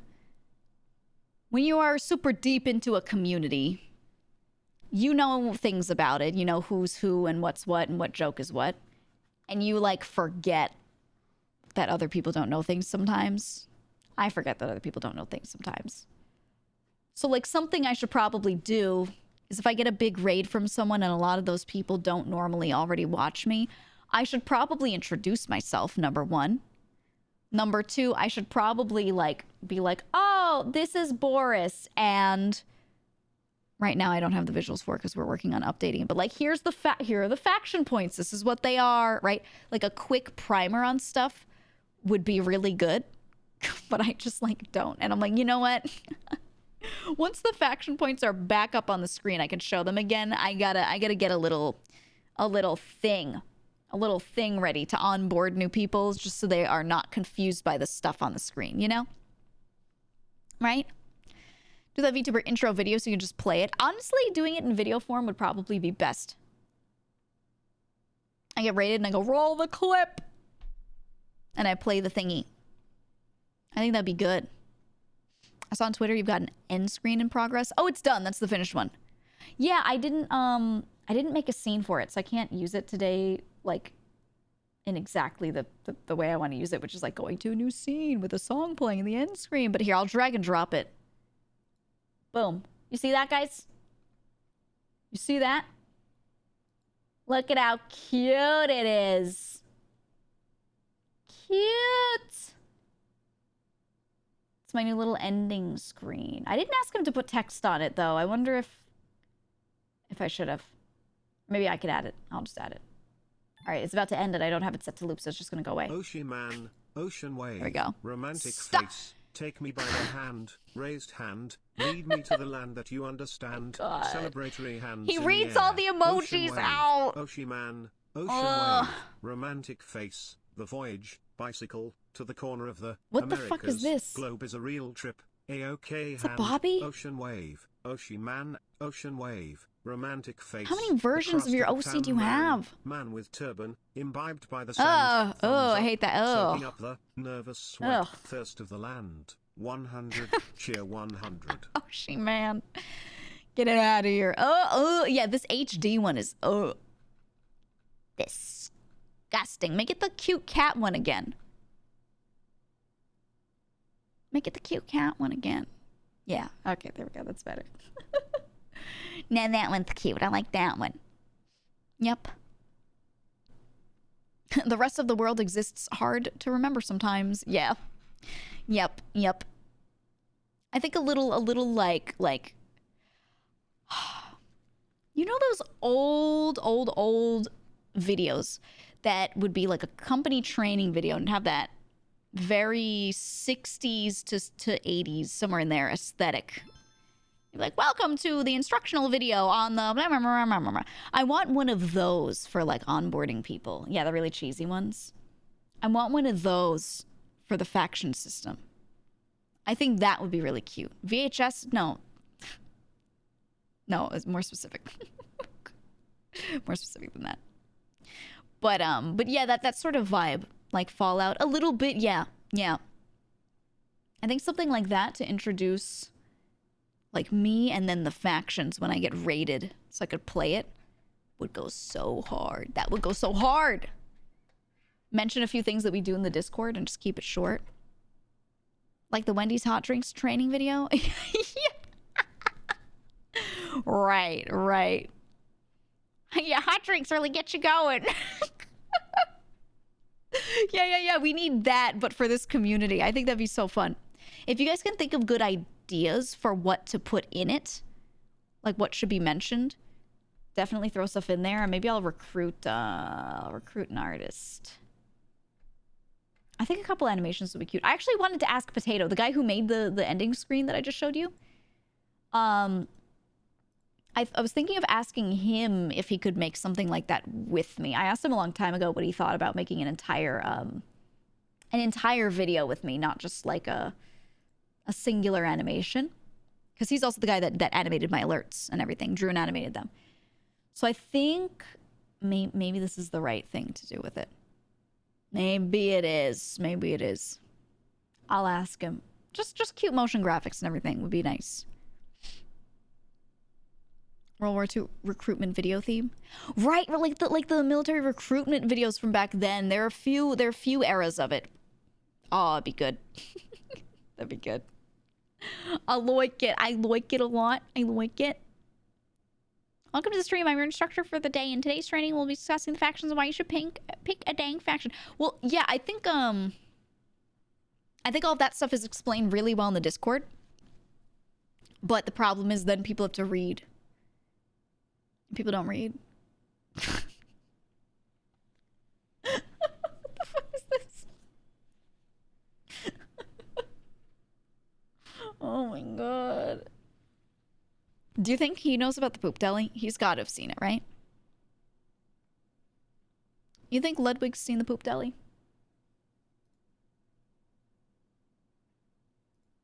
I would say it's likely. Right?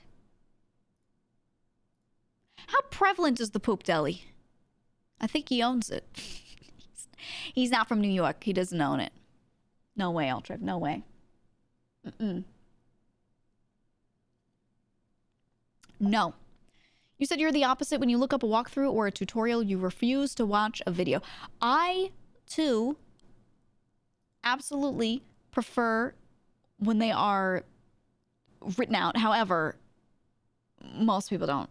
Most people don't. They need to see the visuals. They need to see the things moving. The funny visuals make sense in their head, you know? So you just gotta. Videos are too slow. That's my problem, is I find that, like, if I watch a tutorial video and know how to do something, I'm pausing it. Why did I say it like that? Jesus fuck, I'm pausing it all the time. Sorry. Jump scare, accent jump scare. I'm pausing it all the time. Holy fuck. Sorry, I called my mom earlier. Jesus. Pausing it. Anyway, I keep pausing these videos whenever I'm looking at the tutorials, and I can't get them to, like, be paced right. They never pace right for me. They never pace right. You know, it's one of those days where, like, my sleep last night was kind of shit. And then I also called my mom, so it's just... Don't you mean your ma? No, I've never fucking called her that. I call her mom or mother.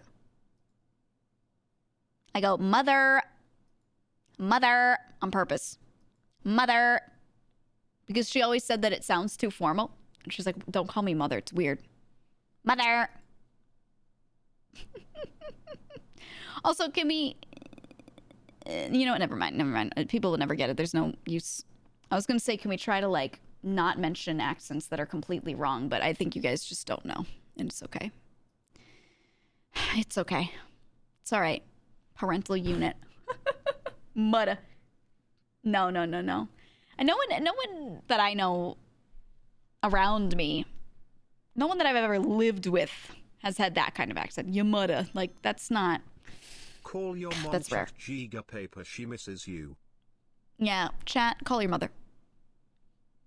Call her. Did GEEGA get possessed by Schlatt? Schlatt's accent is... I'm not gonna say fake, but he's definitely purposefully made it stronger over time. He's definitely, yeah, he's pushed it. He's pushed it a lot. Now that being said, your accent can get stronger over time if you put it on purpose, and it becomes real.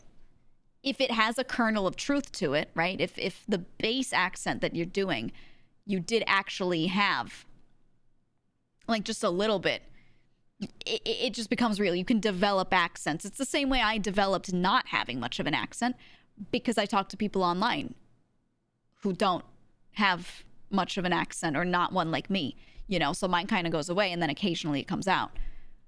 It's the same thing, just in the other direction. Like, if you had a little bit of something or you grew up around it, you can really, like, it just can show up. So I don't want to say fake. I don't want to say fake, but absolutely, yeah, it was played up and then kind of became real over time.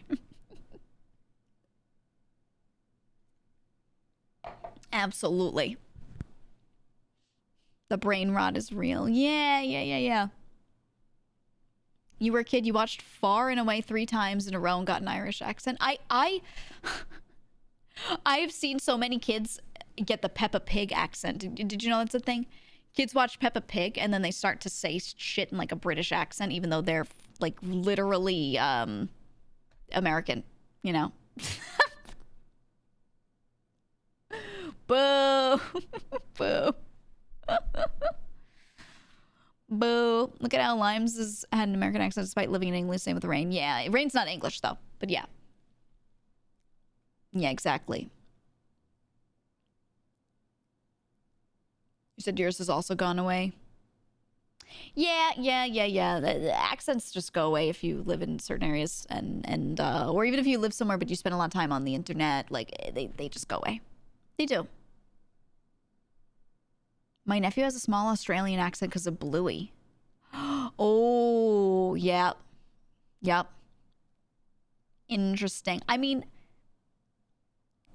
I notice I do that when I'm with a friend who has an accent. If I spend too much time with them, I just start to talk like them. You do that with everyone, but, you know, it's more noticeable when they have an accent. Always. Always. Kids having just one random word they've only heard with an accent. Yeah, that was the thing with the Peppa Pig shit. It's a cartoon for really young kids, so a lot of kids would learn a word through the show, and then they would hear Peppa say it, or any of the characters say it, and they would be like, "Oh, that's it. That's the word." So it'd be like, "Mom, I want to go to the car," and you'd be like, "What?" "Yeah, Mom, I really want to go to the car." And you're like, "What the fuck? Why the fuck are you saying car? The car? The car? The car? The car?" And it would confuse the parents, and they'd be like, "What is this kid saying?" Bird. Yeah, bird was one. Yeah. Caw. There was one with bird. The word bird or anything that rhymed with that like sound. I think a lot of kids were starting to mess up because they would listen to, or they'd watch Peppa Pig so much. Best is coffee. Coffee? You spell it like kawafi. Coffee. Coffee. How do you say it? Coffee. Coffee. I don't have that heavy of an accent when I say it, but I say coffee. And I don't know if you hear the difference between coffee and coffee. Coffee. Do you hear the difference? It's so light. But when I'm forcing, it's that AH coffee kind of sound to feel normal. It's so light, but when I put them next to each other, I think you can hear it. Lies of P. My favorite game. Do you think we could play Lies of P, but then it has like a Bluey mod?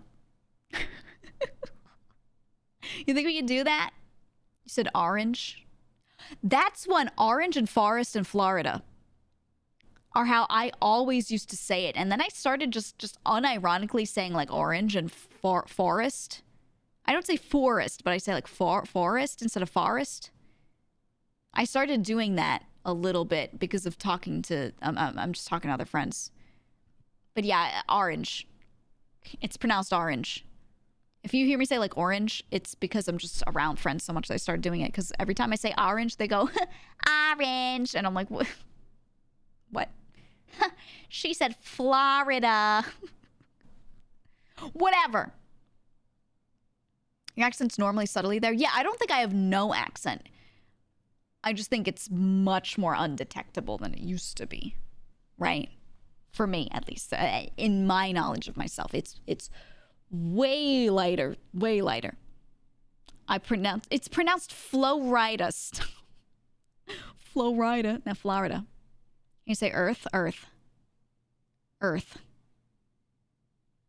That's it. Earth. You make my earthquake. Earth. I've been told in the voice chat a few times that I sound like a surfer dude. You have? Surfer dude. Are you, I mean, is it like that SoCal kind of thing? It's like Ross, I can't even tell he's Aussie anymore. Dude, Ross sounds so thoroughly American. Perfectly American. And then sometimes he says one word that just sounds kind of Australian. And I'm like, what? Where did that come from? Like, what? And then I go, oh, right, he's Australian. I forget. I forget all the time. Hold on, you're asking me to say words now. Do you say crayon or crayon? I say crayon. Crayon. When someone's like, get a crayon, I'm like, what the fuck is that? That one I've like never heard in person, for real though. Crayon. How do you say pillow? Pillow. What the fuck? How do people pronounce that one? What? Have you seen the old video of Ross talking? I have. He showed me. Yeah, the earth. I love the earth. When he talks to other Australians, his Aussie accent comes out more. That's normal. I just go watch the VOD of me and Mike watching gay porn. That's not even 100%. That's just a bit leaned into it. She says pillow. Pillow? Ew, is that like bagel? Or like when Haruka is saying a bag, she's like, yeah, get a bag.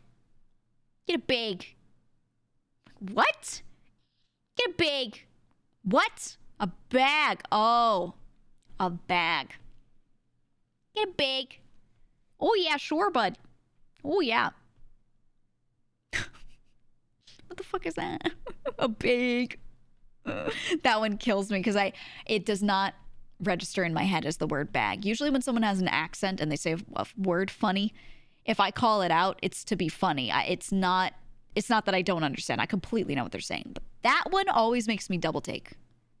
She says bag. I'm like, what do you... Oh, yeah, I was eating eggs this morning. I was eating eggs. What?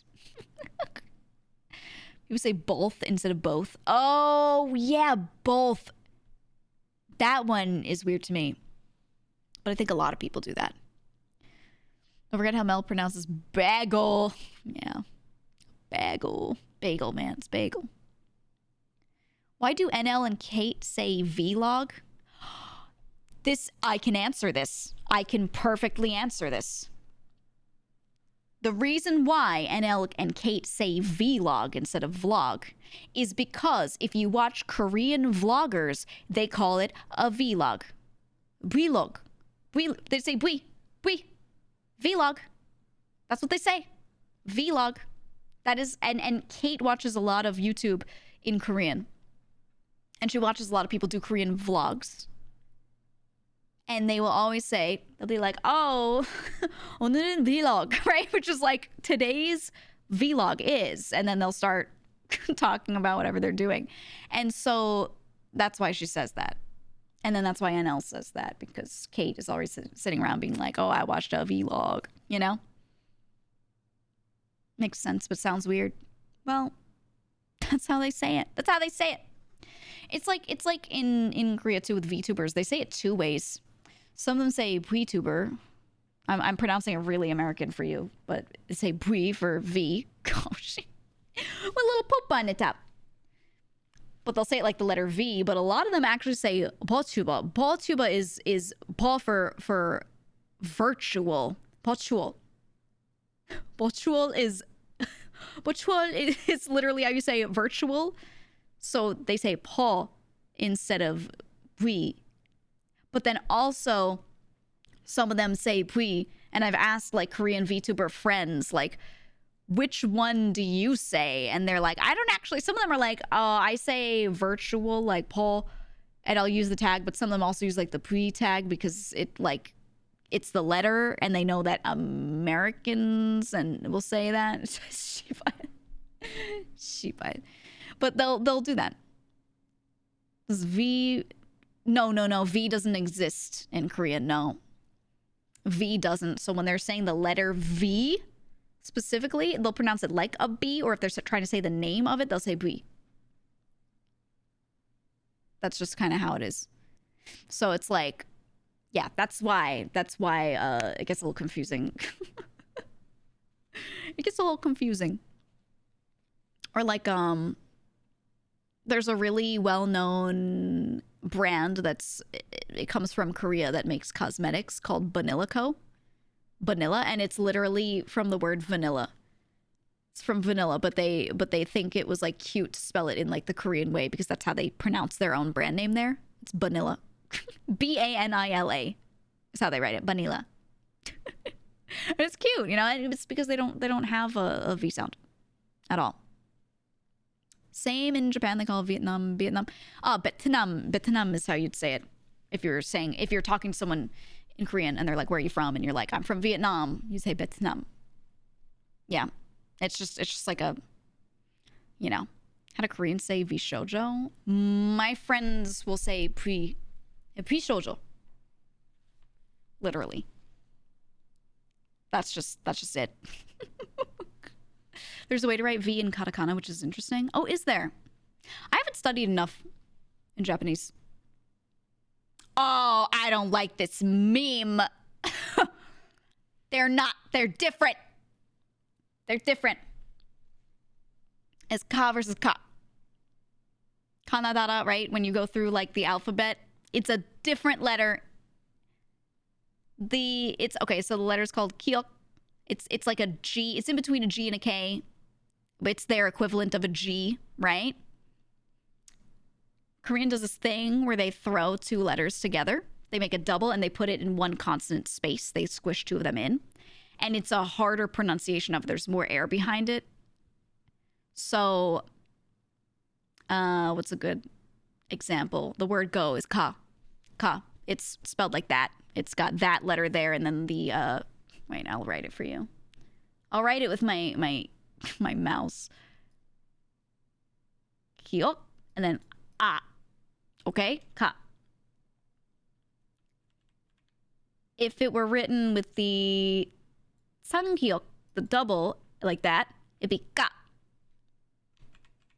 Which is a little, you might not hear it, but you might. Ka versus ka. You're literally just, it's more glottal, right? You're like stopping the air and then really letting the air out more forcefully. And so you get words like kakawaso, because it was close, is what I'm saying there. Kakawa. It's like, those two sound a little different. I cannot hear it. Well, well, you're fucked, buddy. You're fucked. No, I can hear it. And I think if, I could think of good words. A lot of the words I could think of that would be good examples, they don't use both in the same word. Like kegete is like cleaning. And I'm trying to think of like one that has both and it was hard. Can't remember any off the top of my head.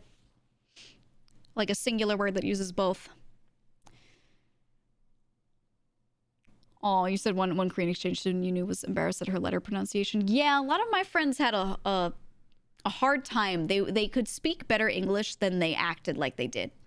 They didn't want to say a lot of things out loud because they were afraid of their pronunciation. Because they're like, oh, we just don't even have these sounds. We don't even have these letters. So when I try to pronounce them, it comes out like really accented and I feel weird. You know, and I'm like, it's fine, it doesn't matter. And I would sit there and practice speaking with them, and I would say like, you know, as long as I understand you, it's good. And I think accents are good anyway, so like it's unique, it's great. But yeah, no, a lot of them just wouldn't speak. Like no matter how hard I tried. It was tough, man. Hi Haruka, how are you? How are you doing?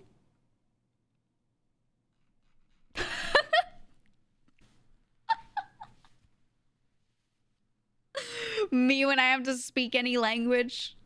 That's funny. Yeah, no, just let yourself have a shitty accent and just say it anyway. You know, when I was like, when I knew way less, and I'd be over there and I'd go into a restaurant and I'd walk in and I'd be like, can I order one of these? I would order and I would just say the food names and I would speak so carefully. I'd speak slowly. I'd be like, 닭갈비 하나랑요. And I would speak that slowly right? And then I'd start to like add on items. I'd just say the names of the foods and I'd be like, thank you, you know? And just like literally saying 3 words, the owners of the stores would always be like, I threw some extra food in for you because you're trying. Like, they were so appreciative. Oh, Haruka, look, it's you. 1 bag. We were talking about accents. 1 bag. Oh, she made it. Yell at him. And we were talking about the poop deli, too. We were. This person typed. Would you say Lesh? 한국어는 진짜 나빠. I wouldn't say it like that. I wouldn't say 내 한국어는. I honestly just say like say it's difficult. For like say like for me it's difficult is a better way. Rather than saying like my Korean is bad, because they wouldn't say it like they say like 어려워, right? Like it's very difficult. Not 힘들어, but 어려워. 어려워 is like the right type of not conjugation, the right type of translation for that type of difficult. So I would use that word to describe it. And don't say my Korean, just say Korean in general, 어려워. Because it doesn't mean just difficult. It means like it's difficult for me when you use it in a sentence like that and you don't specify a subject. So it's a shorter sentence for you to say too, which is easier for you if you're newer to it. You know? Why learning Korean? I don't know. Learn it if you want. Anyone can learn anything if they want. And you guys can always ask me. I haven't properly studied it in a long time, and I have not been immersed in it in a long time. So recently all I have is just listening practice. And I haven't gotten many chances to speak it out loud except for like little bits here and there. So I kind of miss it. I don't have a reason to talk anymore. In like big full sentences, you know? 당신은, no one says 당신. This is something that I hate. 당신 is you, and it's like a formal way of saying you. And when you type things into Google Translate, they always say you as 당신, but it's like it doesn't make fucking sense to use it in so many of these situations. So people can very obviously tell that you Google translated something. Also, yeah, that was translated to be like you're pretty all right is what that said. Pretty good. Oh man. I love languages where you don't have to specify a subject when it's obvious.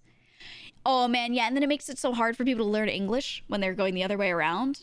All my friends from Asia that tried to learn English, like, they're like, the thing that I hate is having to use a subject all the time, or using the. Just using the all the time makes like no sense to some of them, depending on what language they come from. It's just hard. It's just hard, man. It's rough. Would you say a friend of yours who's crazy smart taught himself Japanese in high school because he was weeb and he wanted to, and then he learned Mandarin because he met a Chinese girl in Japan, and then learned Korean because his company in Japan worked with Korea so much? Jesus Christ. I will say when you learn like one language in one region, it becomes easier to learn languages that have stuff in common. Yeah, you showed this one earlier. It's Matara's next outfit. Oh my god. Real. Matara, real. Oh, there she is. I should learn Russian for her.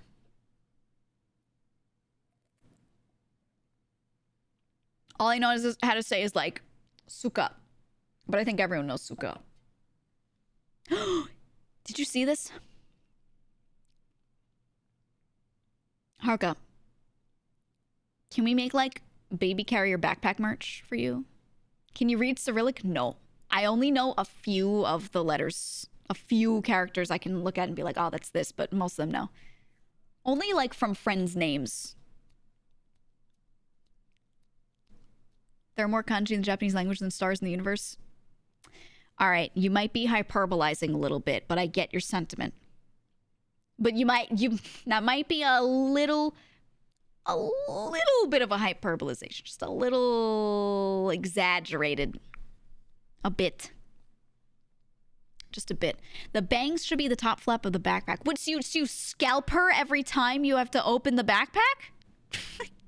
You fucking like open, you pull her entire scalp off to get in the top? Jesus Christ. Yeah, that's fucked. That's absolutely fucked. The Ludwig picture. The Ludwig picture makes me laugh every time.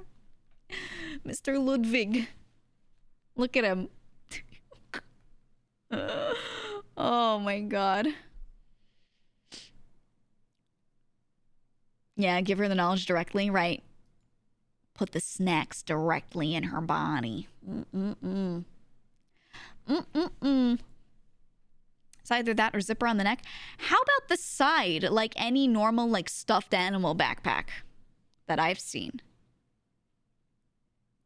Like, how about just, like the head is stuffed and fine, and then you just reach into the side? Everyone's trying to, like, decapitate her. I think it'd be funny if the head popped off. Jesus Christ. Or a butt flap. Like baby pajamas when they have the butt flap, except it's just like an entire, like, that's the bag opening. That could be funny, because then you can, like, fasten it with 2 snaps. Oh, that would be good. That would be good. The problem is, then when you open it, all your stuff falls out. But you know what? They'll figure that out for themselves later. That's why she's in VShojo. She makes insane merch ideas. I have some... Now we're just compounding. I was showing this picture earlier, Haruka, because I was laughing at Ludwig's face.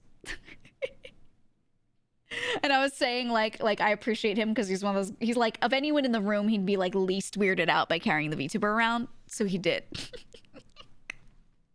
And I was showing appreciation, and now you're memeing on him. You're memeing on his good name. You make me sick. Oh. I love it. I love it. He's so great. He is. He is. That's what I was saying. I was like, I appreciate him, and I was talking about Charlie too. There are a few people that I find are like, in general, as creators, anything that shows up in front of them that they don't already like know about, they're just like, cool, let's check it out. And if their chat memes on it, they're like, shut up. You know? Whereas some other communities that I may have been witness to see a VTuber and the chat is just filled with like weird shit of people being like very negative about it simply because they don't know. And those communities are not just like that about VTubers. They're about that. They're like that with everything. With everything. Yeah, the Game Awards, a singular game wins that they don't know about. And because they don't know about it, they instead of just going, oh, I don't know what that is, it's capitals, who, question marks, skull emojis, and then like anything worse than that, right? And I'm like, ew. The ew cringe kids. Yeah, I hope they grow out of that. I hope they do. I really hope they do. We'll see. We'll see. Or saying rigged. Dude, I thought it was common knowledge that the voting from the public takes up 10% of the point value, and then 90% of the point value to decide the winner is based off of their jury. They have a jury that will like play every game so that they can vote on it. They'll look into everything. That was posted publicly and was something anyone could have found out the whole time. And the sheer number of comments I see on everything of everyone going rigged, rigged, rigged, because they thought that like everything should have been popular vote. Yeah, it's public, but people don't read. Exactly. And it's everyone seemed to think that everything was popular vote. And I'm thinking to myself, like, no. We don't want this stuff to be by popular vote. Because then everything that people pay for marketing for would win everything. That's the worst. That's the worst. Now, I'm not going to get into who was on the jury, because I'm not going to tell you that I think that their jury in particular was great. But I think that the system on paper, it should be mostly jury with some popular vote. I think that's correct. That's correct. Because otherwise, my boy Cocoon would never have won. Because not enough people played it. Because they, are scared of puzzle games. I'm not saying that I think that particular jury was the right jury, but in general, right? Like, we don't want this kind of thing to be popular vote. And that's why, right, they do have a viewer's choice award. They do have things that are popular vote, but none of this shit would have won if it was only popular vote, man. Oh, it would just be fandom wars, and I'm so tired of fandom wars. This is the only way to combat it. My boy Cocoon. My boy Cocoon. Because don't get me wrong, we already talked about this a million times. Love Pizza Tower. If Pizza Tower won, I would have been happy. It's like a 4 on the indiness scale out of 5, meaning it's incredibly indie. It's just two guys with their project, and all they had was their marketing from their own previous project of the art and everything in the comics to be able to show it off. But Cocoon innovated a lot. And I thought that was deserving. They did a lot of really cool shit. They made a game that was literally like about recursion, basically, which was so fucking cool. And it was out of those games, I'd played most of them.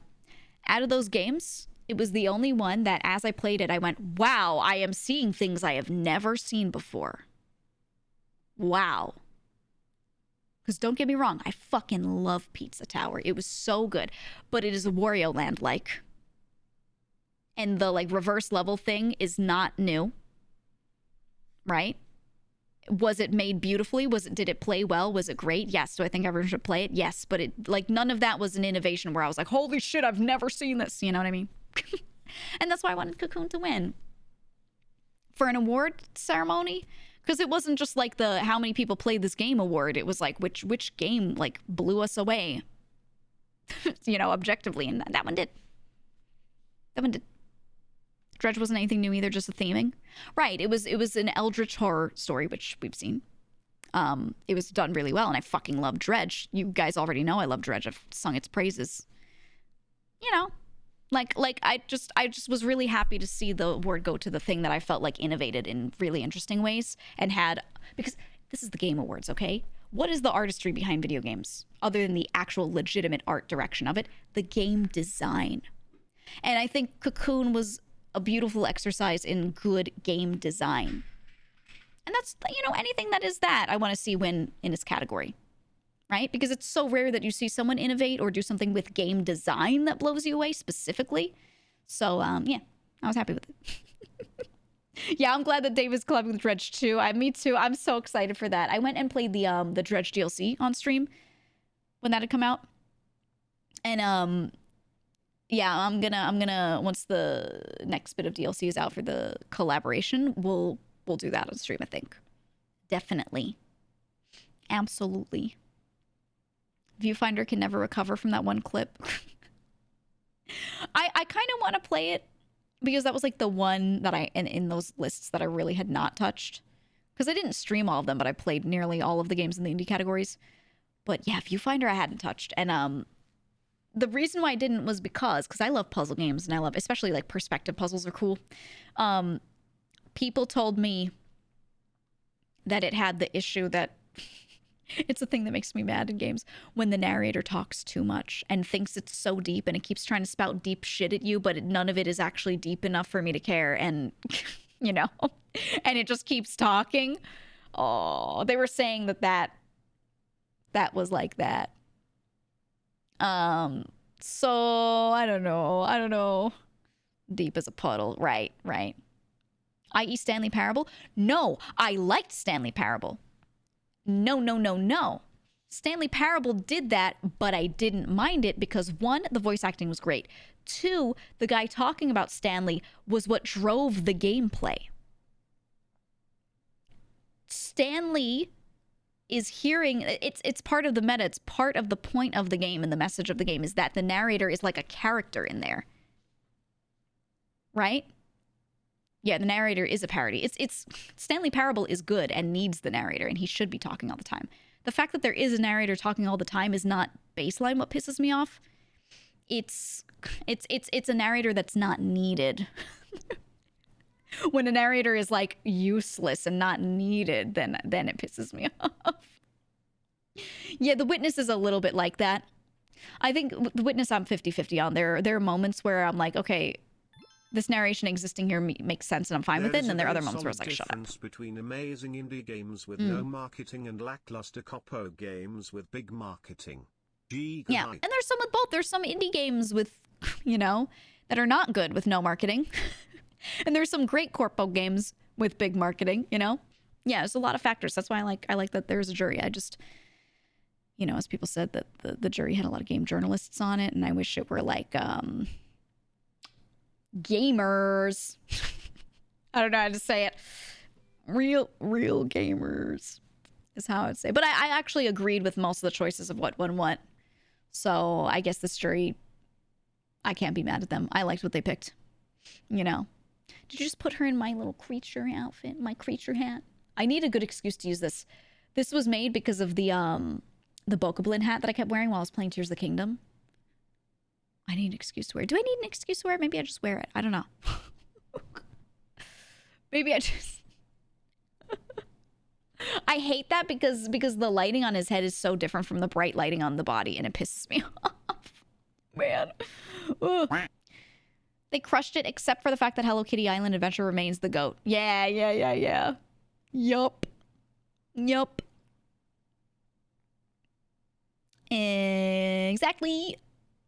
Exactly. Yeah, no, I think pretty much every category, the wins I agreed with. And then there were usually like a couple of potential things that I could have agreed with, like between the choices. Like, again, like I was saying, Pizza Tower, if it won, I still would have been happy because it was really good. And we haven't seen a good Wario Land like in a while. So it was reintroducing a genre that, you know, we haven't had in a moment. Yes, is it a side-scroller platformer? Yeah, but specifically a Wario Land like. So, you know. If it won, I still would have been like, it didn't innovate like Cocoon, but I see the appeal. Like, both would have been fine with me, to be honest. I think Dredge, as much as I love the game and think it's incredible and you should all play it, I would not have wanted it to win over those other games. Like, I fucking love that game, but it did not... The story gripped me. The writing was incredible, but nothing about the game design had me, like, pogging out of my mind the way the others did, you know?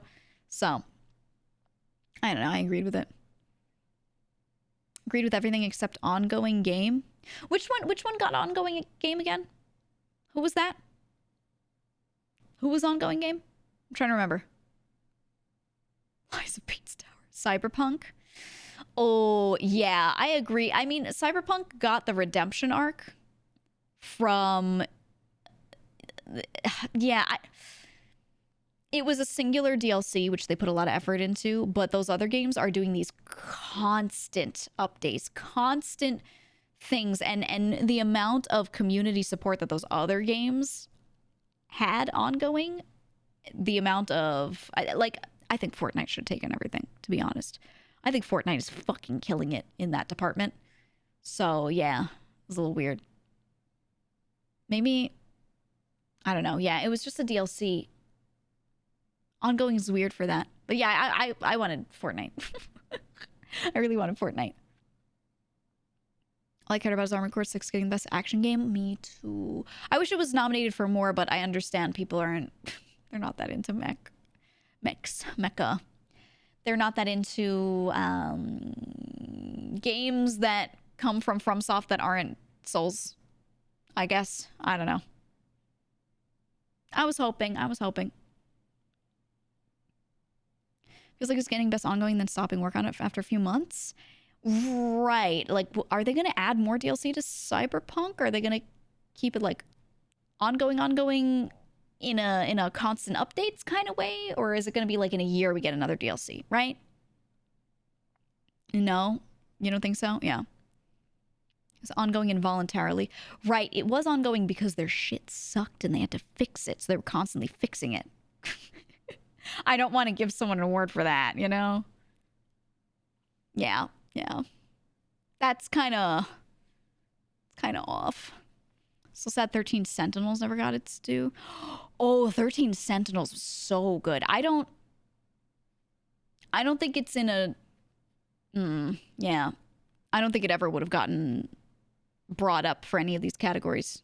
Never. But it was really good. If you like visual novels that also have some gameplay to them, besides just being a visual novel, yeah. It was incredibly good. But I think it's so off the beaten path. And it's not indie, right? So it wouldn't like count for that. I don't know. How many choices differ with what was awarded?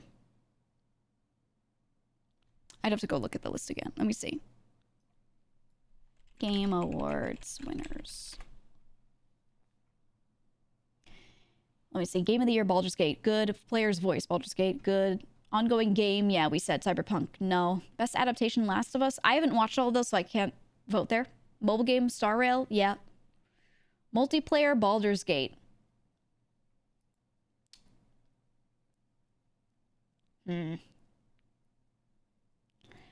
It's good, but it's best played as a solo game. I think that should have gone to, like, honestly, to, like, Party Animals or something.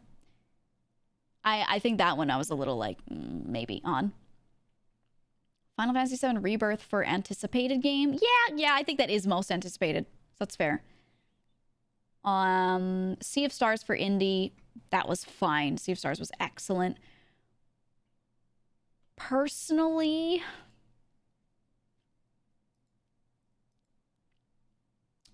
I don't know if that I would have picked Sea of Stars. However, I am not mad about this. I think this is very fair. Esports was Valorant. I don't like Valorant. I think it's really well made, though. It's just not my kind of game. So when I saw it, I was like, oh, okay. But that's just because I don't like tactical shooters. I just don't like the genre. It's not the game itself. The game is made beautifully. Best RPG, Baldur's Gate. That's fine. Best narrative, Alan Wake 2. Hold on. Is this a list with all the potentials? Yeah, here we go. Okay. For best narrative, for outstanding storytelling and narrative development in a game, Alan Wake 2 was really great. I thought Baldur's Gate was going to get this as well. But then again, when I played Baldur's Gate, it was so beautifully written. It was so well done. There were moments that totally lost me. Like, I just didn't care. I just didn't care about chunks of the story. Alan Wake 2 was incredible.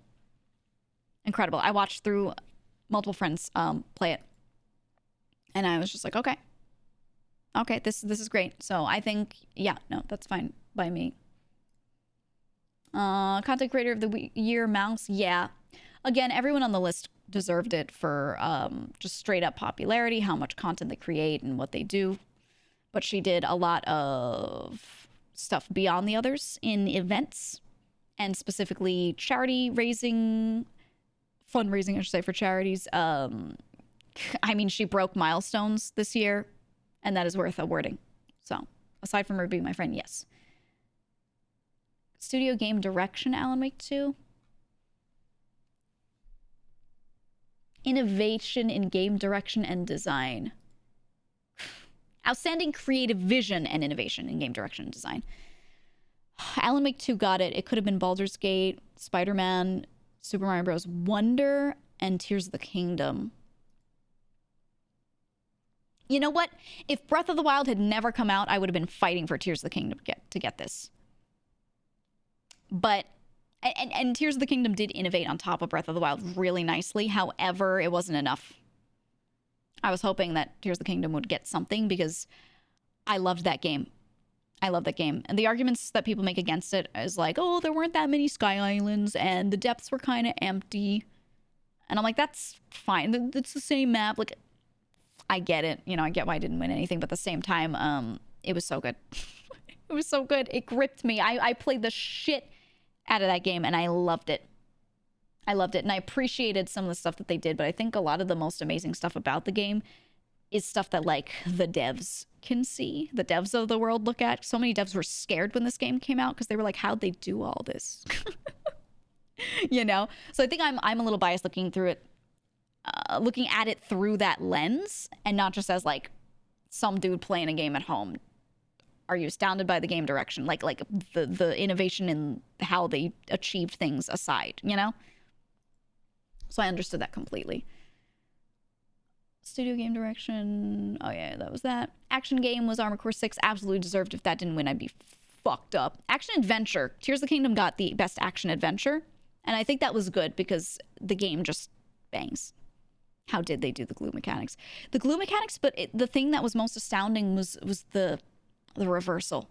Being able to take an object that they pushed across the map and interacted with other objects and then have you cast a reversal whenever you want on it.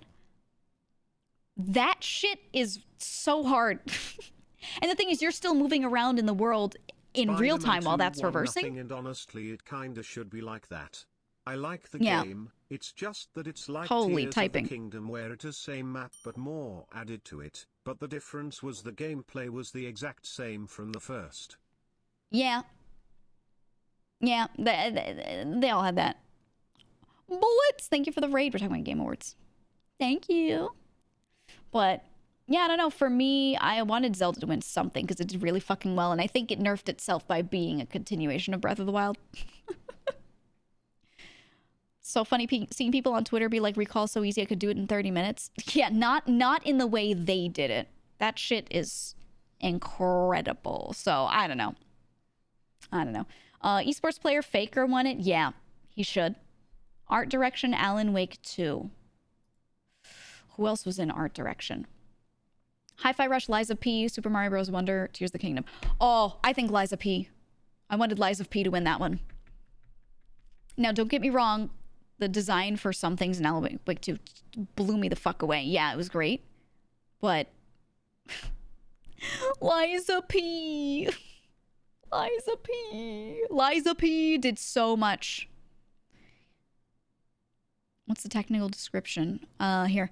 For outstanding creative and or technical achievement in artistic design and animation. I thought Liza P was gorgeous.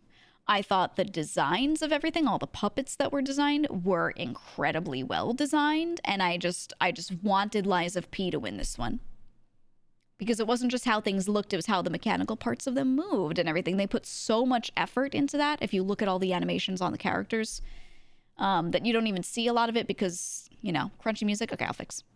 But yeah, you don't see a lot of that because when you're fighting a thing, it just rushes past you. But if you look at these animations in detail, they go crazy. So I was a little sad. I wanted Liza P to win. But it's okay. Hi-Fi Rush would have been a good choice too. Wonder. Super Mario Bros. Wonder? No. It was great. I love Nintendo. But just no. It's very similar to other things they've made. And then Tears of the Kingdom was also gorgeous and beautiful. But again, they already did it once. So, nah. As much as I love it, I think the design in... If they had Breath of the Wild and Tears of the Kingdom rolled up into one, and then it didn't win this category, I'd shit myself. I'd be like, are you kidding me? It's the best. But because we've seen it before in Breath of the Wild, you can't give this game alone an award for it. You just can't. Family game, Mario Bros. Wonder. Really? That's right. It was Disney Illusion Island. Party Animals, Pikmin 4, Sonic Superstars, Mario Bros. Wonder. This should have been Pikmin 4, in my opinion.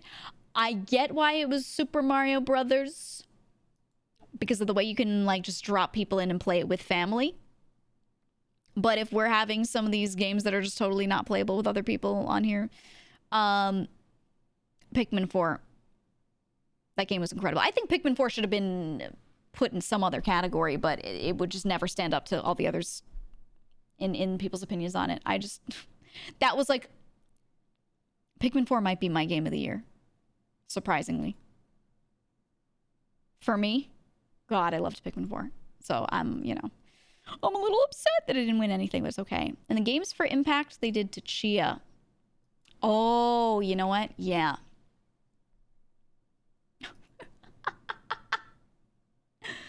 God, I wish this was canon.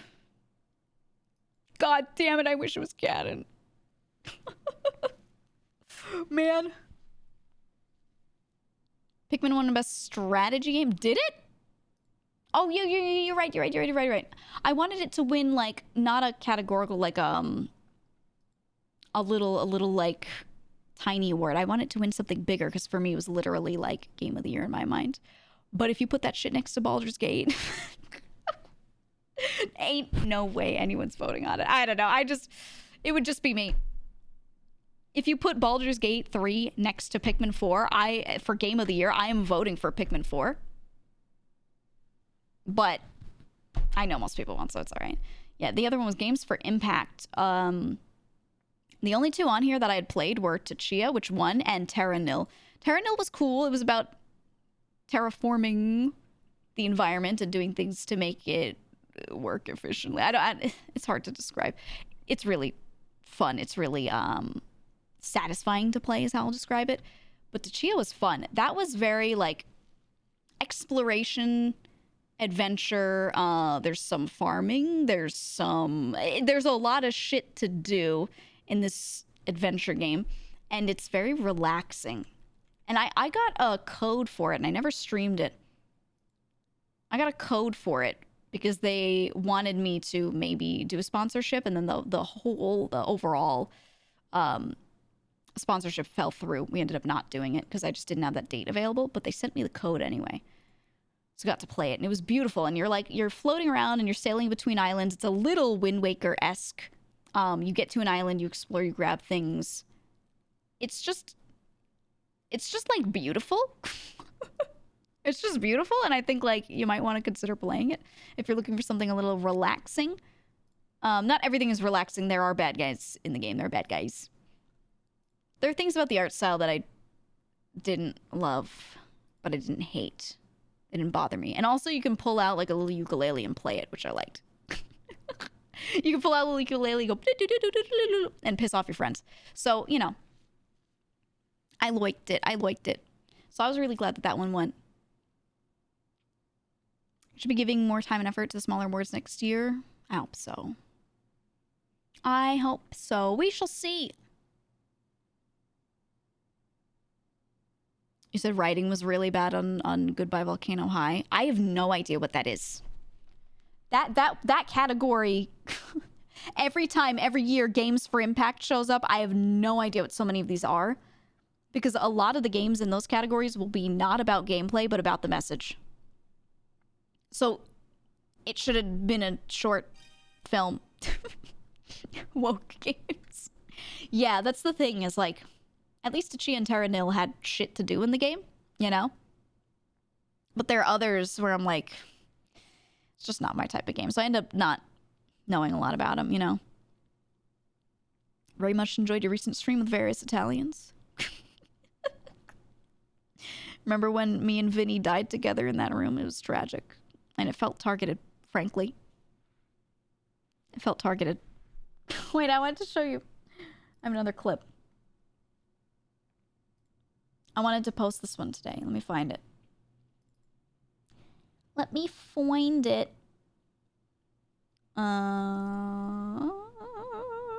Here. There we go. Oh. All right, buddy. I see you. All right, buddy.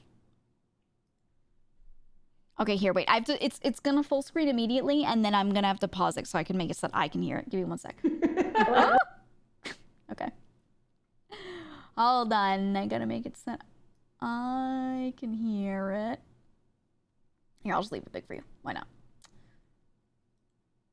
I hate it because when you drop a video in OBS, you have to go to Advanced Audio Properties, go to the video, and then turn on monitoring so that I can, like, hear it. I'm monitoring the audio. Very annoying. Very annoying. Okay, here. All right, let's try and leave. 1, 2, 3, go. I promise I won't die, okay? That's Vinny's voice coming out of the coil head. All right, let's try and leave. 1, 2, 3, go. I promise I won't die, okay?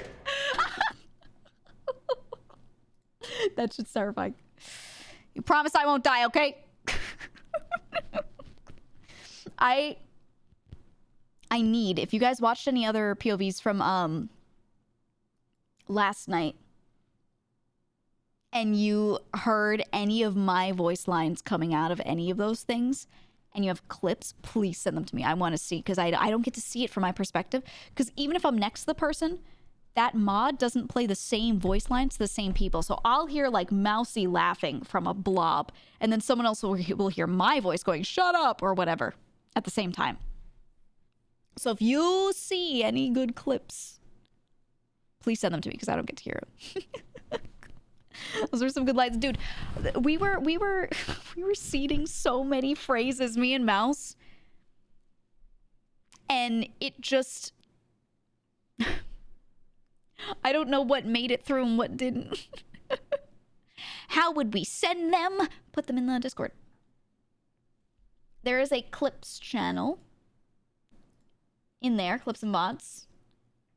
Put them in the Discord, okay? Oh yeah, when I kept walking away and going, my pussy hurts, just to try and get it so that a monster would say that to someone. Oh my god. It was so funny. Zen showed us the Nutcracker followed by the mask group. Yeah, they get crazy. God, I wanna watch over, like, while I'm just eating and I'm just like watching something, instead of watching a show that I usually watch, I might just watch people's POVs. I want to watch Sean. Remember the person I rated last night, Sean? Remember good old Sean? We love Sean. He apparently like heard me multiple times, so I gotta watch a lot. I have a lot to go through. I do. Missed a lot last night. Oh yeah. Is this a long neck joke? Is that a long neck joke? Oh my god. All right, anyway. I got a collab to get to. I was thinking about playing a game today, but unfortunately Lego Fortnite is still going. So we're not going to play Lego Fortnite today. Maybe this week. I'll grab friends too. I didn't want to play it alone, you know. I know I could always grab like mods or someone, but like I want to grab like a creator because several of them said they want to play it. So we shall see. We shall see. Saw someone's making a mod for Lethal Company that will let people use VTuber models. Yeah, I would like to look into it to look at the implications. Like where are those files being stored? Does it show for everyone? Is it just local? If it's local and I just see myself on my POV, that's fine. But what does it take for my friend to be seen on my screen? You know? So I don't, I will not use anything until I'm like sure of it. You know? Same thing like, yeah, with the voice one. I saw you say something yesterday, Blazing, where you're like, oh, it's recording you, huh? How long until Lethal Company reaches Left 4 Dead 2 levels of modding? I hope they let it keep going. Aren't you tired of Lethal C? Why'd you type it like a C with a period? Why'd you type it like that? No, I'm not. No, I think when it first came out, I got burnt out really quickly because I played it too much and I didn't know enough about the game yet. I was starting to know more and other people didn't know, so it was like this endless cycle of me playing with friends that didn't know what they were doing and they would just die immediately. And it's very easy to get burnt out on that, but now that people know how to play it, nah. Now it's like, it's good. It's good. But we shall see. We shall see. I'll still play more of it. Also stream it. You know, if I'm going to collab on it anyway, I'll stream it. What's the difference? Might as well. But I do want to do more solo streams and get some stuff together.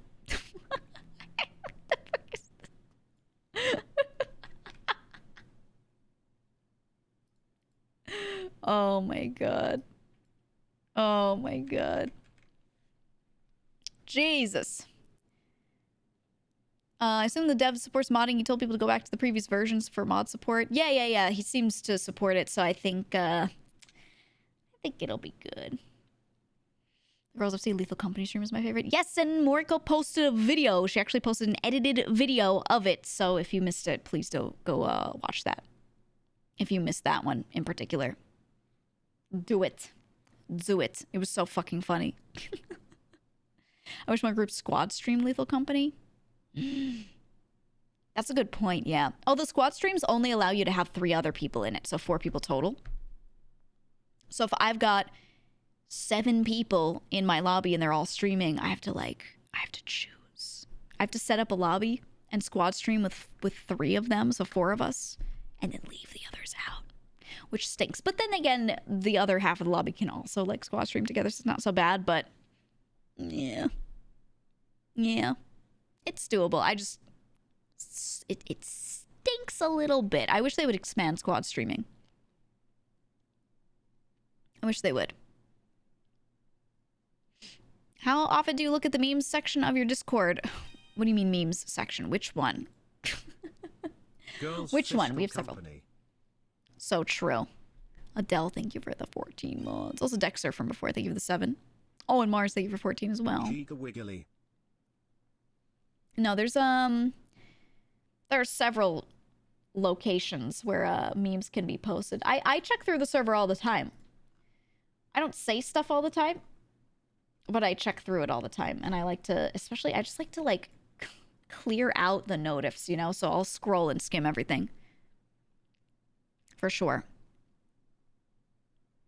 The median clips one? Oh, yeah. I always check that. Always. How was that? Why'd you get rid of that so quick? Are you embarrassed? Do you have to fix it?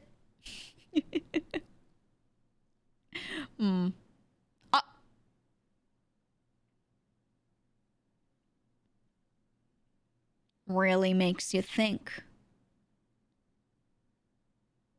Really makes you think. Well, on that note, join the Discord. Join the Discord. If you send bangers, maybe he'll put it on screen. Maybe your masterpiece will be seen live. Who knows? We've got chats where you can place generic memes, whatever you want to place in there. But we have the offerings section. Once you picked a faction, you can leave things there for me to actually review on stream. Those do get reviewed. And there are rules, so do read the description. But yeah, if you want something to get like definitely shown, unless it's something that we have to delete, throw it in there. Okay. I see you guys were looking at the wikis. I sometimes during stream I'll look through I'll look through the chats and I'll see that people are like actively doing stuff as I'm talking. And I see Kat already having drawn a banger comic. Let me show you. Multiple, actually. Multiple.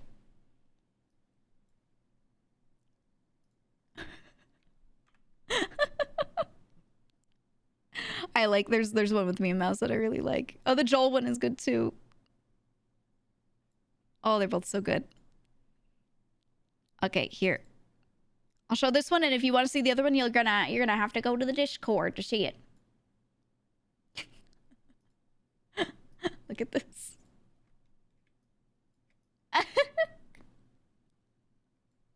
Did you see me in her little lore video for her her outfit?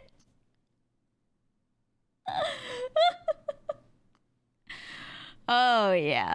Oh yeah. Love her outfit, by the way. She'd shown me at the whole model and everything like well beforehand. And I was like, this one's gonna be a banger. This one's gonna be good. I love it. Yeah, it was me holding the nutcracker. Me absolutely smashing it to pieces. Stop with the tiny... Alright, fine. You can have it. Whatever. Anyway. Yeah, it was good. It was real good. But that's it for now. I gotta go. I gotta procure some food before my collab. So I'm gonna go and do that.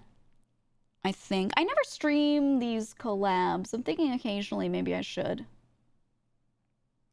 I have done so before. Absolutely.